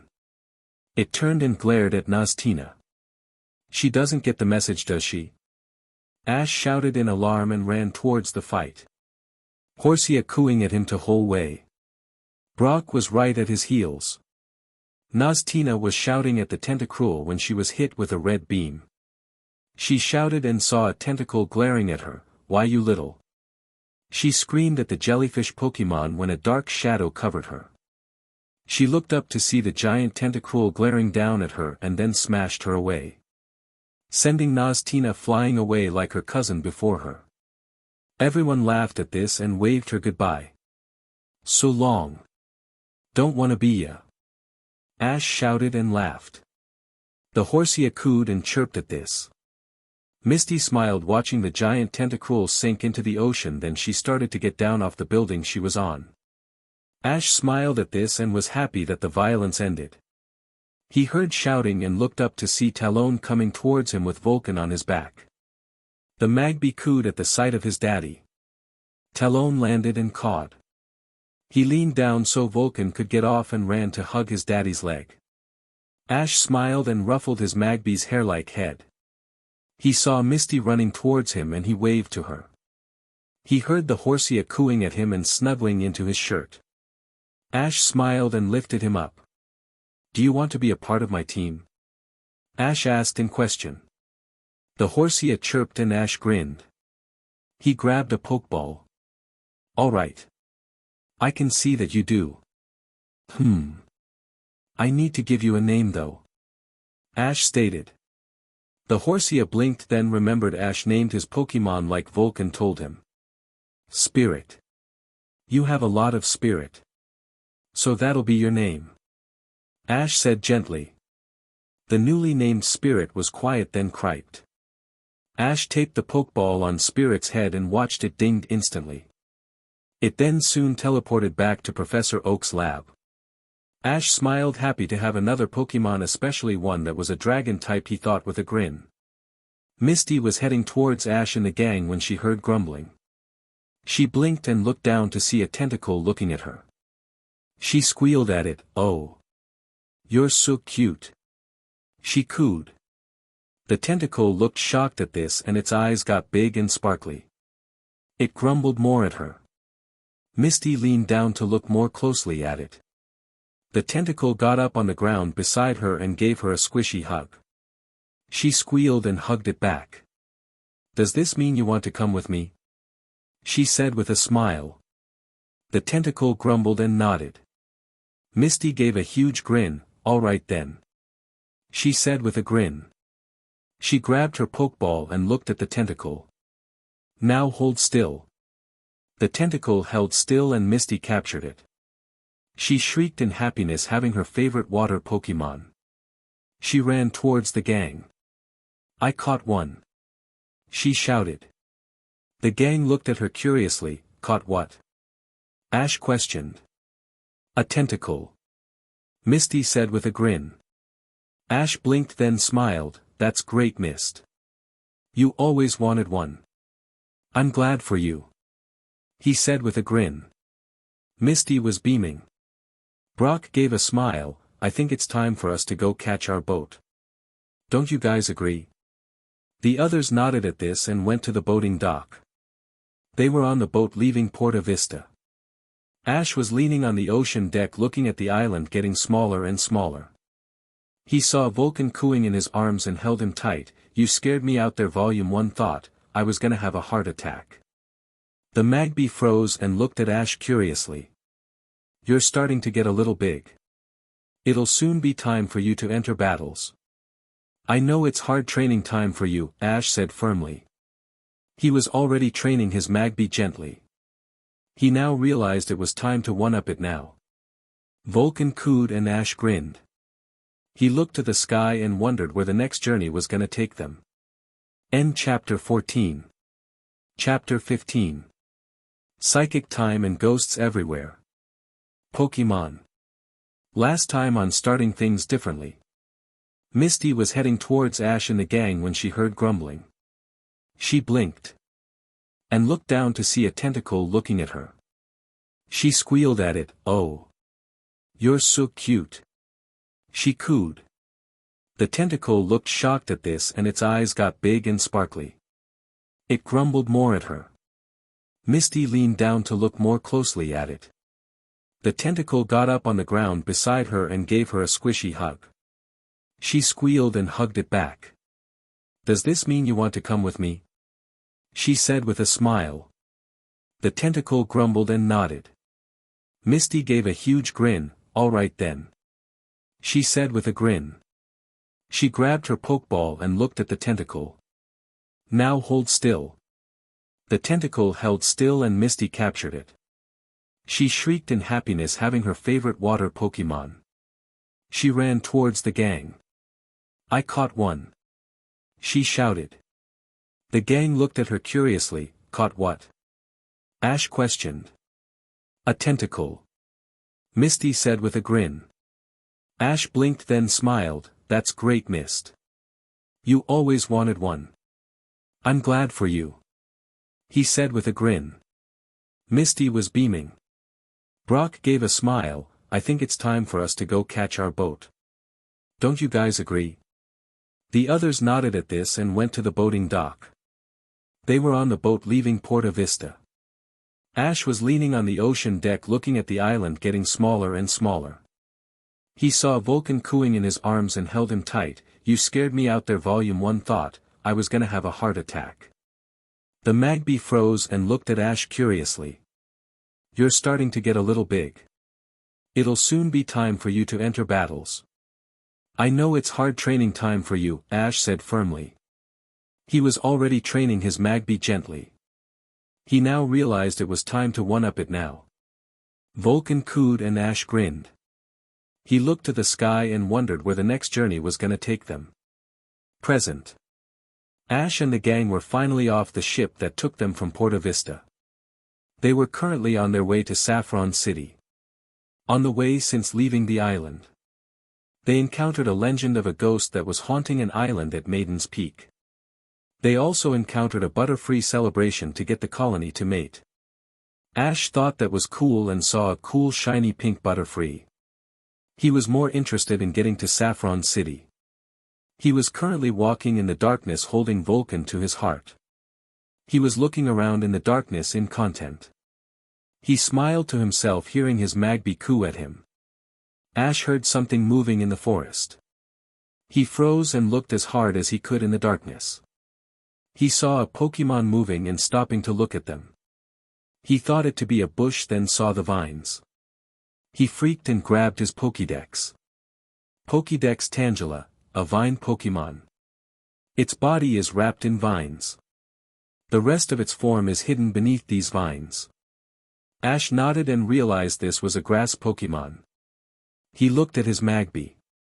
Alright boy. It's your first major battle other than the Tentacool. But you didn't do much there, Ash said with a grin. Vulcan grinned and jumped out of his daddy's arms.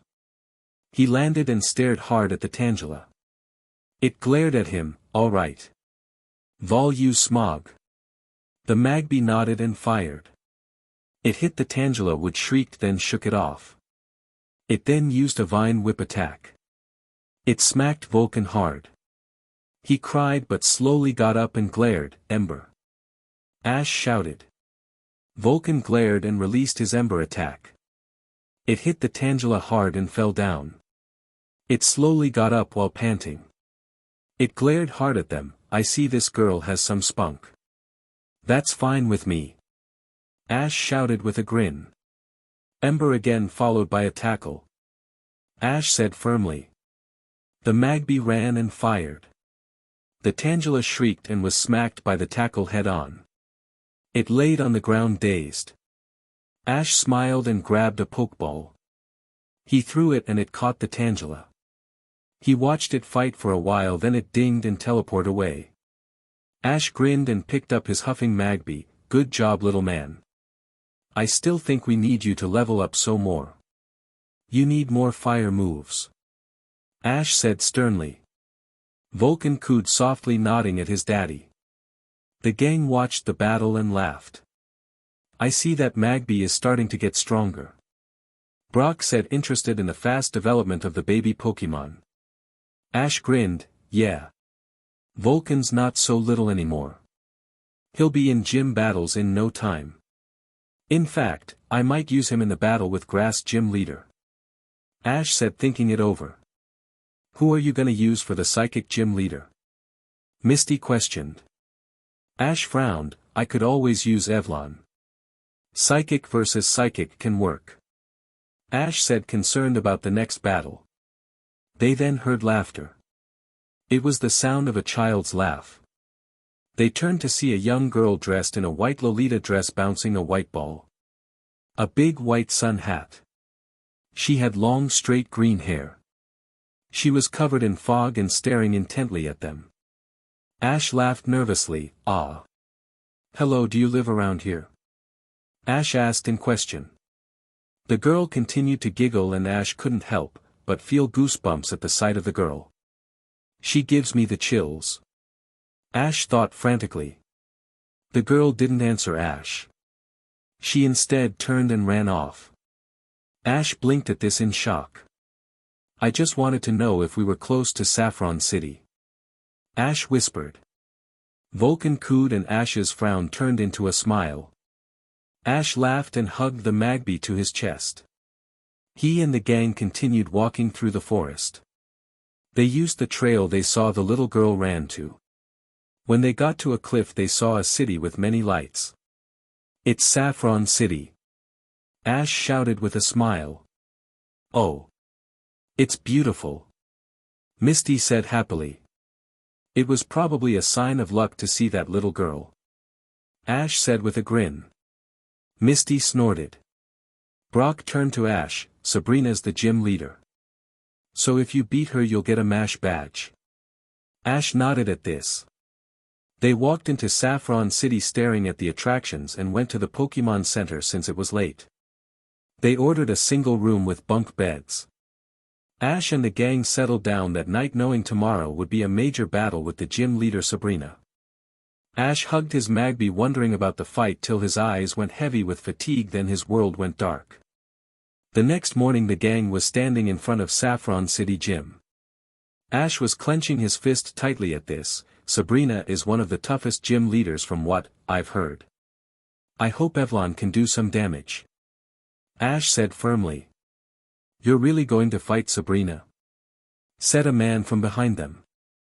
They looked over and saw a man in a dark green jogging outfit. He wore a green ball cap. He had a stern face with a dark gray beard.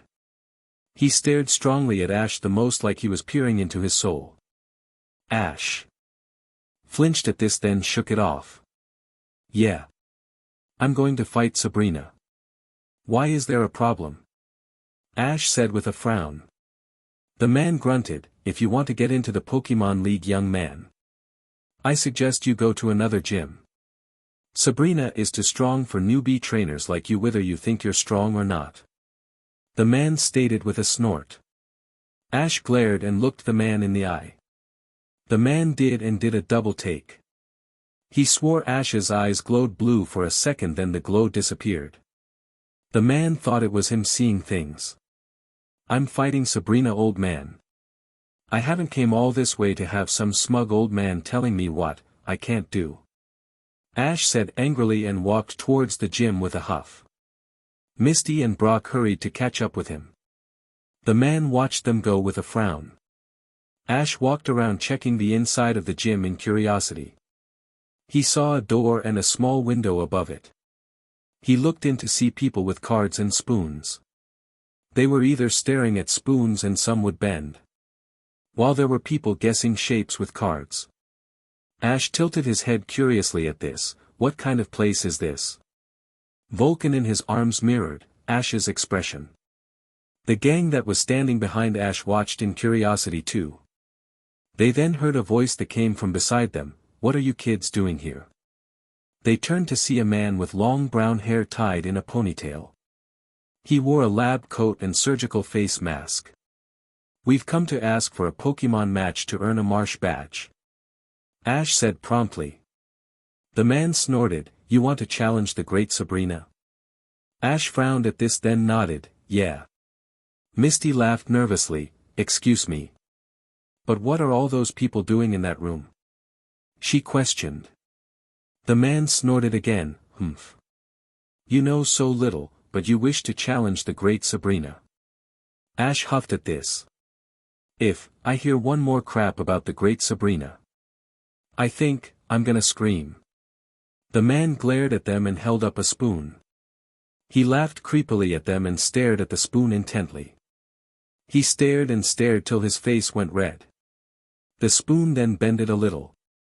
He panted in pride at his achievement. Ash widened his eyes. Wow! You bend that spoon. You're psychic. Ash shouted with a smile. The man blinked at this. Oh. So you know some psychic powers? Ash grinned. Sure do. I should know since I have a psychic Pokemon. Ash said with pride. The man's eyes widened. Oh. I haven't seen another trainer come in with a psychic Pokemon for a while for the great Sabrina to fight. Ash smiled. Well, you just did. The man smirked under his mask. Even with a psychic Pokemon with you. You can't possibly beat the great Sabrina with just your wits. You don't have any telekinesis. The man said smugly. Ash glared. Oh yeah. Why wouldn't I? The man snorted. It takes great skill to get to this level of power of the mind. The man said, holding the spoon. Ash glared at this. Gimme that. Ash took the spoon from the man. Ash went to glare intently at the spoon. The others started to stare at Ash calmly, knowing nothing was probably gonna happen. Vulcan, who was now on the floor, watched his daddy. Ash was growling, seeing the spoon still in its little bend shape. Ash was telling his mind firmly to bend all the way. Unknown to him and to everyone else watching, they saw a faint blue glow surround him. They saw his eyes starting to glow blue and his hair floating upwards. They saw him bending the spoon fiercely, and to the amazement and horror to everyone saw him levitating a little. Then the glow started dissipating and Ash slowly was settled to the ground. He saw all this happening and dropped the spoon in shock. Wah, what just happened? Ash shouted in alarm and panic. The man looked flustered. I can't believe this. That was the oddest occurrence I've ever encountered. You must have a powerful psychic relative down your line, kid. The man then smiled. After this, I'll have to mention this to Sabrina. He turned to the kids. I think you're more than fine to take on the great Sabrina if your powers can do that. He then got them to follow the man, who had a bounce to his step. Ash was swallowing his nervousness. He has never done anything like that before. It was amazing seeing everything blue and feeling the world around him differently. It also scared him with feeling all that power going through his veins. He didn't know if he wanted to feel those power addictions again. The man led them to some big double doors. He pushed them open and the gang walked closely behind him. Here you are. The man said firmly. The gang looked on in awe at the field. Wow. Ash whispered, then grinned, knowing it'll be a good fight. This is more like some temple than some Pokemon gym. Brock said nervously. Whatever it is, I don't like it. Misty said, feeling nervous at the sight of the gym. They looked about everything. Ash saw Vulcan looking scared at the sights around him, but calmed, hearing Ash's heartbeat behind him as Ash held him. The man walked forwards and kneeled down on one knee.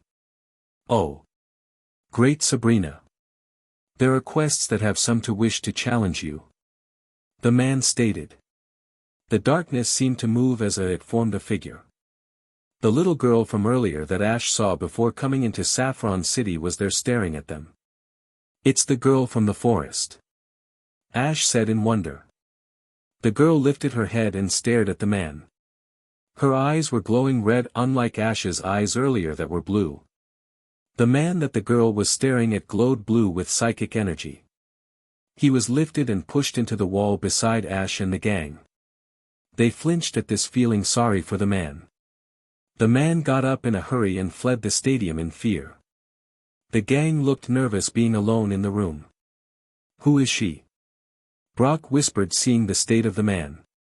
They looked at the girl watching them. Ash was the first to answer. Are you really Sabrina? Ash questioned. He then heard the girl giggling like crazy. Sabrina.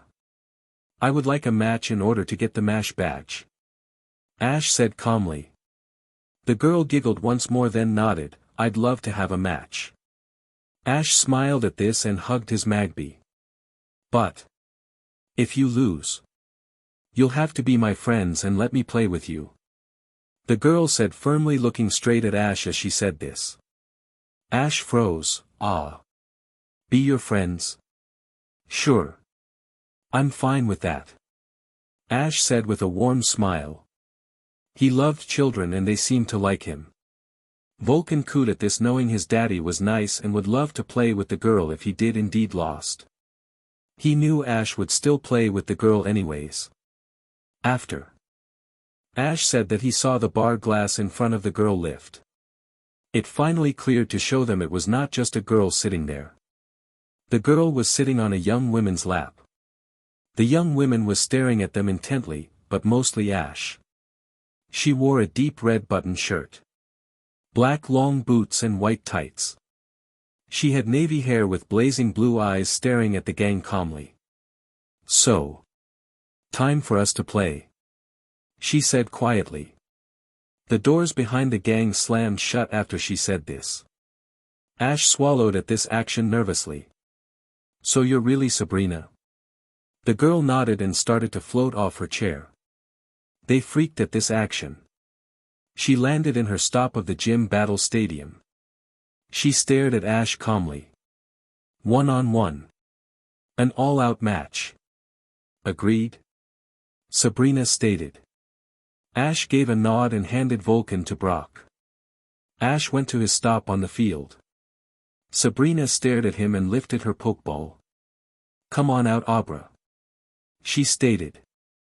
Her Pokeball hit the ground and released a sleepy-looking tan fox-like Pokemon. Ash nodded. All right. Evlon. I choose you. Ash shouted and threw his Pokeball. Evlon came out with a yip, esp. She stared her opponent down. Oh. So you have a psychic Pokemon as well? Interesting. Sabrina said quietly. Ash blinked at her, wondering what was wrong with her since he never met another girl who talked like that. The little girl in her arms giggled, pretty. Ash smirked, oh yes. Evlon is very pretty. Ash's Espion looked happy at his comment, then looked at her opponent intently. The Espion froze, seeing something wrong. Evlon yipped like crazy and looked at her trainer. What?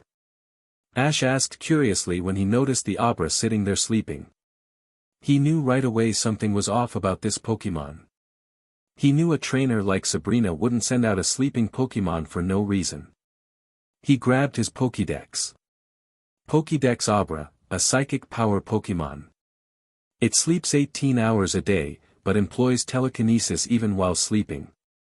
Ash frowned at this and looked to his Espion, Evlon.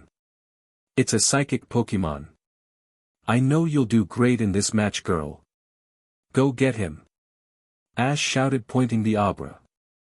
It woke up at his comment and stared at the Espion calmly like its trainer. Sabrina lifted a brow. Interesting, she said, and her eyes glowed. The Abra seemed to glow like his trainer, then started to evolve. Ash froze at this. He watched it become a bigger version of the sleepy fox. Pokédex Kadabra, a psychic Pokemon. The evolved form of Abra. It employs powerful telekinetic attacks. Ash looked nervous at this point, but glared. Evlon, let's show them some psychic. Ash shouted. Evlon yipped and glared at Kadabra. Evlon, use Shadow Ball. Ash shouted. Evlon fired a Shadow Ball and Kadabra. Sabrina frowned and commanded her Pokemon. Kadabra. Use Reflect and then Confusion. Kadabra did as his master commanded. Ash glared, Protect, and hit with a Psybeam. Ash shouted.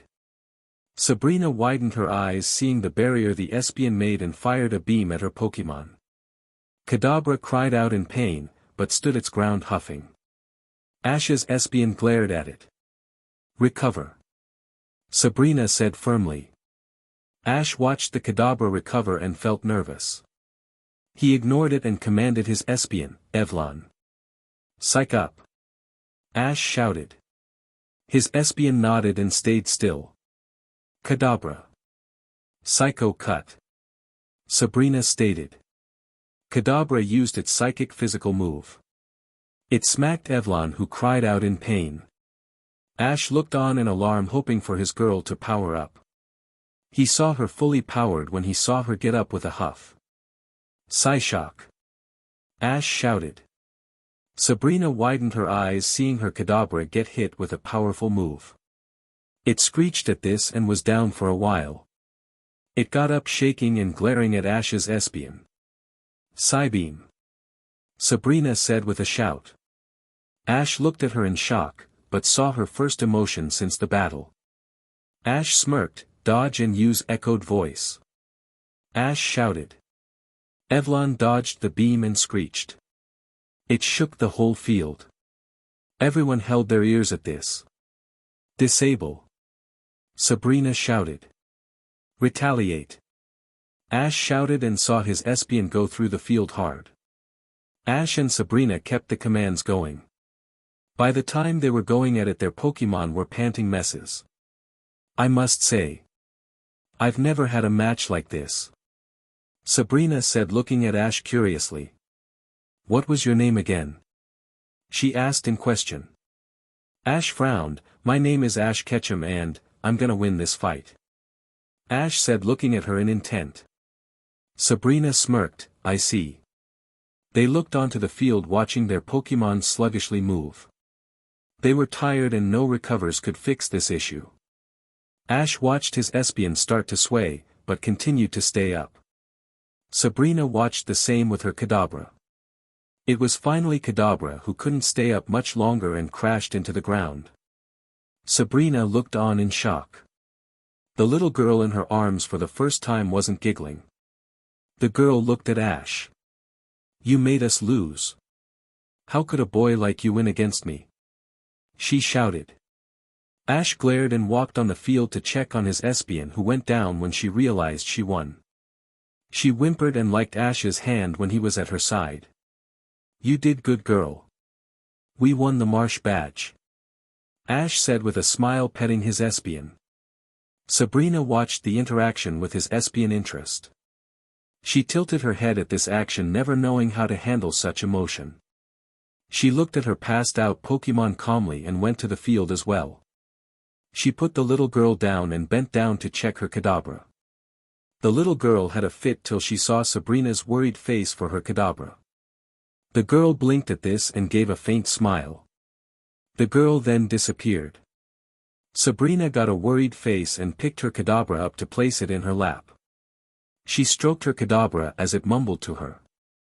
She gave it a small smile and returned it for rest. Ash watched this action in shock, but not as much as the man from earlier. Sabrina? Showing emotion. Sabrina turned to the man and saw him with interest, then her widened. Dad? She whispered in sadness and a little hope. The man nodded and held up his arms. Sabrina looked reluctant at first, then broke her resolve. She ran towards her father and hugged him tightly. The man gave a warm smile and tightened his embrace on his lost daughter. He turned to the young man who broke her out of her shell. He mouthed a thank you to Ash. Ash blinked at this in shock, wondering what he did. The man went over to Ash after letting go of his daughter. I can't thank you enough, young man. Ash blinked at the man. Why do you want to thank me? I just did a Pokémon match with her. That's all I did. Ash said. Confused. The man shook his head. You made her feel her emotions. My Sabrina hasn't had emotions since she was a small child. The man said sadly. He petted his daughter's hair affectionately. Ash then blushed, but the emotions I made her feel was distress. Ash said sheepishly. The man laughed. I can see that, but you made her feel. He said earnestly. Sabrina gave Ash a faint smile and Ash blushed. I know a way to repay you. Sabrina quietly said. Ash blinked at her. Sabrina went behind her chair and was gone for a while. A woman came out in a bit. She saw the man and ran into his arms while he stood still in shock. He then gradually held the woman tighter in his arms and cried. Who's this? Ash said curiously. The women smiled. You must be the young man who brought my baby back to me, she said with a smile. She grabbed Ash and held him. Ash was blushing like crazy at this. Dear. The boy can't breathe, the man said with a laugh. The women blushed and let Ash go. Sorry. I haven't seen anyone in forever. I've been locked up from Sabrina for years, the women said with a smile. She kissed her husband on the cheek and smiled warmly at Ash. And, I have you to thank that for, Ash, the women said and kissed his cheek. Ash smiled. I didn't do much of anything. The women shook her head. But you did. You brought our baby back to us. If there is anything we can repay you with, let us know, the women said with a gentle smile. Ash scratched his head in embarrassment. Sabrina finally came back carrying what looked to be a white and green egg. She walked over to Ash. I saw you had an infant Pokemon. It looks too big for you now, she said quietly. Ash blinked at her in shock. Oh. Ah. Yes. I have a Magby. He has gotten a little big now, Ash said with pride. Sabrina smiled. I read the mind of my employer when he brought you here. You have some powers to you. I think this Pokemon can help you with maintaining it in the future, Sabrina said, holding the egg to him. Ash looked at her uncertainly. Are you sure I can have this? It belongs to your gym, Ash questioned. Sabrina shook her head in negative. I believe it'll like being with you most. Take the egg, Ash, it's yours, Sabrina said with a small smile. Ash took the egg and stared at it in shock. He looked up and gave a grin. I'm a father of two. Sabrina gave a laugh at that. The man smiled and walked towards Ash. Here's the Marsh Badge kid. I hope you do well getting in the Pokemon League. Keep on battling like that and you're sure to be, the man said, ruffling Ash's hair. Ash gave a pout at this, then sighed, letting Sabrina's dad continue. Everyone laughed at him. Ash snorted, but smiled looking at his new egg. The gang walked out of the gym and turned back to wave goodbye to Sabrina and her family. They headed out of Saffron City. Ash heard of ghost Pokemon located in Pokem Tower in Lavender Town. Why do you want a ghost Pokemon? Brock questioned. Ash turned to him. I want one because it'll be great to have in a Pokemon match, Ash said with a grin. The gang laughed at this, thinking it would be an interesting battle. Ash was smiling the whole way, looking at his new egg in happiness while looking down at Vulcan walking at his feet. You ready to be a big brother, Vol? Ash said with a smile. Vulcan blinked and looked at the egg in his daddy's arms. He cooed and nodded, thinking happily that he wouldn't be the baby anymore. Ash grinned and held the egg to his chest. Ash and crew were on their way towards Lavender Town. They were walking through a dark forest. As they walked some more, it started to get foggy. The fog's coming in. That's not good at all, Ash said, looking at heavy amounts of fog coming. It got to the point where it got almost very hard to see. We got to be super careful. We gotta make sure me don't get separated, Ash stated, seeing it was getting harder and harder to see. Vulcan latched onto his pants to keep a hold of him. That's right. That's all, hold hands and stay together, Brock said, seeing the action Magby did. Everyone nodded and held hands while Ash held the egg in his other arm. They made their way out of the forest after many trips and falls in the fog. They found themselves over a cliff overseeing Lavender Town. Just beyond the town was Pokemon Tower. It was spooky from where they were far away. Ash smirked. Now that looks like a great place to find some cool Pokemon, Ash said with a grin. The others face vaulted at this. You're one weird dude, Ash, Brock said, looking at the tower with a chill. Ash smiled. Some people are born weird, some achieve it, and others have weirdness move upon them, Ash said firmly. Brock and Misty blinked at this comment. Wow, Ash, that was deep, Misty said, smiling. Ash smiled, I know. He patted his new egg softly. I can't believe, I'm a poke parent again. Ash said with a grin. Who knows, Ash? You might get more. Brock said with a smirk. Ash glared, you just have to say that. Knowing my luck, I'll probably always get to be a poke dad. Ash said with a pout. Brock and Misty laughed at his expression. JRKS. Ash said, pouting again. They started to head straight to the tower in a hurry. They finally approached the tower and noticed it was night time. Ash whistled at the sight of the massive tower. Look. Ash said with a grin. Vulcan looked nervous at the sight of it. Ash saw his Magby shaking and bent down. What's the matter, little Mag? Ash said gently. Vulcan looked at his daddy nervous and pointed to the scary tower. Are you scared of the tower? Vulcan nodded, it's alright. Don't judge a book by its cover. I bet there are some interesting Pokemon in the tower who will want to say hello. Volume, Ash said firmly. Vulcan blinked at this. Ash smiled, we're here to get more friends for our journey. I heard some interesting Pokemon are here and, I want to catch some.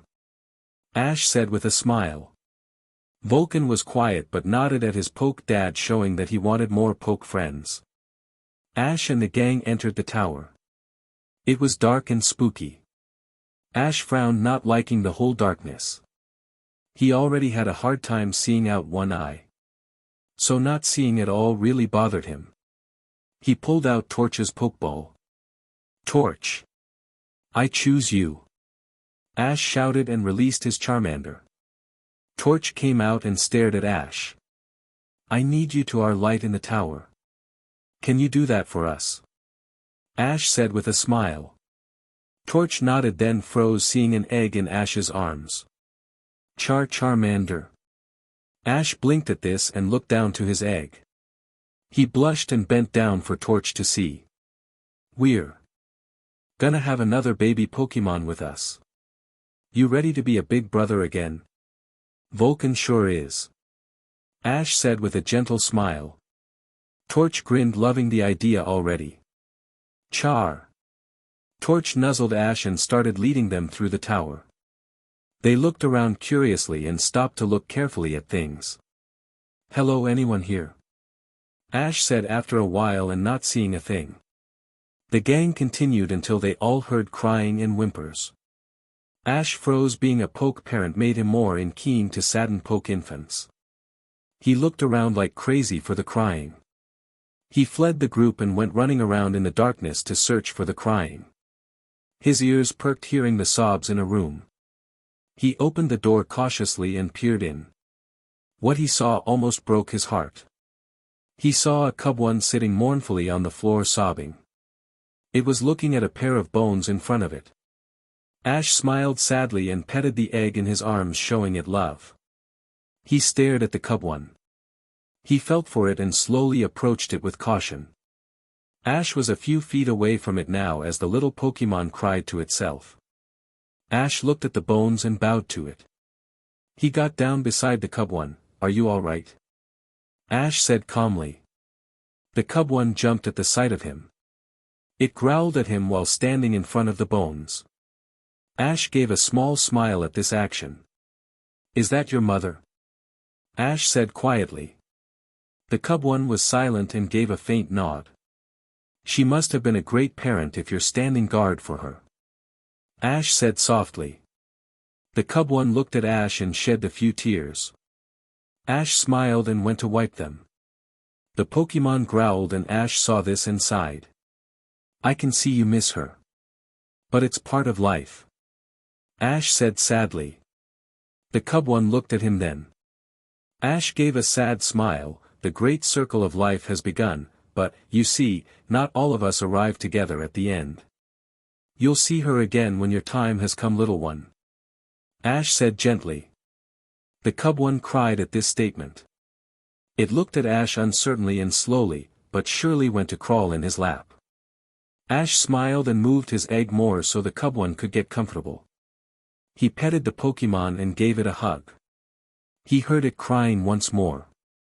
Ash smiled sadly and thought of a way to handle this. He knew what calmed Vulcan down when he cried. Singing usually helped, so Ash started to sing. Love is a song that never ends. Life may be swift and fleeting. Hope may die, yet love's beautiful music comes each day like the dawn. Ash sung, and the Cubone looked at Ash with wide eyes. It stopped crying and was just looking at him in awe. Misty and Brock came in by this time. Love is a song that never ends. One simple theme repeating. Like the voice of a heavenly choir. Love's sweet music flows on. Ash sung, fully ending the song. The Cubone hiccuped and hugged Ash. Ash smiled at this. Do you feel better now? Ash said gently. The Cubone nodded, looking at Ash wide-eyed. Ash smiled. If you want, I can take care of you. It's totally up to you though. Ash said softly. The Cubone looked at Ash and hugged his leg. It nuzzled him affection. Ash smiled. I guess that settles that. Ash said with a small laugh. He got up, carrying his egg carefully. The Cubone looked at him with its head tilted and held his pants cutely. Ash laughed and turned to the gang. Hey guys. This is Cubone. He was the source of the crying, but that's done now. Ash said with a smile. They smiled at the Cubone. Ah. He's so cute. Misty shrieked. The Cubone blushed and pressed its face into Ash's pants. Ash grinned at this. It's okay. Cubone looked curiously at the gang and looked at Ash's two Pokemon looking at him. Cubone. The Cubone said, looking at Ash's Pokemon. Torch smiled and held out a hand. Cubone looked at him and smiled. They did a handshake and laughed. Vulcan peered at the Cubone with interest, then greeted it. Cubone gave a grin and greeted the Magby. Ash smiled. Well, that settles things. Glad to know they like each other. Ash said with a smile. He turned to the others. I think it's time that we explored more of the tower. Ash stated. Everyone agreed and left the room to check out the rest of the tower. Ash and the gang walked around the tower with curiosity. Ash grinning, feeling arms latched to both of his legs. He was holding his new Pokemon egg safely. While grinning at the Cubone and Magby latched to his legs. Torch was the leading Pokemon before them, since no one could see in the dark. They saw a room before them and walked in. The lights came on and everyone jumped at this in puzzlement. They saw the room decorated like a party greeting. There was a long table with dishes of food and plates. There was a sign hanging above it. The sign had written on it. Welcome. Ash said in question at this. He held his egg tighter to him, nervous at the sign greeting. He had a bad feeling about this. His Pokemon looked worried seeing the three huddled together. It looks like some kind of restaurant. Brock said. Maybe it's a party. Misty asked. Ash looked at her weird. Don't you think that'd be a little weird to have one here? Ash said with a snort. Ash then noticed a balloon tied with a long string. It had a note on it. Pull this? Ash said with a quirked brow. Misty shrugged. Okay. She pulled. Ash freaked at this. No. Ash shouted in alarm. The balloon popped and confetti fell to the floor. It showed a scroll. Are we being welcomed? Ash said with his head tilted. By who? Brock questioned. The dishes and stuff started to shake and levitate. Everyone started to freak out and panic. They screamed and booked it out of there. Torch, Cubone, and Vulcan. Let's get out of here. Ash shouted frantically while hugging his egg safely to his chest. They shouted and were at his heels. The gang reached the double doors to the entrance of the tower. They all panted in relief at escaping. Ash's heavy beating heart made the egg shift a bit, but once his heart began its normal pace it soon calmed. Ash then turned to Misty. Did you think it was a smart idea to pull that string? Ash shouted at her. Misty blushed and glared. Well, excuse me, Mr. Smartpants. What makes you think you're wise that you could tell it was a bad idea? Misty said with her hands on her hips. Ash glared. Anyone with half a brain would know not to pull a string with a sign on it in a haunted tower. Ash shouted at her angrily. Misty blushed at this and snorted, turning her head away. Humph. Brock's sweat dropped. Come on, guys. Let's not fight. Brock said, trying to be peacemaker. Ash glared at Misty. I'll say, I'm sorry if she'll learn to think more clearly next time when doing something that's stupid. Ash stated. Misty huffed at that. I seem to remember a moron who told me that throwing a rock at a Pidgey was a fine way at catching them. Well, look where that lead you. Misty stated, then a look of horror went on her face after she said that. Ash froze and almost dropped the egg in his hands. Brock widened his eyes. You went too far. Brock shouted with anger at Misty. She stuttered and looked at Ash pleadingly. Ash. I didn't mean that. She shouted. Ash didn't hear anything, just those words. He started to back away from her and Brock. He ran back inside the haunted Pokemon tower. Ash's Pokemon glared at Misty and ran back to chase after their trainer. Misty looked defeated and dropped to her knees. I can't believe I just said that. Misty said in a broken voice. Believe me. You just did. Brock said coldly. Ash ran into the tower and into a hallway. He stopped by a wall and panted. He was crying silently and a quiet sob escaped his mouth. He slowly slid to the floor as tears dripped down his cheeks. His Pokemon finally caught up with him and froze seeing him. Ash pulled his legs to his chest, mindful of the egg in his arms. He rested his head on top of his legs and wrapped his arms around them. His egg sitting firmly on his stomach. His shoulders shook as more tears escaped from him. His Pokemon slowly walked towards him and sat in all the spots beside him. Torch and Vulcan sitting at his left arm. Cubone hugging his right. They held on to him tight, showing they cared. It was a touching scene. A Haunter appeared watching it, not liking the sadness before it. Haunter. It growled at them. Ash's Pokemon glanced at it and saw their trainer still saddened. Char. Torch spoke sadly. The Haunter looked taken back at this. Haunter. It growled to them. Torch nodded and spoke some more, telling of his trainer's issue and Misty's thoughtless comment. The Haunter listened in shock and in sadness.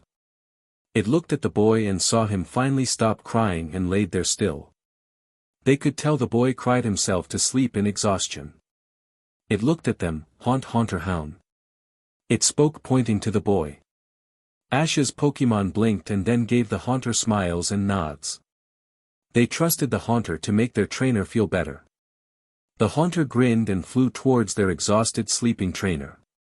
The Haunter then put his hands to their trainer's head and pulled. What they didn't see was a glowing light blue ball being pulled out. The Haunter flew out and released it. It watched the ball form into the boy. The Pokemon looked shocked and looked to the Haunter in question, seeing their trainer's breathing shorten. It looked like he was in a coma. The Haunter stated he was gonna give their trainer a fun night as a ghost. It'll be more fun like that. They nodded reluctantly and went to watch their trainer's body. Ash opened his eyes slowly and groaned. He opened them fully to see he was floating and froze at the sight of his body. Wah! Ash screamed in alarm. Guys! Can you hear me? Ash shouted, flying to his Pokemon. They were sleeping and keeping his body warm.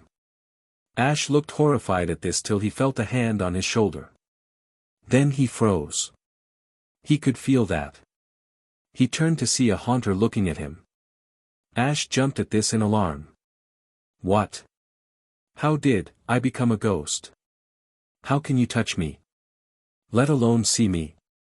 Ash shouted in panic. The Haunter decided to take pity on the boy and told him what happened. Ash blinked and widened his eyes. I can understand you clearly. How is that possible? Ash questioned. The Haunter explained that since he was in a temporary coma, he placed him in that he was sorta dead to the world. Haunter explained that ghosts could understand ghost Pokemon. Ash nodded at this. I get it. So, I'm still alive, but in a coma? Ash said, thinking it over. The Haunter nodded and Ash then looked to Haunter. Why did you do this to me? The Haunter looked saddened at this and told Ash that it wanted to give him a good night compared to the episode his friend said to him. Ash was silent at this and felt touched that this ghost Pokemon wanted to do this for him. He lifted his head and grinned at the Haunter. Let's make this a night to remember. Ash smirked. The Haunter shrieked in glee, clapping his hands. He then yelled and waited. Ash saw more ghost Pokemon show up. Are they your friends? Ash questioned. The Haunter nodded and took Ash's hand. Ash held onto the Haunter's hand with widened eyes till they became soft. Outside, Misty and Brock were waiting for Ash. You really hurt him, Misty. Brock said quietly and hurtfully. Misty flinched and looked to Brock. Don't you think, I know that? It's really hurting me, Brock. I was his savior and acted like a beach with a comment like that. Misty whispered. Brock nodded. I don't want to say it, but yes, you were a beach with that comment. I don't know if Ash is gonna forgive so easily with that response. Brock stated. Misty looked deeply saddened by this, but knew Ash had all reason to do so. They then noticed he was gone for a while. Misty bit her lip. I wonder if he's okay. He's been gone too long. Misty muttered. Brock frowned. Do you blame him? But yes. He has been gone for some time. I think we should go inside and find him. Brock said, concerned for his best friend. Misty nodded. I'm going too. I want to apologize to him. I didn't mean to say that to him. Ash and the gang of ghost Pokemon were grinning like there was no tomorrow. They were currently flying high in the sky. Ash had his eyes shut and was smiling gently, feeling the wind in his face. He stopped and started to free fall. The ghost Pokemon watched and grinned. Ash was smiling the whole way down and did a spin and continued flying. This is the greatest experience I've had ever felt in my entire life. Ash thought to himself with happiness. He did some loops and raced the ghost Pokemon like crazy. He landed on the Gengar with a smirk. Pinned ya? Ash shouted with a grin. The Gengar mockingly glared at him, then grinned. Haunter came through Ash, who shrieked then shook a fist at him. Ash soon laughed afterwards and stayed with the ghost group happily. They all were smiling in earnest, having a great time.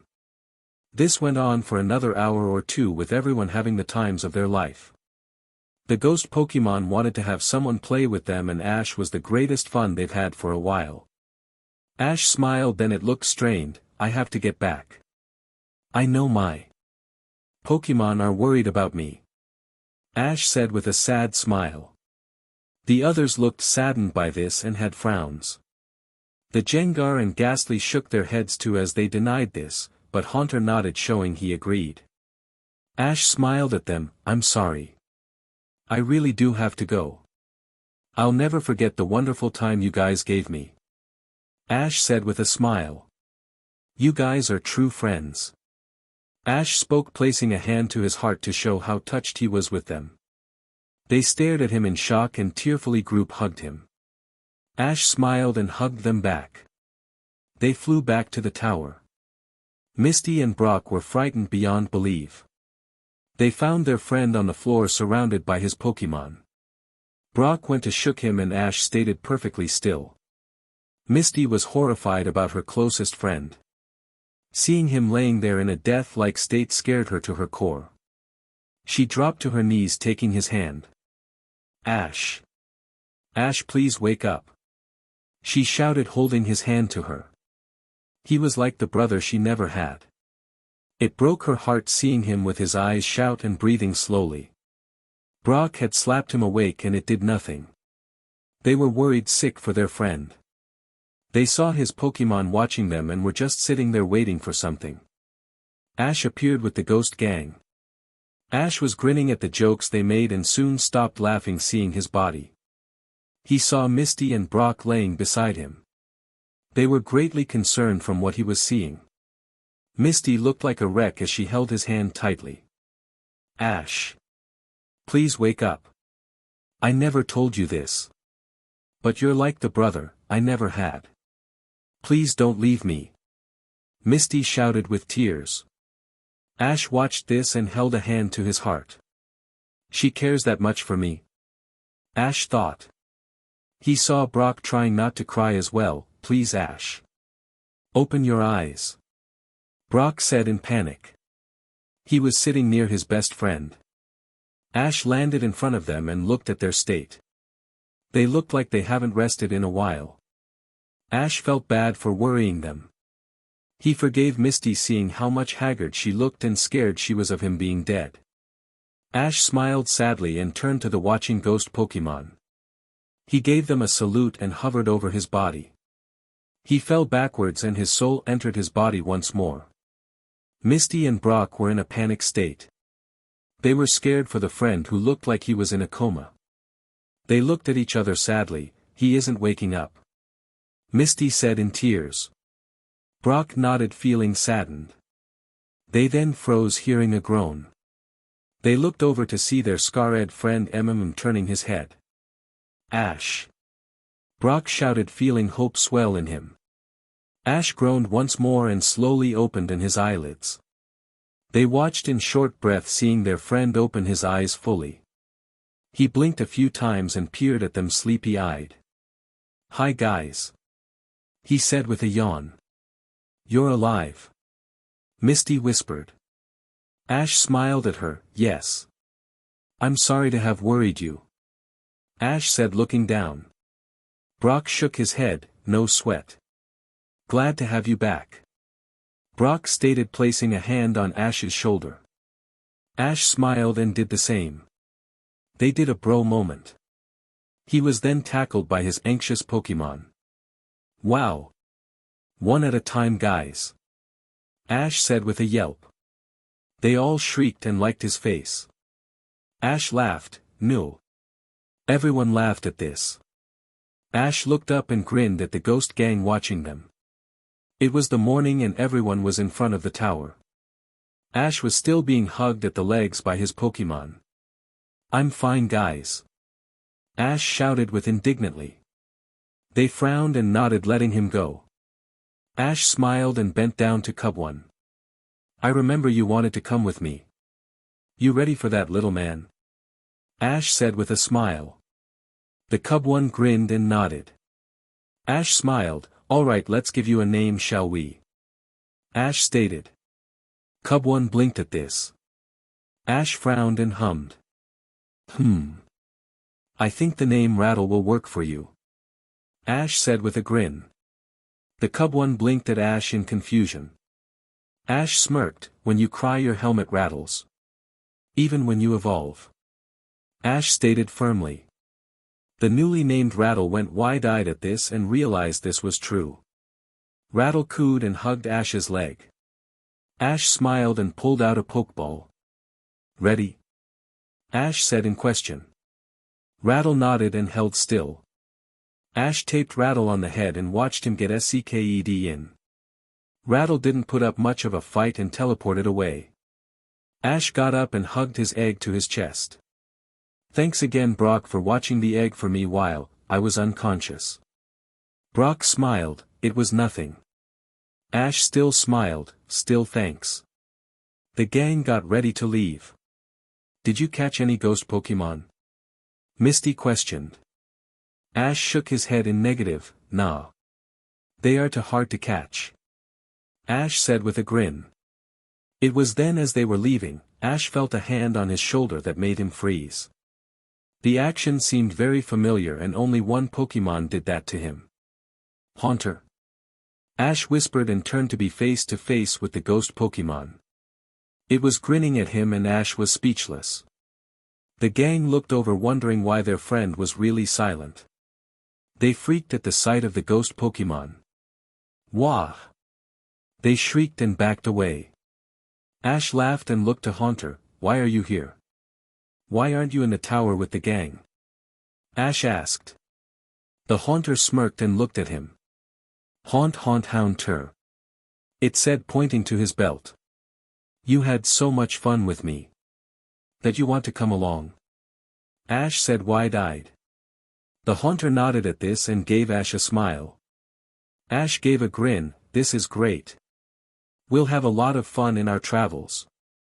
Ash said, laughing at the haunter. It held up a fist. Ash blinked, then grinned as he held up a fist. They did a fist pump. Misty and Brock wondered how Ash knew this ghost Pokemon. So you ready to join us? Ash said with a grin. The haunter nodded. Ash smirked, all right. I already have the perfect name for you. The haunter blinked at him. Sly. I think the name fits you perfectly. Ash said with a grin. The newly named Sly smirked at him, agreeing with the name. Ash laughed and threw the Pokeball at the haunter. It didn't put up much of a fight and teleported. Ash grinned and turned to his speechless friends. I caught a ghost Pokemon. Happy now? Ash stated. Misty stopped her quietness and glared. What do you mean caught it? It followed you and wanted to be caught. Ash smirked and went on ahead. He looked up ahead, wondering how Celadon City was gonna be like. He had a new egg and some new Pokemon. He wondered what else was gonna be in store for him. End chapter 15. Chapter 16. Garden Time and Hypno. Pokemon. Last time on Starting Things Differently. It was the morning and everyone was in front of the tower. Ash was still being hugged at the legs by his Pokemon. I'm fine, guys. Ash shouted with indignantly. They frowned and nodded, letting him go. Ash smiled and bent down to Cubone. I remember you wanted to come with me. You ready for that, little man? Ash said with a smile. The Cubone grinned and nodded.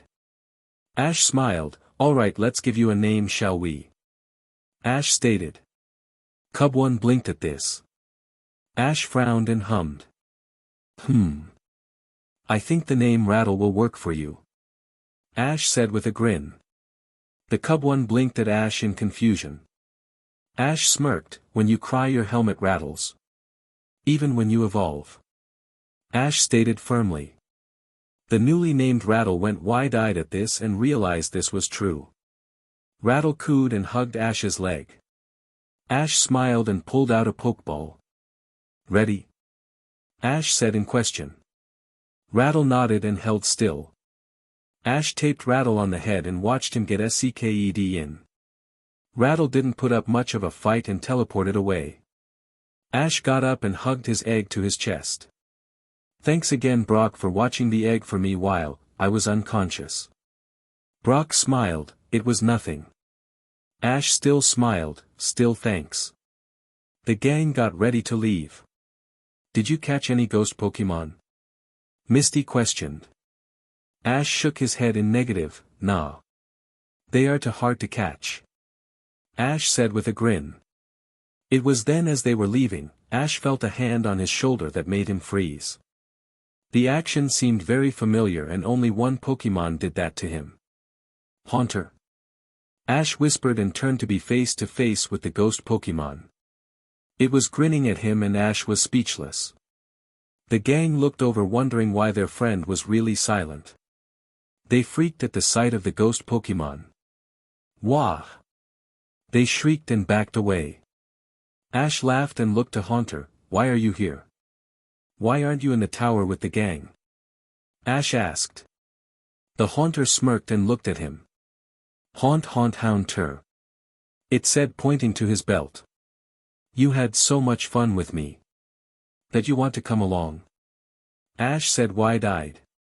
The Haunter nodded at this and gave Ash a smile. Ash gave a grin. This is great. We'll have a lot of fun in our travels. Ash said, laughing at the Haunter. It held up a fist. Ash blinked, then grinned as he held up a fist.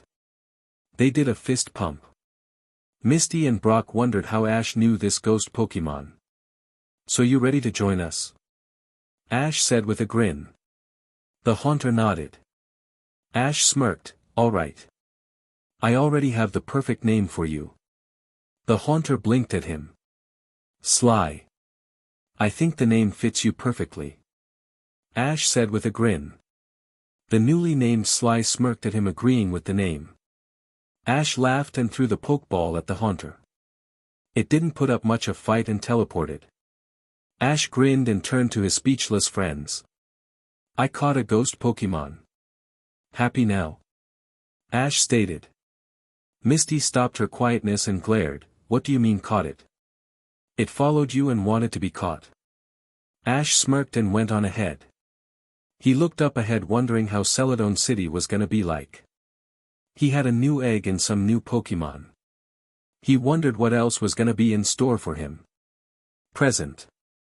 On the way to Celadon City, Ash and the gang encountered a Mankey. It didn't seem to like them all much and took to chasing them. It evolved into a Primeape and Brock got tired of the running they did to try and escape it.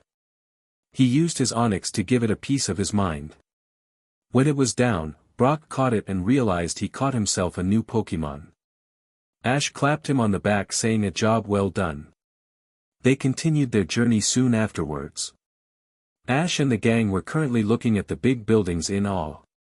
They traveled all the way to Celadon City. It was huge and amazing. They all then smelled these wonderful scents. Vulcan twitched his nose and cooed, Magby. Vulcan loved the smell. Brock sniffed, something smells heavenly. Misty sniffed and smiled, perfume. She whispered. Ash saw their faces and sniffed in earnest. What he smelled made him think of his mother's garden a little. That's a nice smell. Ash said with a sigh. He saw Brock take off towards the smell. They found him pressed up against a window with a goofy smile. What are you looking at, Brock? Ash said, looking at Brock curiously. Brock turned to Ash with a goofy grin. Something tells me that this is my kind of town.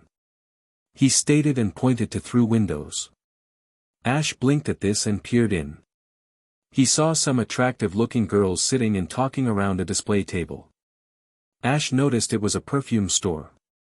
I think we should stay here a while. Brock said dreamily. Ash quirked an eyebrow at this. Look. He turned to address Misty and noticed she wasn't with them anymore. Brock taped him on the shoulder and pointed to the store. Ash looked and saw Misty being shown some perfume. Ash sighed, I guess we can go in. Ash said, hugging his egg tightly and Vulcan following him at his heels. Ash opened the door quietly till a bell on the door ringed. Ash flinched and saw the girls turn to look at him. He blushed hotly and stuttered, I'm sorry. I was just looking for my friend Misty. Ash said in a rush. They giggled at him seeing his flustered face. It's all right. Is Misty your girlfriend? They said with a smile. Ash looked at them weird, no. She's like my sister. Ash said firmly. The girls flushed at this, sorry. Ash waved them off. Ash saw Misty being a little busy checking out the perfumes and Ash decided to browse. He realized he hasn't talked to his mother in a while and thought a gift would surprise her. He then looked around the store feeling small. He picked up a smell and sniffed and sneezed. Can I help you? Asked a voice behind him. Ash turned to see a young woman in a kimono staring at him in question. Ash blushed, sorry. I don't know the first thing there is about perfume. Ash said sheepishly. What do you need perfume for? The women asked. Ash looked at the women, well, I thought that, I would give my mother some perfume. I haven't talked to her in a while. I want to show her that, I'm still thinking about her. Ash said with a blush. The women smiled, I see. I can help you if you want. Ash looked at her, that would be great thanks. Ash said with a smile. He and Vulcan followed the lady through the store. The women turned to them, what's your mother like? Ash stopped at this, she's warm and caring. The women giggled. I mean, what does she like? Ash blushed and looked away. She likes to cook and loves her garden. Ash said quietly.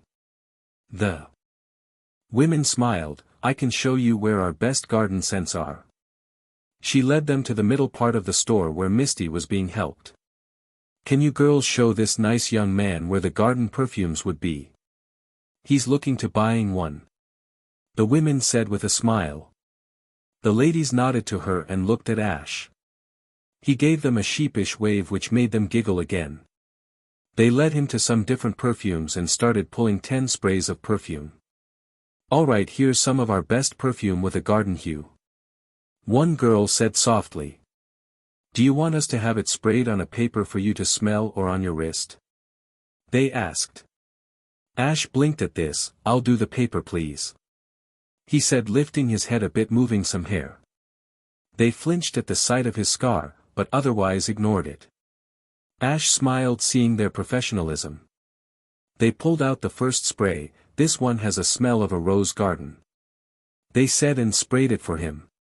Ash sniffed and gave a smile. That's nice, but doesn't really fit my mother.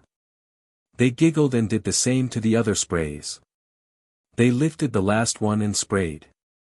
Ash sniffed and froze. It smelled just like his mother's garden. This is our wild flower perfume. They said seeing his expression. Ash turned to them with a smile. I'll take that perfume. It smells just like her garden. I know she'll love that. Ash said politely. They giggled and led him to the cash register. He bought it and they wished him a good day. They watched him in the windows greeting his friend and baby Pokemon. He's a cutie, said one of the girls. Yeah. I thought he was gonna turn red all over, said the other girl. They laughed and went back to their jobs. Ash smiled and wiped his forehead. Phew. I was so nervous. Ash said in exhaust. Brock laughed. All you did was smell perfume.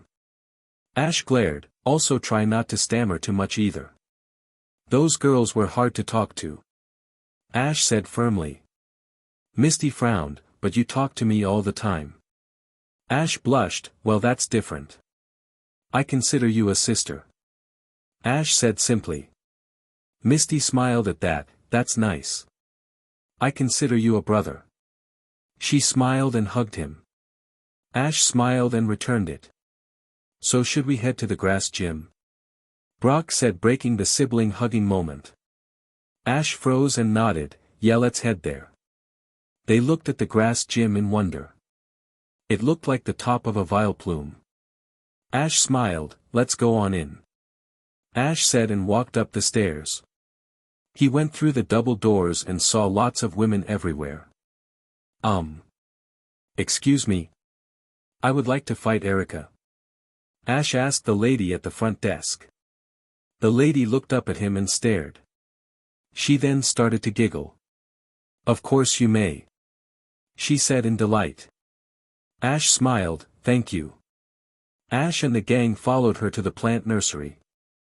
They looked at all the exotic plant-like and saw the gym leader Erika giving a gardening lesson. Erika, you have a new challenger. Erika looked up at them and smiled. Ash froze. You're the girl from the perfume store who helped me.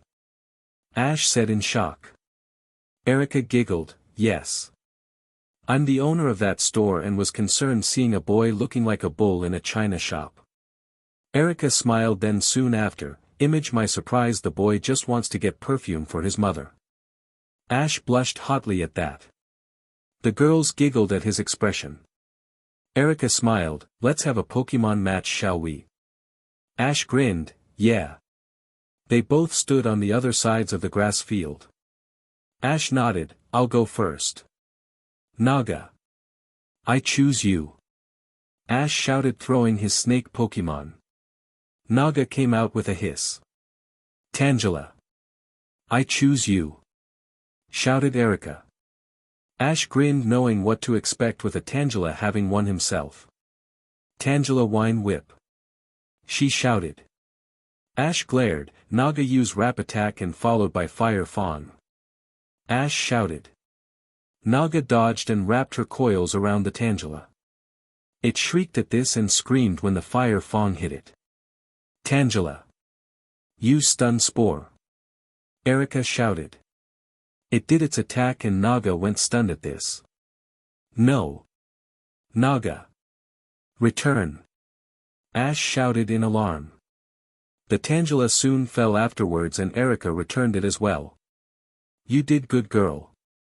Ash said softly to his Pokeball. He put her back on his belt and grabbed Torch's Pokeball.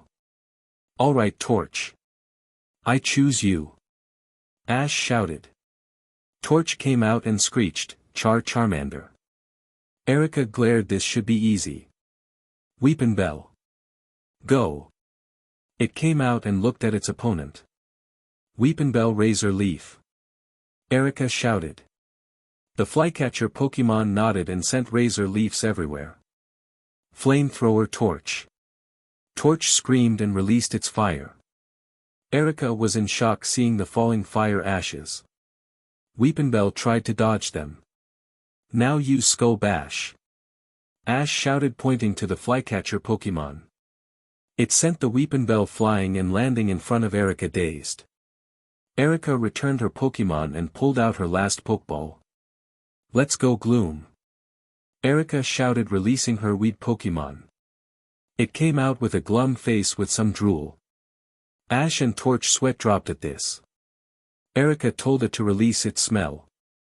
It unleashed it and it spread across the whole area.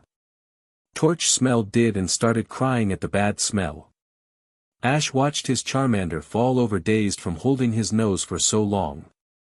Ash glared and returned his fire lizard. You did good, buddy. Ash turned and looked to his other fire Pokemon. Vulcan. It's your time to shine. Ash's Magby looked at Ash and got up from where he was watching the fight. He got into the arena. Vulcan and Gloom did a face-off. Alright Vulcan. Use your fire spin attack. Ash shouted. Vulcan screeched and unleashed it. Gloom started to freak at this. Gloom. Erika went wide-eyed at this. Gloom, use your energy ball. Gloom did so. Ash widened his eyes. No. Vulcan, use your flame burst. Ash shouted to counter the attack. Ash's Magby did the attack and both Pokemon got hit directly. They both fell on both sides of the field down. Gloom got up dazed as did Ash's Magby. It was glaring at the Gloom. Magby. It growled. Gloom, use Mega Drain. Erika shouted. Ash glared. Vulcan, give it a fire punch. The Magby ran and went to avoid the Mega Drain attack. It punched the Gloom straight in the face with a powerful fire punch. The Gloom went down and the Magby panted like crazy. Ash was in shock that he just won the match. Vulcan. You did it. We won. The Magby turned to his daddy and fist pumped in happiness. Vulcan soon fell over in exhaustion. Ash ran over and held his Magby in a one-armed hug while the other held the egg. You did great, little guy. Your first gym battle. I'm proud of you. Ash said with a smile. He grabbed the Pokeball around his neck and caught his Magby. It was time for his Magby to be in a Pokeball now. Ash turned to Erika walking towards him. I have to say that was a great battle, Ash. Not many people can brag that they've defeated my gym easily. I present you this rainbow badge. Erika said with a smile, holding out the badge. Ash smiled and took the badge gently. Thank you, Erika. Ash said with a grin. Ash turned to his friends. Check it out. Ash said with pride. His friends laughed. Good job, Ash. That was a great fight. Brock said with laughter. Misty grinned. It was great seeing your Magby fight. Wasn't this his first gym match? Misty questioned.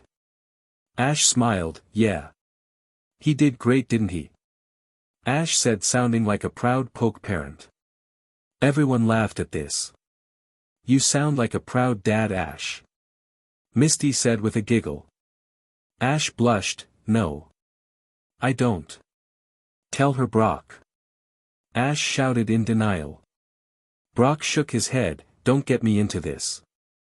I hate to say it, Ash, but you do. Brock said in humor. Ash pouted, I'm just a kid.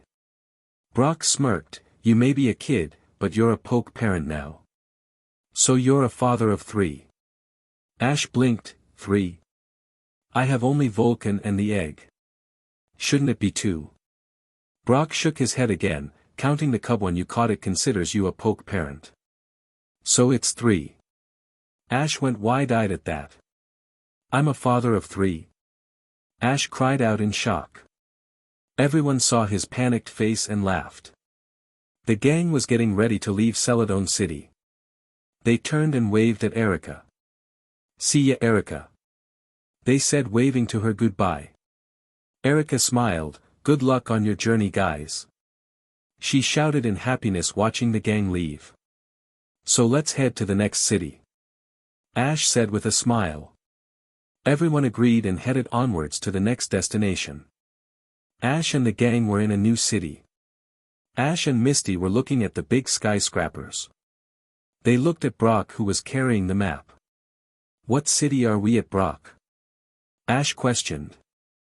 Brock peered at the map closely and looked at them weird. Hop hop hop town. He said in a confused voice. The others blinked at him in confusion. Hop hop hop town. They said, feeling the words at the tip of their tongue. Arnold. They heard a voice. Ash glanced over in question to see who was shouting that when he was grabbed into a hug. He made sure to keep the egg he was holding in safely to avoid getting hurt. The gang watched the weird women in shock hugging their panicked friend. Where have you been, Arnold? Mother's been so worried. Shouted the distressed mother. Ash wiggled trying to get out of the lady's hold on him. He pulled away and looked at her. Excuse me, but my name is Ash. He said, looking at her. She saw his scar and instantly knew this wasn't her son. She pulled away at this. I'm so sorry. But you look just like my Arnold. The lady said quietly. What happened to him? Misty asked. They all sat in a city park on benches facing the distressed mother. I'm so upset because my son Arnold just disappeared. He's been gone for 3 days. I can't find him anywhere. The mother said in sadness and worry. Brock frowned, and you haven't heard from him? The lady turned to Brock, not a word. Ash looked at her, could he have gone to become a Pokemon trainer? He questioned. The lady shook her head, he did like Pokemon of course. But he never mentioned about becoming a trainer. She said firmly. Misty looked the mother, don't you think he'll probably come home soon? Misty asked. The mother shook her head again, no. My son isn't the only child who's disappeared recently. The mother said sadly. The others looked at her in shock. He's not. Brock questioned. She looked to the wall beside them. See those posters? Everyone looked and saw the posters. Posters? Ash questioned. The mother nodded, those are pictures of all the children that have disappeared. The women said sadly. The gang looked shocked at this. That many? Misty said in wonder. This must be a pretty dangerous town. Ash said in worry. Ash smiled at her before getting up to see the posters, it's all right. I'm sure you'll find him. Ash said sincerely. The women looked up at that and gave him a small smile, whoever your mother is. She must be very proud to have a kind son like you. Ash blushed and scratched his head at this statement. They got up and looked at the posters. They talked with Officer Jenny about the disappearances and such. Ash glanced back at the saddened mother and got hit with an image of his mother. He missed her and hoped she was fine at home. Ash and the gang walked with Officer Jenny to find where the kids could be. They started with the Pokemon Center thinking other children might know where to find the missing kids. They asked the kids if they seen any of the missing children. The kids told them as much as they could, which wasn't much. The kids saw Ash's egg. "Are you a Pokemon trainer?" one of them shouted. Ash grinned, "Yup."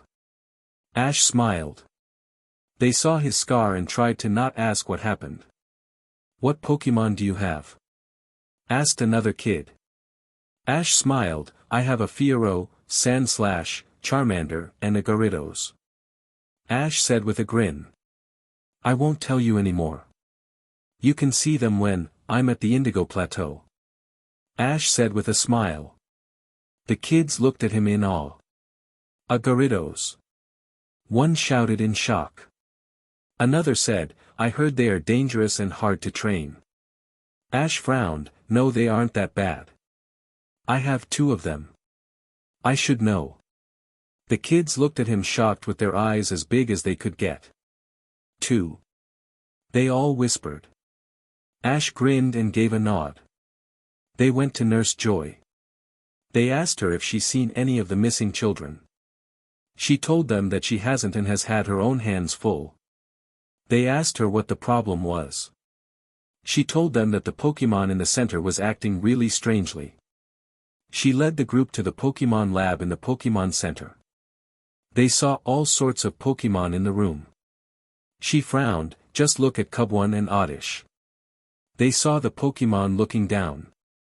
Oddish's leaves were laying wilted below it. Cubone on its stomach and groaning. Nurse Joy looked saddened and held up a Magikarp. Even Magikarp is affected and it's usually full of life. They watched her put it on the table just to fall over. The Magix disappeared. Misty stated. Ash frowned, "It looks like it's ready for the deli counter." Ash said in sadness. Nurse Joy pointed to the Charmander laying on a table in sadness. "That flame on that Charmander looks like it'll go out in any minute." Ash looked and pitied the poor Charmander, knowing all too well. "On that." Nurse Joy nodded and picked up the last Pokemon, "And this one has just been in terrible shape," she said sadly. She held a Psyduck. Ash blinked and knew what that was. He pulled out his Pokédex. Pokédex Psyduck, a water Pokemon. Uses mysterious powers to perform various attacks. Psyduck constantly suffers from a headache. Ash grinned, "It doesn't look like there's a problem with it. I learned that this Pokemon are strong." Ash said with a grin. Misty snorted, "It looks kinda stupid," she stated. Ash frowned, "You call yourself a water Pokemon trainer? This guy will be a great Pokemon. When it evolves it'll become even better," Ash stated with a smile. Nurse Joy smiled, "So you know how to handle tough Pokemon?" she questioned. Ash grinned, "Yep. Sure do," Ash said proudly. Nurse Joy smiled, "I can also see that you are a poke parent. Are you a breeder?" she asked. Ash blushed, "Well, I'm gonna try to be a mixture of both breeder and trainer," Ash stated.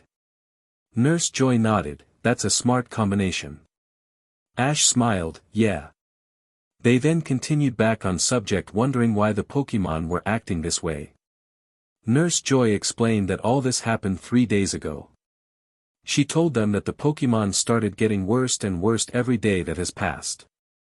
They realized that's when the children started disappearing at the time too. Officer Jenny got an idea if sleep waves were at work. Ash thought it over and called out his Sandslash, Quake. Within minutes it started to become tired and withdrawn. Ash widened his eyes and quickly returned him. That answered their question that a Pokemon power was at work. Officer Jenny used a device which would lead them to the Pokemon who was causing all the mess. They followed the source to a building and it took them to the top of a skyscraper. The signal got louder and louder. It led them to a deserted hallway and they opened the door to see a mansion on a roof. Ash frowned, "What's this doing on a roof?" They quickly took off and ran across the yard and onto the mansion's front porch. Ash pressed his ear to the door and pointed at it. Ash and Brock busted the door down to see a fancy party going on. Every quest looked at them all in surprise for busting in. They saw two Pokemon sitting in the middle of the party and they glanced at them in curiosity. "What is this place?" Brock asked. "What's going on here?" Ash questioned. A man from the party looked at them. "Are you new members?" he asked. Ash blushed. Members? I don't think so. Officer Jenny answered for him. "We've been monitoring some sleep waves coming from here." The man frowned. "Sleep waves? Oh. I know." The man turned to look at Hypno. This Hypno must have been admitting them. The man stated. Ash blinked at this and pulled out his Pokédex. Pokédex Hypno, a hypnosis Pokémon. It carries a pendulum-like device and performs hypnotic attacks. Ash blinked at this and stared at the golden lion-like Pokémon. That explains a few things. Misty nodded and looked at the other Pokémon beside it. "What's the other Pokémon next to it?" Misty questioned. Ash pointed his Pokédex at it. Pokémon Drowsy, said to be a descendant of a dream-eating tapir. It was the first Pokémon to use a combination attack like Hypnosis and Dream Eater. Brock frowned. I get it. Drowsy is the evolved form of Hypno. The man nodded. Yep. And our Drowsy just evolved into a Hypno 3 days ago. Everyone looked at the man in shock. They finally figured that was the same issue with the missing kids and sick Pokémon. The people explained they were using the Pokémon for sleep help. They weren't using medicine, so they had help from the psychic Pokémon to help them. Ash blinked at this. The people explained that this place was the Pokémon Lovers Club. Ash then glared, hearing the issues, and saw a man fall asleep soundly to Hypno. That's what's causing the Pokémon to become very sick. It's zapping their energy. Ash said in anger. The man looked at Ash in shock. Ash released his sick Sandslash and everyone saw the damage to it. Take a look at my Sandslash, Quake. It squeaked silently and liked his trainer's hand when Ash lifted his head. Misty looked at them. The same thing happened to all the Pokémon in the Pokémon Center. The man looked deeply saddened by this. It must be Brock had his arms crossed at this, a side effect. He answered for the man. Everyone looked to him for an explanation. Brock went on to explain the wavelengths being different to humans and giving a side effect to the Pokémon and kids around. He said some kids might be too sensitive to the wavelength which is causing this issue. Everyone thought that over and found that made perfect sense. Misty walked over to the Hypno. Let's see. She looked at the Hypno and it did its hypnosis on her. Her eyes went dazed and she stared to clap her hands. Seal, seal, seal. She shouted. Misty. What's the matter? Ash shouted in alarm. Brock looked in shock. Misty's being controlled by the sleep wave. He answered. We got to do something. Ash shouted at Brock. Misty got up and shoved Ash out of the way. Ash fell to the floor while holding tightly to his egg. Hey Misty. Hey Misty. Where are you going? Misty, come back. Ash shouted, getting up and hugging his egg tightly as he booked it out of there. Brock, Officer Jenny, and man from the club followed him closely behind. Misty ran into the huge park beside the mansion and kept running towards the lake in the park. Ash panted, I can't believe there's a park this big in the middle of the city. Ash shouted in annoyance, silently cursing the creator. They followed her to a big lake area. They looked on in shock, seeing what was in front of them. They saw all the missing children all around them.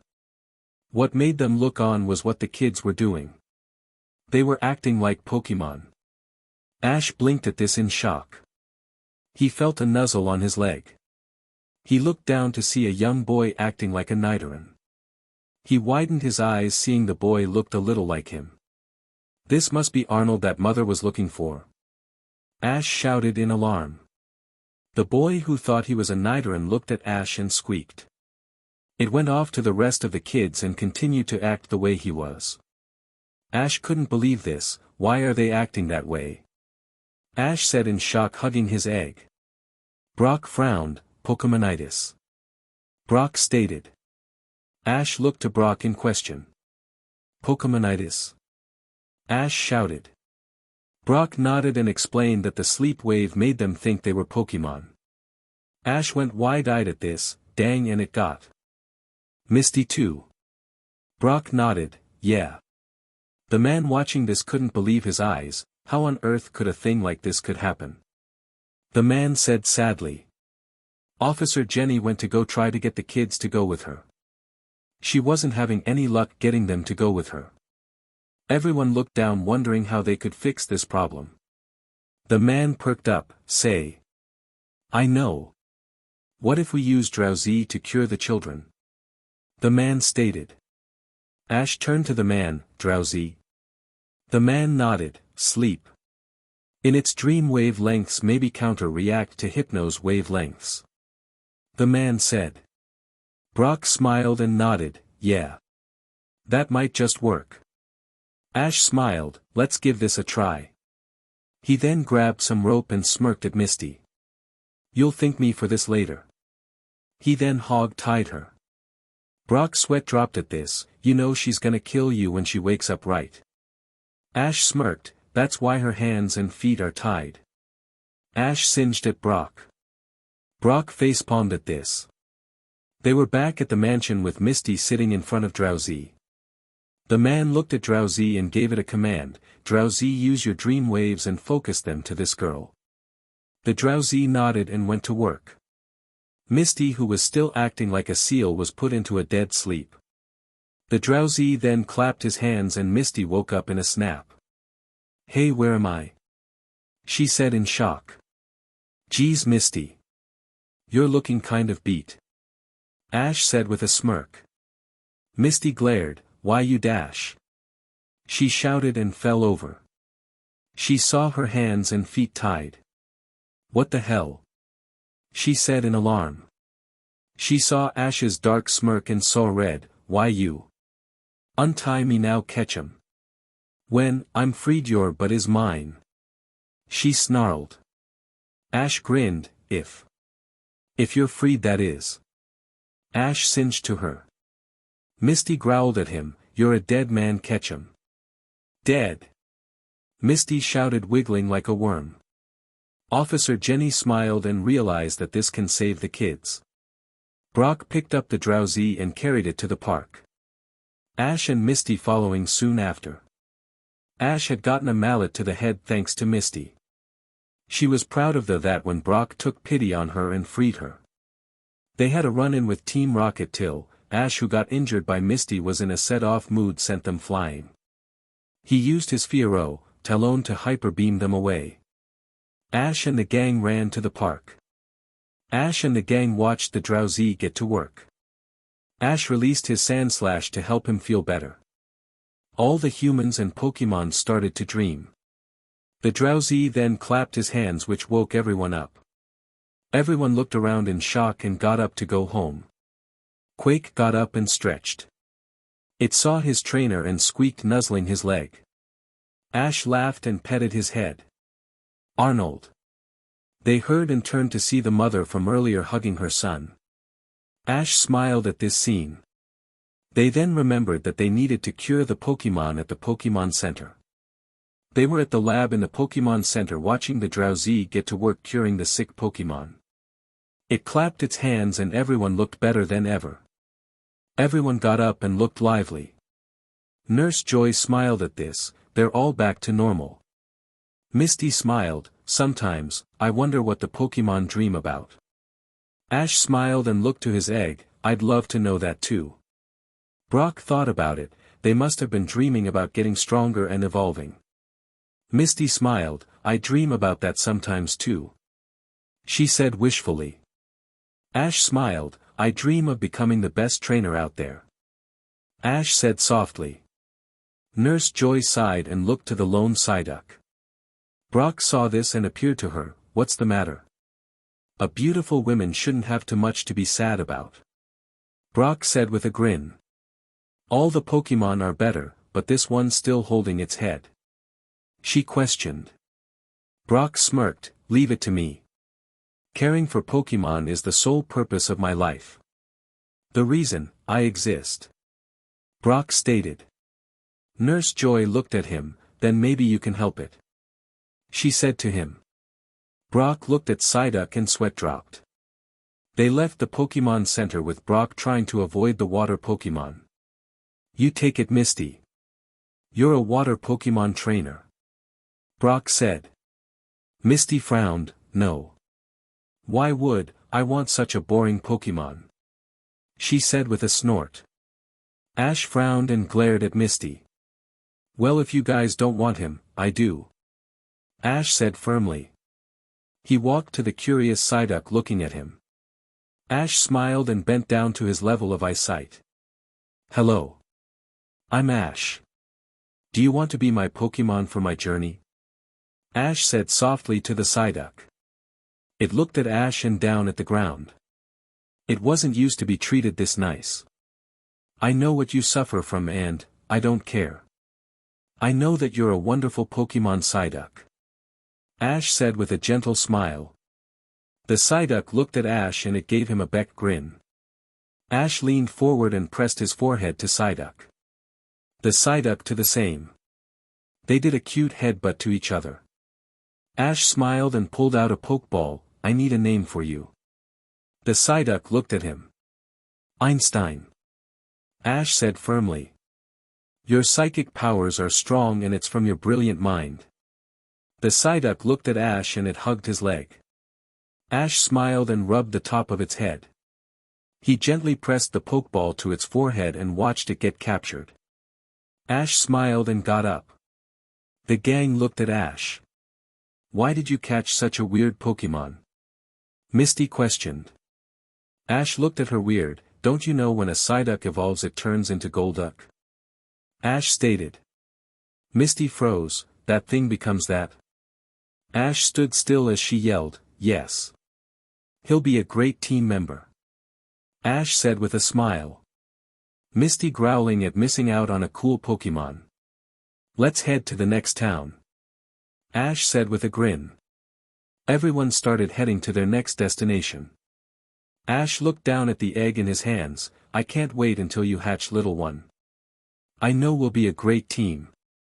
Ash said, putting the egg to his cheek. It shifted to him and Ash smiled. End chapter 16. Chapter 17. Fashion Flash and Sparks Fly. Pokemon. Last time on Starting Things Differently. Nurse Joy sighed and looked to the lone Psyduck. Brock saw this and appeared to her. What's the matter? A beautiful woman shouldn't have too much to be sad about. Brock said with a grin. All the Pokemon are better, but this one's still holding its head. She questioned. Brock smirked. Leave it to me. Caring for Pokemon is the sole purpose of my life. The reason I exist. Brock stated. Nurse Joy looked at him. Then maybe you can help it. She said to him. Brock looked at Psyduck and sweat dropped. They left the Pokemon Center with Brock trying to avoid the water Pokemon. You take it. Misty. You're a water Pokemon trainer. Brock said. Misty frowned. No. Why would I want such a boring Pokemon? She said with a snort. Ash frowned and glared at Misty. Well, if you guys don't want him, I do. Ash said firmly. He walked to the curious Psyduck looking at him. Ash smiled and bent down to his level of eyesight. Hello. I'm Ash. Do you want to be my Pokemon for my journey? Ash said softly to the Psyduck. It looked at Ash and down at the ground. It wasn't used to be treated this nice. I know what you suffer from and, I don't care. I know that you're a wonderful Pokemon, Psyduck. Ash said with a gentle smile. The Psyduck looked at Ash and it gave him a beck grin. Ash leaned forward and pressed his forehead to Psyduck. The Psyduck to the same. They did a cute headbutt to each other. Ash smiled and pulled out a Pokeball. I need a name for you. The Psyduck looked at him. Einstein. Ash said firmly. Your psychic powers are strong and it's from your brilliant mind. The Psyduck looked at Ash and it hugged his leg. Ash smiled and rubbed the top of its head. He gently pressed the Pokeball to its forehead and watched it get captured. Ash smiled and got up. The gang looked at Ash. Why did you catch such a weird Pokemon? Misty questioned. Ash looked at her weird. Don't you know when a Psyduck evolves it turns into Golduck? Ash stated. Misty froze. That thing becomes that? Ash stood still as she yelled, yes. He'll be a great team member. Ash said with a smile. Misty growling at missing out on a cool Pokemon. Let's head to the next town. Ash said with a grin. Everyone started heading to their next destination. Ash looked down at the egg in his hands. I can't wait until you hatch, little one. I know we'll be a great team. Ash said, putting the egg to his cheek. It shifted to him and Ash smiled. Present. The gang was currently checking the sights on a city block. Why are we on Scissor Street? Ash questioned, holding his egg tightly while looking at Brock in question. You'll see. Brock stated. There sure are a lot of beauty parlors. Misty said, looking around. They walked around and looked at the stores curiously. Brock was looking around wildly. Ash saw this. Is there any place you want to visit? Ash asked. Misty then smiled. Wait a minute. I remembered Scissor Street is also called Breeder's Lane. She said with a grin. Ash widened his eyes at this. Wow. So that's why we're here. Brock's always got to see the latest breeder gear. Not that, I mind too, of course. Ash said with a small smile. Misty looked to Ash in question, then remembered. Oh yeah. You're looking at some ways to be a breeder too. Ash turned and smiled at her. I want to be a little of both trainer and breeder. Ash said with a smile. Ash noticed trainers and Pokemon being dressed the same. He got a disturbed look at this. You. Seeing a little of things that he wished he didn't. He saw a poster of the latest fashion and sweat dropped. Alright, that's not cute. I think my Arbok would look great without a dress. Ash stated with his hand on his hip. He was carrying his egg in the other. Hey baby. What's shaking? Shouted a guy from behind him. Ash froze at that sentence and turned at this in rage. Who are you calling baby? Ash snarled. The man took one look at Ash and ran like a bat out of hell. Everyone laughed at him as Ash's eyebrow twitched like crazy. Brock, we better find this place or I'll go postal on someone. Ash said, tightening his hold on his egg to soothe his temper. Well, if you didn't have a ponytail, Ash, that guy wouldn't have thought you were a girl. Brock stated. Ash glared at Brock. Oh yeah. Why didn't I look like from before? Ash said with a snort. Well. Placing a hand on your hip is a girl's pose usually. You do that a lot. So he must have thought you were a girl. Brock said nervously.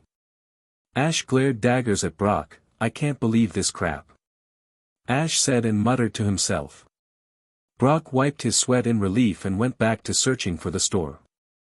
Misty turned to Ash. You have to come with me to the store. She shouted, grabbing his hand. What? I don't want to go in. Ash said in alarm. They walked by and saw the display window. Oh, how cute. Misty said with a smile. Ash grimaced at the sight. Is that a Pokemon or a Christmas tree? Brock whispered to Ash. The Ekans was dressed in a rainbow dress with multicolor ball attached to it. The coughing in a rainbow-colored dress as well. Lots of use of makeup was done too. I wouldn't let that touch my Pokemon. Ash snorted. Ash looked over to see a lady exiting the store with two Pokemon. It was a Raichu and Dodrio. They looked horrible with all that makeup on and such. His eyebrow twitched madly at this. Oh, how cool. Misty said, seeing the group leaving. I think, I'm gonna get in line. Ash looked at her in disbelief. I found it. They then heard Brock shout. He was pointing at a store. He ran to it in great speed. Ash ran to catch up with him. I've been looking all over for this place. Brock shouted in glee. Misty looked around the store. This is what you've been looking for. Brock was looking at the door uncertainly and hesitated on opening the door. Ash saw this and grinned. He walked up to the door and opened it to turn at Brock. What are you so nervous about? They walked in hearing a friendly greeting from a young woman's voice. Brock ran in hearing that voice. They were all staring at a beautiful young woman massaging a Chansey. She was commenting to it softly and the Chansey sparkled. They looked on in awe. The girl finished her massaging and the Chansey jumped off the table to look itself over. Chansey. I've come for you, darling. The gang heard a voice and turned to see the beautiful Chansey's owner. They looked at this and stayed quiet. All right. Is that a woman or a man? Ash silently questioned to himself. They saw the she-man comment to the girl and pay her. They then watched the owner and Pokemon leave after thanking the girl. The group found that the young woman's name was Susie. May I help the next customer? Said Susie with a smile addressing them. Ash smiled. We're just browsing around, but I might talk to you about some of my Pokemon needing a massage. Ash said, thinking how healthy the Chansey looked. Susie smiled. Just tell me when. Brock was about to say something when Misty interrupted him. Oh my god. Check out that Vulpix. Isn't the cutest thing? Misty said, pointing to a sleeping fox Pokemon. Ash walked over and peered at the sleeping Pokemon. Misty was in its face. Ash pulled out his Pokédex. Pokédex Vulpix, a fox Pokemon. Its 6 tails are extremely beautiful. As it evolves, it grows even more tails. Misty looked hard at it. I love its hair. I wish I had hair like Vulpix that looks so shiny and soft. Misty said in glee, reaching out to the Vulpix. Susie saw this and looked panicked. Don't touch it. She said in alarm. Misty didn't hear her as she held the Vulpix out. You're just about the cutest Pokemon, I've dash. She didn't say anything else because the Vulpix did a flamethrower to Misty's face. Ash went wide-eyed at that. Misty was still very cute. She then fell over at this. Ash grimaced and looked over at the happily sleeping Vulpix. Susie came over and gave a sheepish smile. Please pardon Vulpix. She doesn't like being picked up or hugged by strangers. Susie said softly. Ash nodded. I understand that reason. I have a feeling some of my Pokemon would be the same. Susie smiled at him. I wish I knew that sooner. Misty said as she groaned on the floor. Ah. Susie. They heard Brock's nervous voice say. Susie turned to this at once. Yes. She asked. Brock was blushing hotly. My name's Brock. Nice to meet ya, Susie. I want to breed like you. I mean, I want to be a breeder like you. Shouted Brock.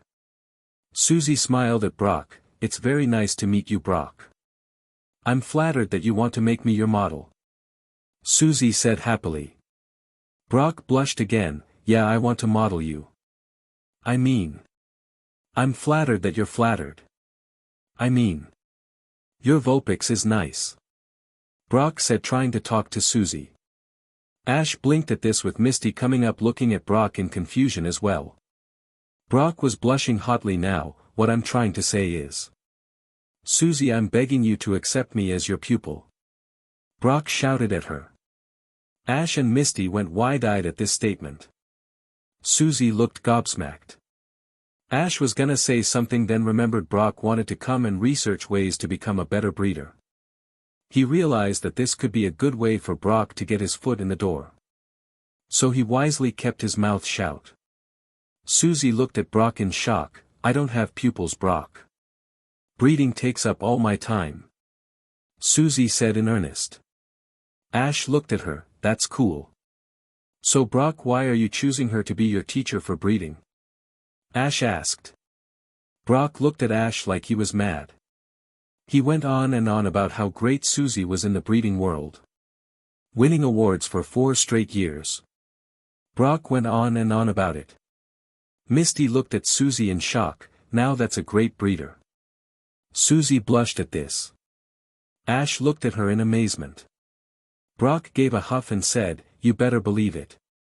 Misty walked over the sleeping Vulpix. "I wonder if this Vulpix has won any awards or competitions?" Misty questioned. Brock went on about Susie's famous Vulpix. Ash turned and went to shut him up. They were now currently having tea with Susie. She gave each of them a nice cup. "So all 3 of you are traveling on a Pokemon journey together?" Susie said with a smile. Ash nodded and rubbed the egg he was holding. It shifted a bunch then settled. "That's a healthy egg you have there, Ash." Ash froze at his petting the egg and blushed. "Oh yeah." Susie smiled. "Do you always polish it every day?" "I can see it is being well taken care of." Ash gave a sheepish grin. "Yeah. This is my second egg. My first egg hatched a little while ago. He's already in Pokemon matches now. This one is the new baby," Ash said, scratching his head with a smile. Susie looked interested. "What did it hatch into? Are there other Pokemon you're a poke parent to?" she asked. Ash looked up and looked proud. "My first egg hatched into a Magby. He'll evolve into Magmar in the future. I also have a cub one. He was just caught recently. I really need to use a transfer port. I need to change some of my Pokemon because I think it's time for a switch," Ash said with a laugh. Susie giggled. "I see. I wish you luck on being a good poke parent," she said with a smile. Ash grinned. Brock went on talking to Susie for a while and Susie telling him some breeder helps and hints. Brock showed her some food he made and Susie's Vulpix looked it. Susie's Vulpix ate his food and they went on that this was a great finding. Brock then started to goof around Susie. Ash laughed at this and then felt the egg in his arms start to shift more and more. He looked down at the egg in wide eyes. Ash watched as it glowed and morphed in his arms. Susie looked at this as wonderment. Ash's friends watched in amazement.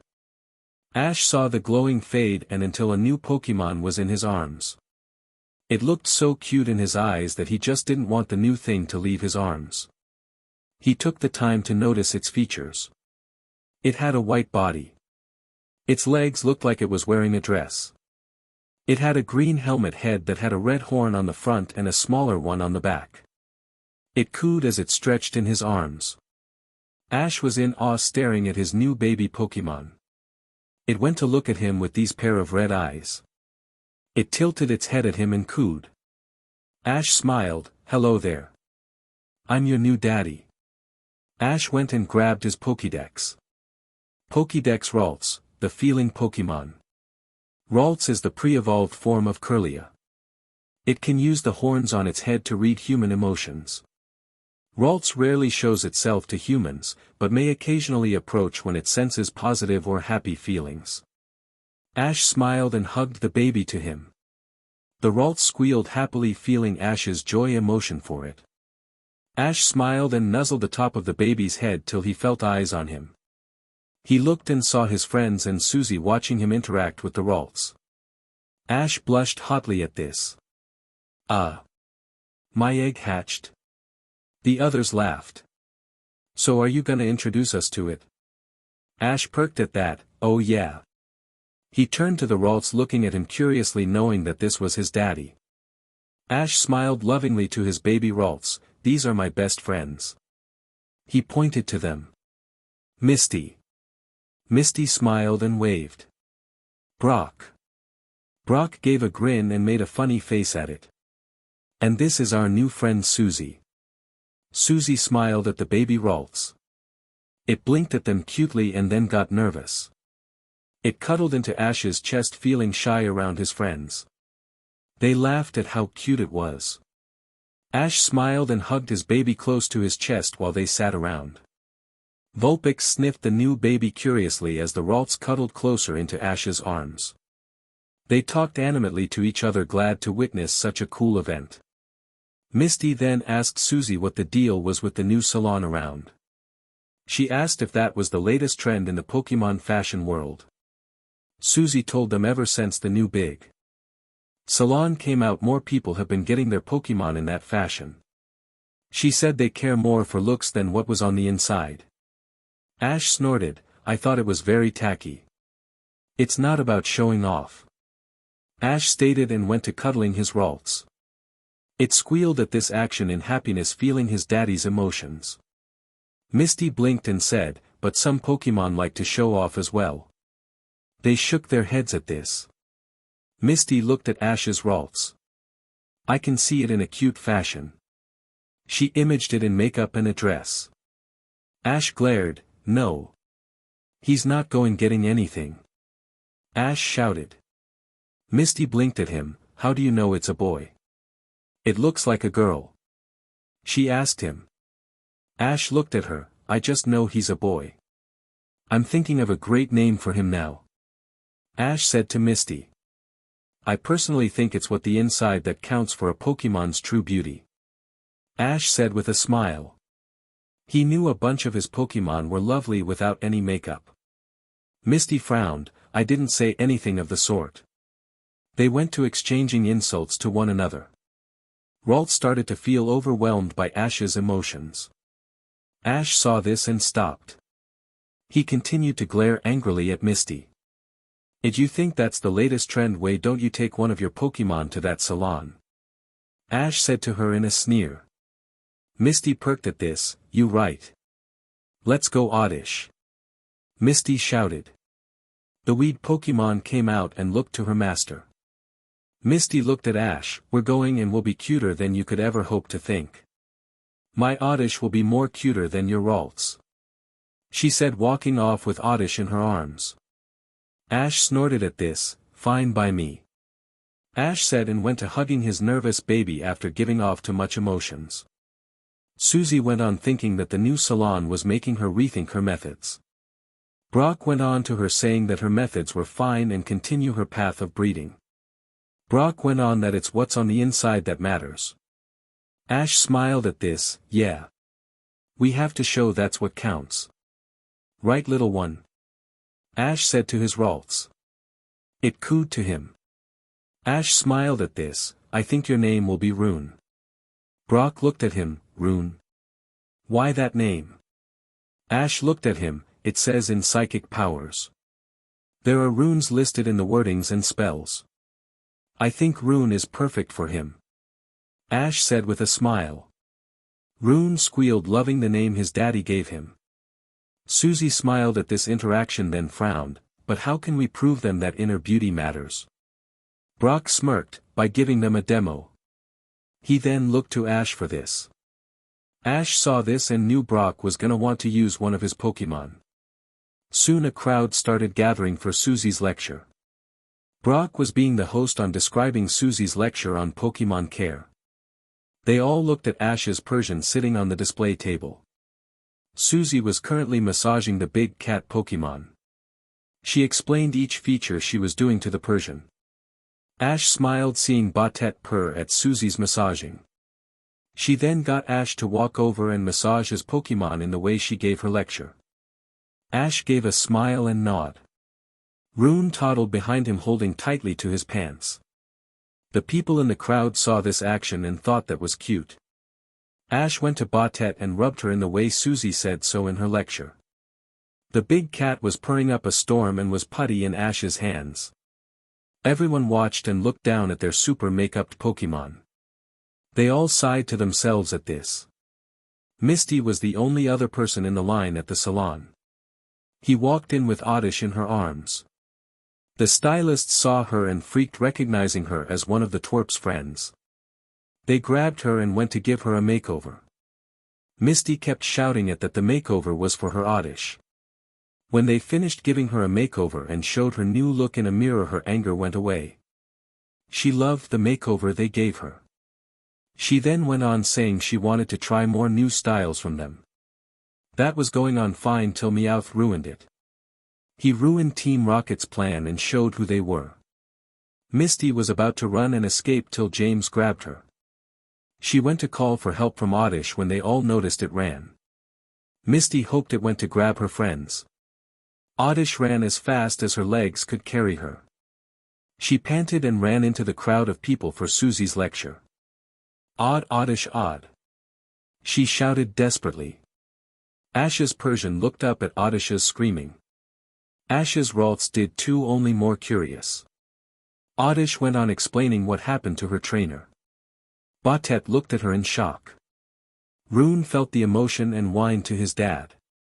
Ash saw this and realized something happened to Misty. He bent down to Misty's Oddish. Did something happen to Misty? The Oddish nodded and Ash's eyes narrowed. He turned to Brock. Let's go. Ash shouted. Brock nodded, right behind ya. They bolted following Oddish. Ash was carrying Rune in his arms tightly. Botet at his heels. Brock was beside him. Susie following in a good pace with her Vulpix in her arms. Oddish took them to the new salon. They busted right on in and saw who they were up against. Team Rocket. Ash and Brock shouted. Rune looked at the newcomers in question. Misty was tied up in a chair. What took you guys so long?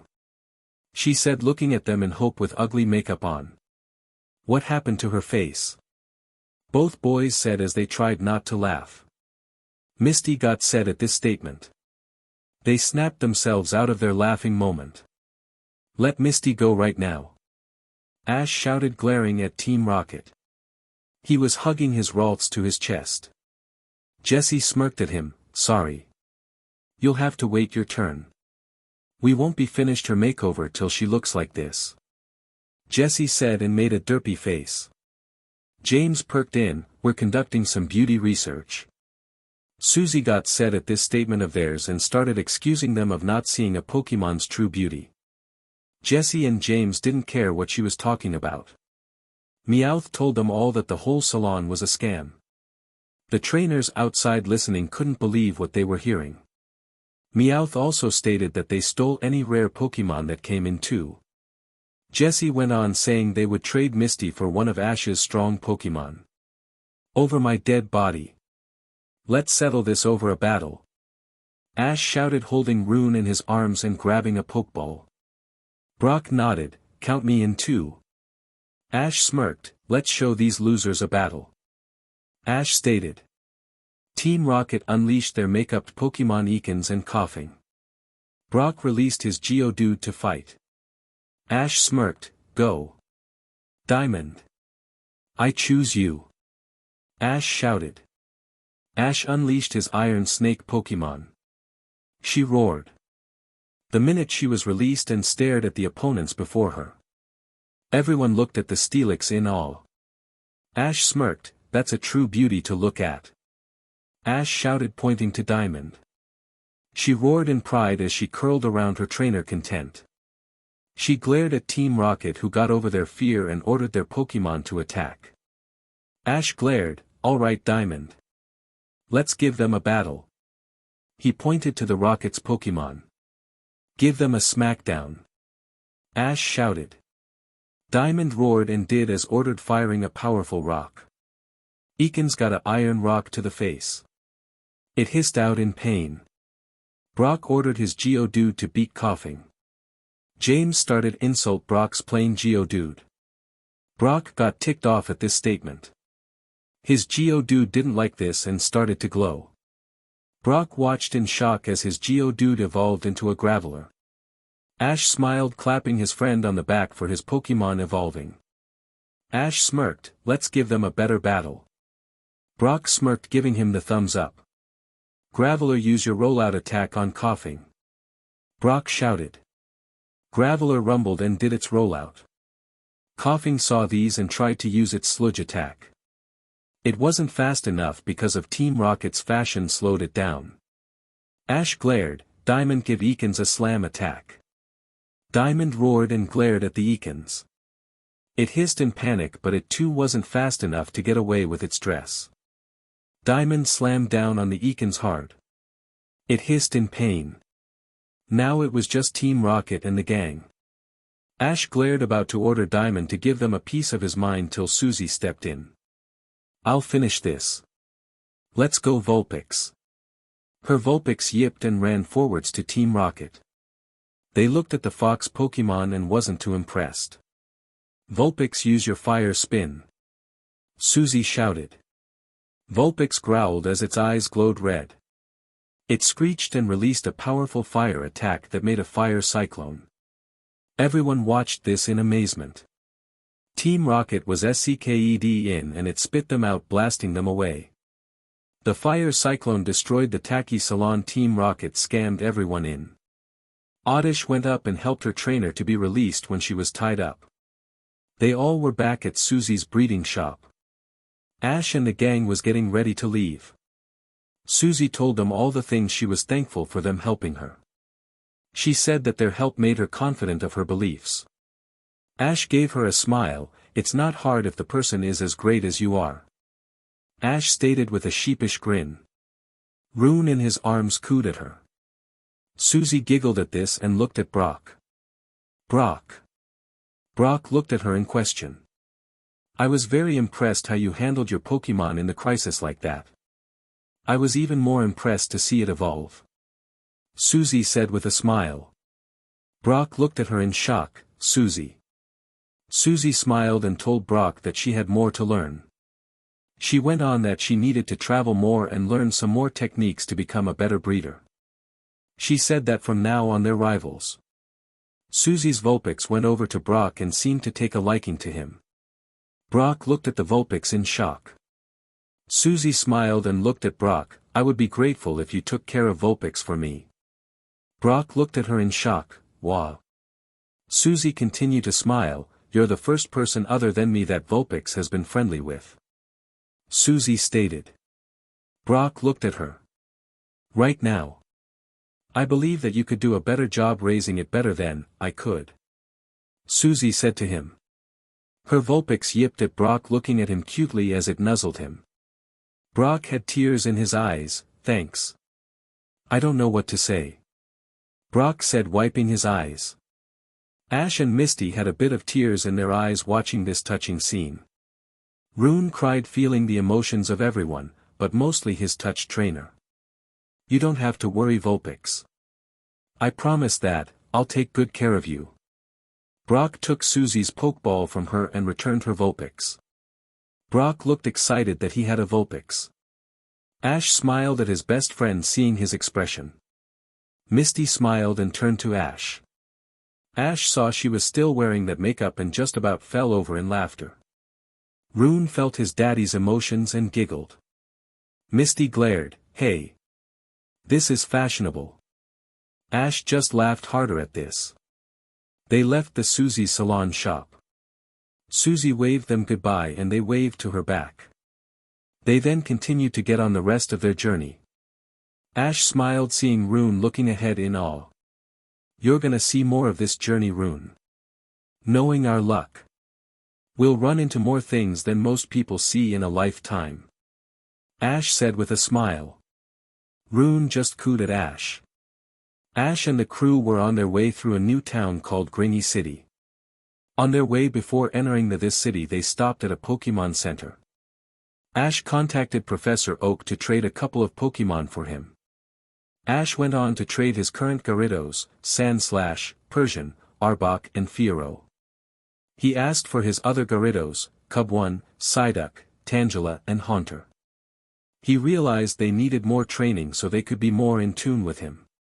He told Professor Oak that he would get in touch for training his Horsia later after training his other Pokemon. When his new team came, his Cubone, Rattle didn't want to go back in its Pokeball after seeing Ash. Rattle wanted to stay out and accompany Ash everywhere since it saw him as his Poke parent. Ash gave a sheepish grin at this, remembering that he was a father of. Currently the gang was walking around this new city in disgust. The air was polluted and the sky was dark. Rattle stayed at his side the whole time, holding tightly to his pants. Rune stayed in his arms, cooing softly time to time. Ash looked around and grimaced at the smell in the air and the way the city looked. It was probably the most dirty places they've ever been to. He also noticed that there were tons of factories around. This is a really weird city. There are tons of factories but no people. Ash said, looking around with Rune following his example. Rattle heard this too and glanced a bit. Cubone. Misty heard this and pulled out a small guidebook. This place is called Grinny City, she said in reluctance.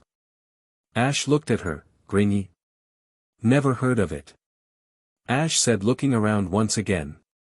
His two Pokémon just stared at him.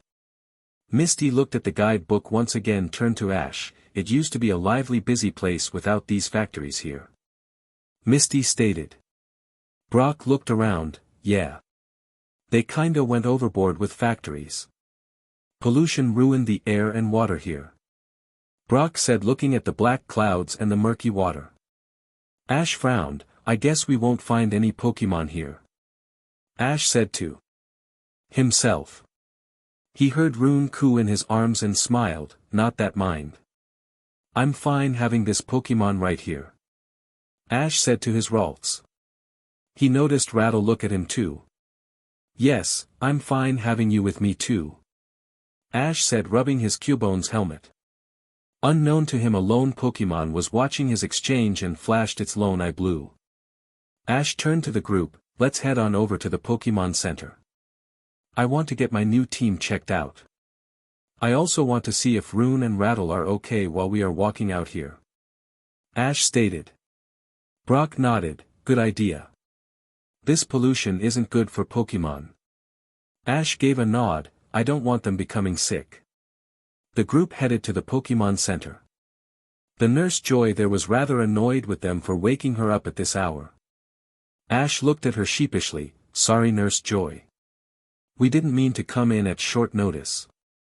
We didn't realize how late it was, Ash said nervously. Nurse Joy looked at him and gave a faint smile. It's no trouble at all. Here's a room for you guys, she said, handing them the keys. Outside in the murky water that the gang didn't know was glowing red eyes. They were these weird purple sludge-like Pokémon. They went to the water vents and started to cover their whole bodies on them to cause a blockage. The blockage caused the power system for the city to shut down. The workers in the main factory were confused at this and looked at each other in worry. They realized everything was shut down and the water intake valve was the one who caused the problem. Back at the Pokémon Center things went bad. The power went out and everything was still. Nurse Joy was shocked and horrified. She ran out to check on the Pokémon in intensive care. Ash saw them. Oh no. These guys look like they're in trouble, Ash shouted, seeing the Pokémon in the incubators. Nurse Joy looked saddened by this. I don't know what to do. Ash looked at her. We need to turn the power back on. You can come on us, Ash said with a smile and ran. The group followed them, leaving Nurse Joy watching them leave. Be careful, guys, Nurse Joy whispered. The gang ran to Officer Jenny's police station. The Officer Jenny there wasn't much help either. I'm sorry, guys. I'm trying to contact the power plant, but no one's answering, the officer said, looking down. Ash looked at his friends and Pokémon. We don't have much time, Ash said in alarm, remembering the Pokémon in intensive care. Misty looked at Officer Jenny. What's the power plant look like, she asked. Officer Jenny turned to them. You can't miss it. It's the big building with the smoke stakes there, she said, pointing to the huge building. The group looked towards it and back to Officer Jenny. All right, let's go. Thanks for the help, Ash shouted, and everyone ran to the building. The group looked at the huge building before them. Ash looked at it and saw Rune looking nervous. Ash shushed him and looked to the others. Here's the power plant. Let's go. Everyone nodded and went in. Hello? Is anyone in here? Ash yelled out. They stopped to listen and heard nothing, but dead silence. Rune and Rattle shook a little bit in worry till they felt Ash's hands calming them down. They continued on and walked the hallway. Something's weird. Why isn't anyone working here? Brock said in worry. Misty, who was looking at the floor plans, pointed down the hallway. It looks like the room to the center control room is down that way, she stated. The group then started to head that way. While walking down the hallway, they couldn't help but feel they were being watched. Ash tightened his grip on Rune, who was whimpering, feeling everyone's emotion. He also felt fear to himself, which made him so nervous. Rattle held on tightly to Ash's pants, never letting go. Ash's eyes softened at these actions and tried to calm his distressed Pokémon out. Misty, who was walking behind them, felt something pass by her back. She froze at this and whimpered. Ah! Something's following us, she shrieked. The group looked at her in worry. They went on wondering what was here if the place was deserted. They freaked out till the group saw the figure of the strange creature behind Ash. They froze and pointed behind him like crazy. Ash blinked at this and swallowed, looking behind him in worry. He hugged Rune tighter to him in case. Rattle growled out in warning. Rattle felt something brush against it and turned to see a glowing lone blue eye staring at him. Cubone! Rattle screamed in fright. Ash jumped and turned to see what frightened his Cubone. He saw a strange Pokémon behind it. Magnemite, it stated. Ash blinked at this and pulled out his Pokédex. Pokédex Magnemite, a magnet Pokémon. Its means of floating through the air are not understood. This very mysterious Pokémon is of the electric type. Ash blinked at this in wonder. What's a Pokémon like that doing here? Ash questioned. Misty pointed to it. It's the Pokémon that caused the blackout. Magnemite shut down the power plant, she stated, pointing to the lone Magnemite. Brock frowned. This one all by itself?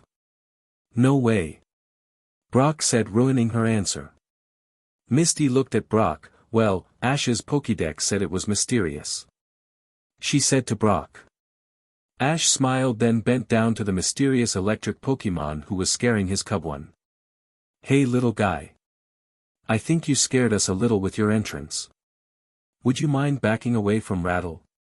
He looks like he'll have a panic attack, Ash said to the Magnemite. The Magnemite looked at Ash curiously and backed away from his Cubone. Ash gave it another smile. Thank you, Ash said to the mysterious Pokémon. The Magnemite looked at Ash once more in interest till it froze. It then flew off in a hurry. I wonder what scared it off, Ash questioned. Do you guys smell that? Brock said with a look of disgust on his face. Everyone smelled the foul scent and groaned. Rune pressed his face into Ash's shirt, hating the smell. Ash patted his Ralts on the back, showing he hated the smell too. Ash pulled up his turtleneck to cover his mouth and nose. They then heard the vent case break. They looked over to see the vent cover on the floor. Something fell down and landed on the ground. It was the reason of the smell. It looked like it was a purple sludge-like thing. Grimer, it shouted at them. Brock looked at them with his nose covered. It's those things. Misty covered her face as well. They stink. Ash had his face covered with his turtleneck. What are they? Ash said in alarm, pulling out his Pokédex. Pokédex Grimer, a sludge Pokémon. Born from sludge, these Pokémon specialize in sludge attacks. Magnemite must have disappeared because of these things. Brock shouted in alarm. Ash backed up a bit. Is this what sludge smells like? It really stinks, Ash stated. Rune cooed, agreeing with his daddy, followed by Rattle. The Grimer who heard this statement got said. Brock saw this. Ash, don't say anything that'll insult their Pokémon pride. It'll make them mad, Brock said to Ash in frantic. Ash heard this and tried to be peacemaker with his shirt over his face. He gave eye smiles to the Grimer. I'm sorry. You have such a unique scent. I should have known it was the aroma of sludge, Ash said to calm them down. Misty's eyes watered. You can call it whatever you want. But it still stinks. Misty shouted. Ash and Brock looked at her in fear and went to shout her up. Shut up, Misty. They shouted at her. Hearing her statement was a huge sludge Pokemon. Ash and the gang froze at the sight of it. Oh. It's huge. Ash said in alarm. Misty looked nervous. Grimer's grandpa? She said in a hopeful voice. Ash pulled out his Pokédex again. Pokédex Mook, Grimer's evolved form. Use extreme caution as its slimy form contains poison. Ash heard this response and swallowed. Oh. Brock looked worried. That's not good news. Brock said quietly. The smell is getting worse. Misty stated. Mook then commanded his army of Grimer to get them. The group screamed at this and bolted. Ash carrying Rune tightly in his arms. Rattle following him at his heels. Ash had to yell at Misty, why did you have to open your mouth and make the Grimer mad, Misty? Ash shouted to her. Misty groaned, I had to open my mouth. I couldn't use my nose. She retorted. The group turned a corner trying to escape the sludge Pokemon. They smashed into other people. Ash groaned, rubbing his head while checking if Rune was okay in his arms. The man he ran into looked at them. Hey. What are you kids doing in here? Brock was about to say something till Misty shouted about the Grimer. The two men saw the Grimer behind the kids and screamed. They all ran to find a place to get away from them. Back to the control room. Shouted one man. Hey. Wait for us. Ash shouted in alarm, hugging Rune to himself. Rattle huffing as he ran at his heels to escape the Grimer. They got themselves into the control room in time before any Grimer got in. Ash panted and looked at them. Tell us what's going on. This blackout is a disaster for the city. Lots of Pokemon at the Pokemon Center are gonna die if the power doesn't come back soon. Ash shouted the two men.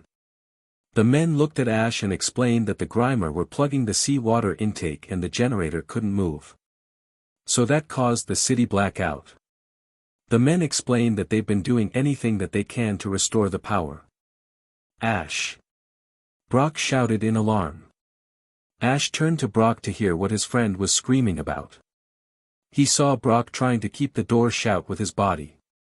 The Grimer were trying to smash the door down. Ash widened his eyes at this. The Grimer are ramming the door. I can't hold it. Brock shouted. They heard the Mook commanding the Grimer outside. Ash and Misty ran to help Brock with keeping the door blocked. It didn't help as it soon was smashed and invaded by the Grimer. The group was back against the control panels with the two men at the factory. The men looked at Ash and the gang. You guys are Pokemon trainers, aren't you? You gotta use your Pokemon to help us out. One man said. The other beside Brock nodded, yeah. If you can get rid of the Grimer, the generator will work. The other man said. Ash looked to the man, I'll do what I can. Ash glared at the Grimer, alright. Let's go, Evlon. Ash shouted and brought out his Espion. Give them a Psyshock. Ash shouted, pointing to the herd of Grimer. Evlon growled, Esp. It fired a powerful psychic shock attack on the Grimer. They screamed at this. The vents busted and more Pokemon came out, protecting the gang and men. Hey! It's the Magnemite from earlier and its evolved state Magneton. Brock said with a smile. All of the magnet Pokemon fired a thundershock at the Grimer. It released one so powerful that the ones blocking the seawater intake were hit. The water went to the generator and the power went back on. The men at the power plant were happy and went to work trying to get the city back to its state. The gang was happy to have the lights on and the Grimer gone. Misty frowned, seeing one other Pokemon there. Hold on. There's still one more. She shouted, pointing to Mook.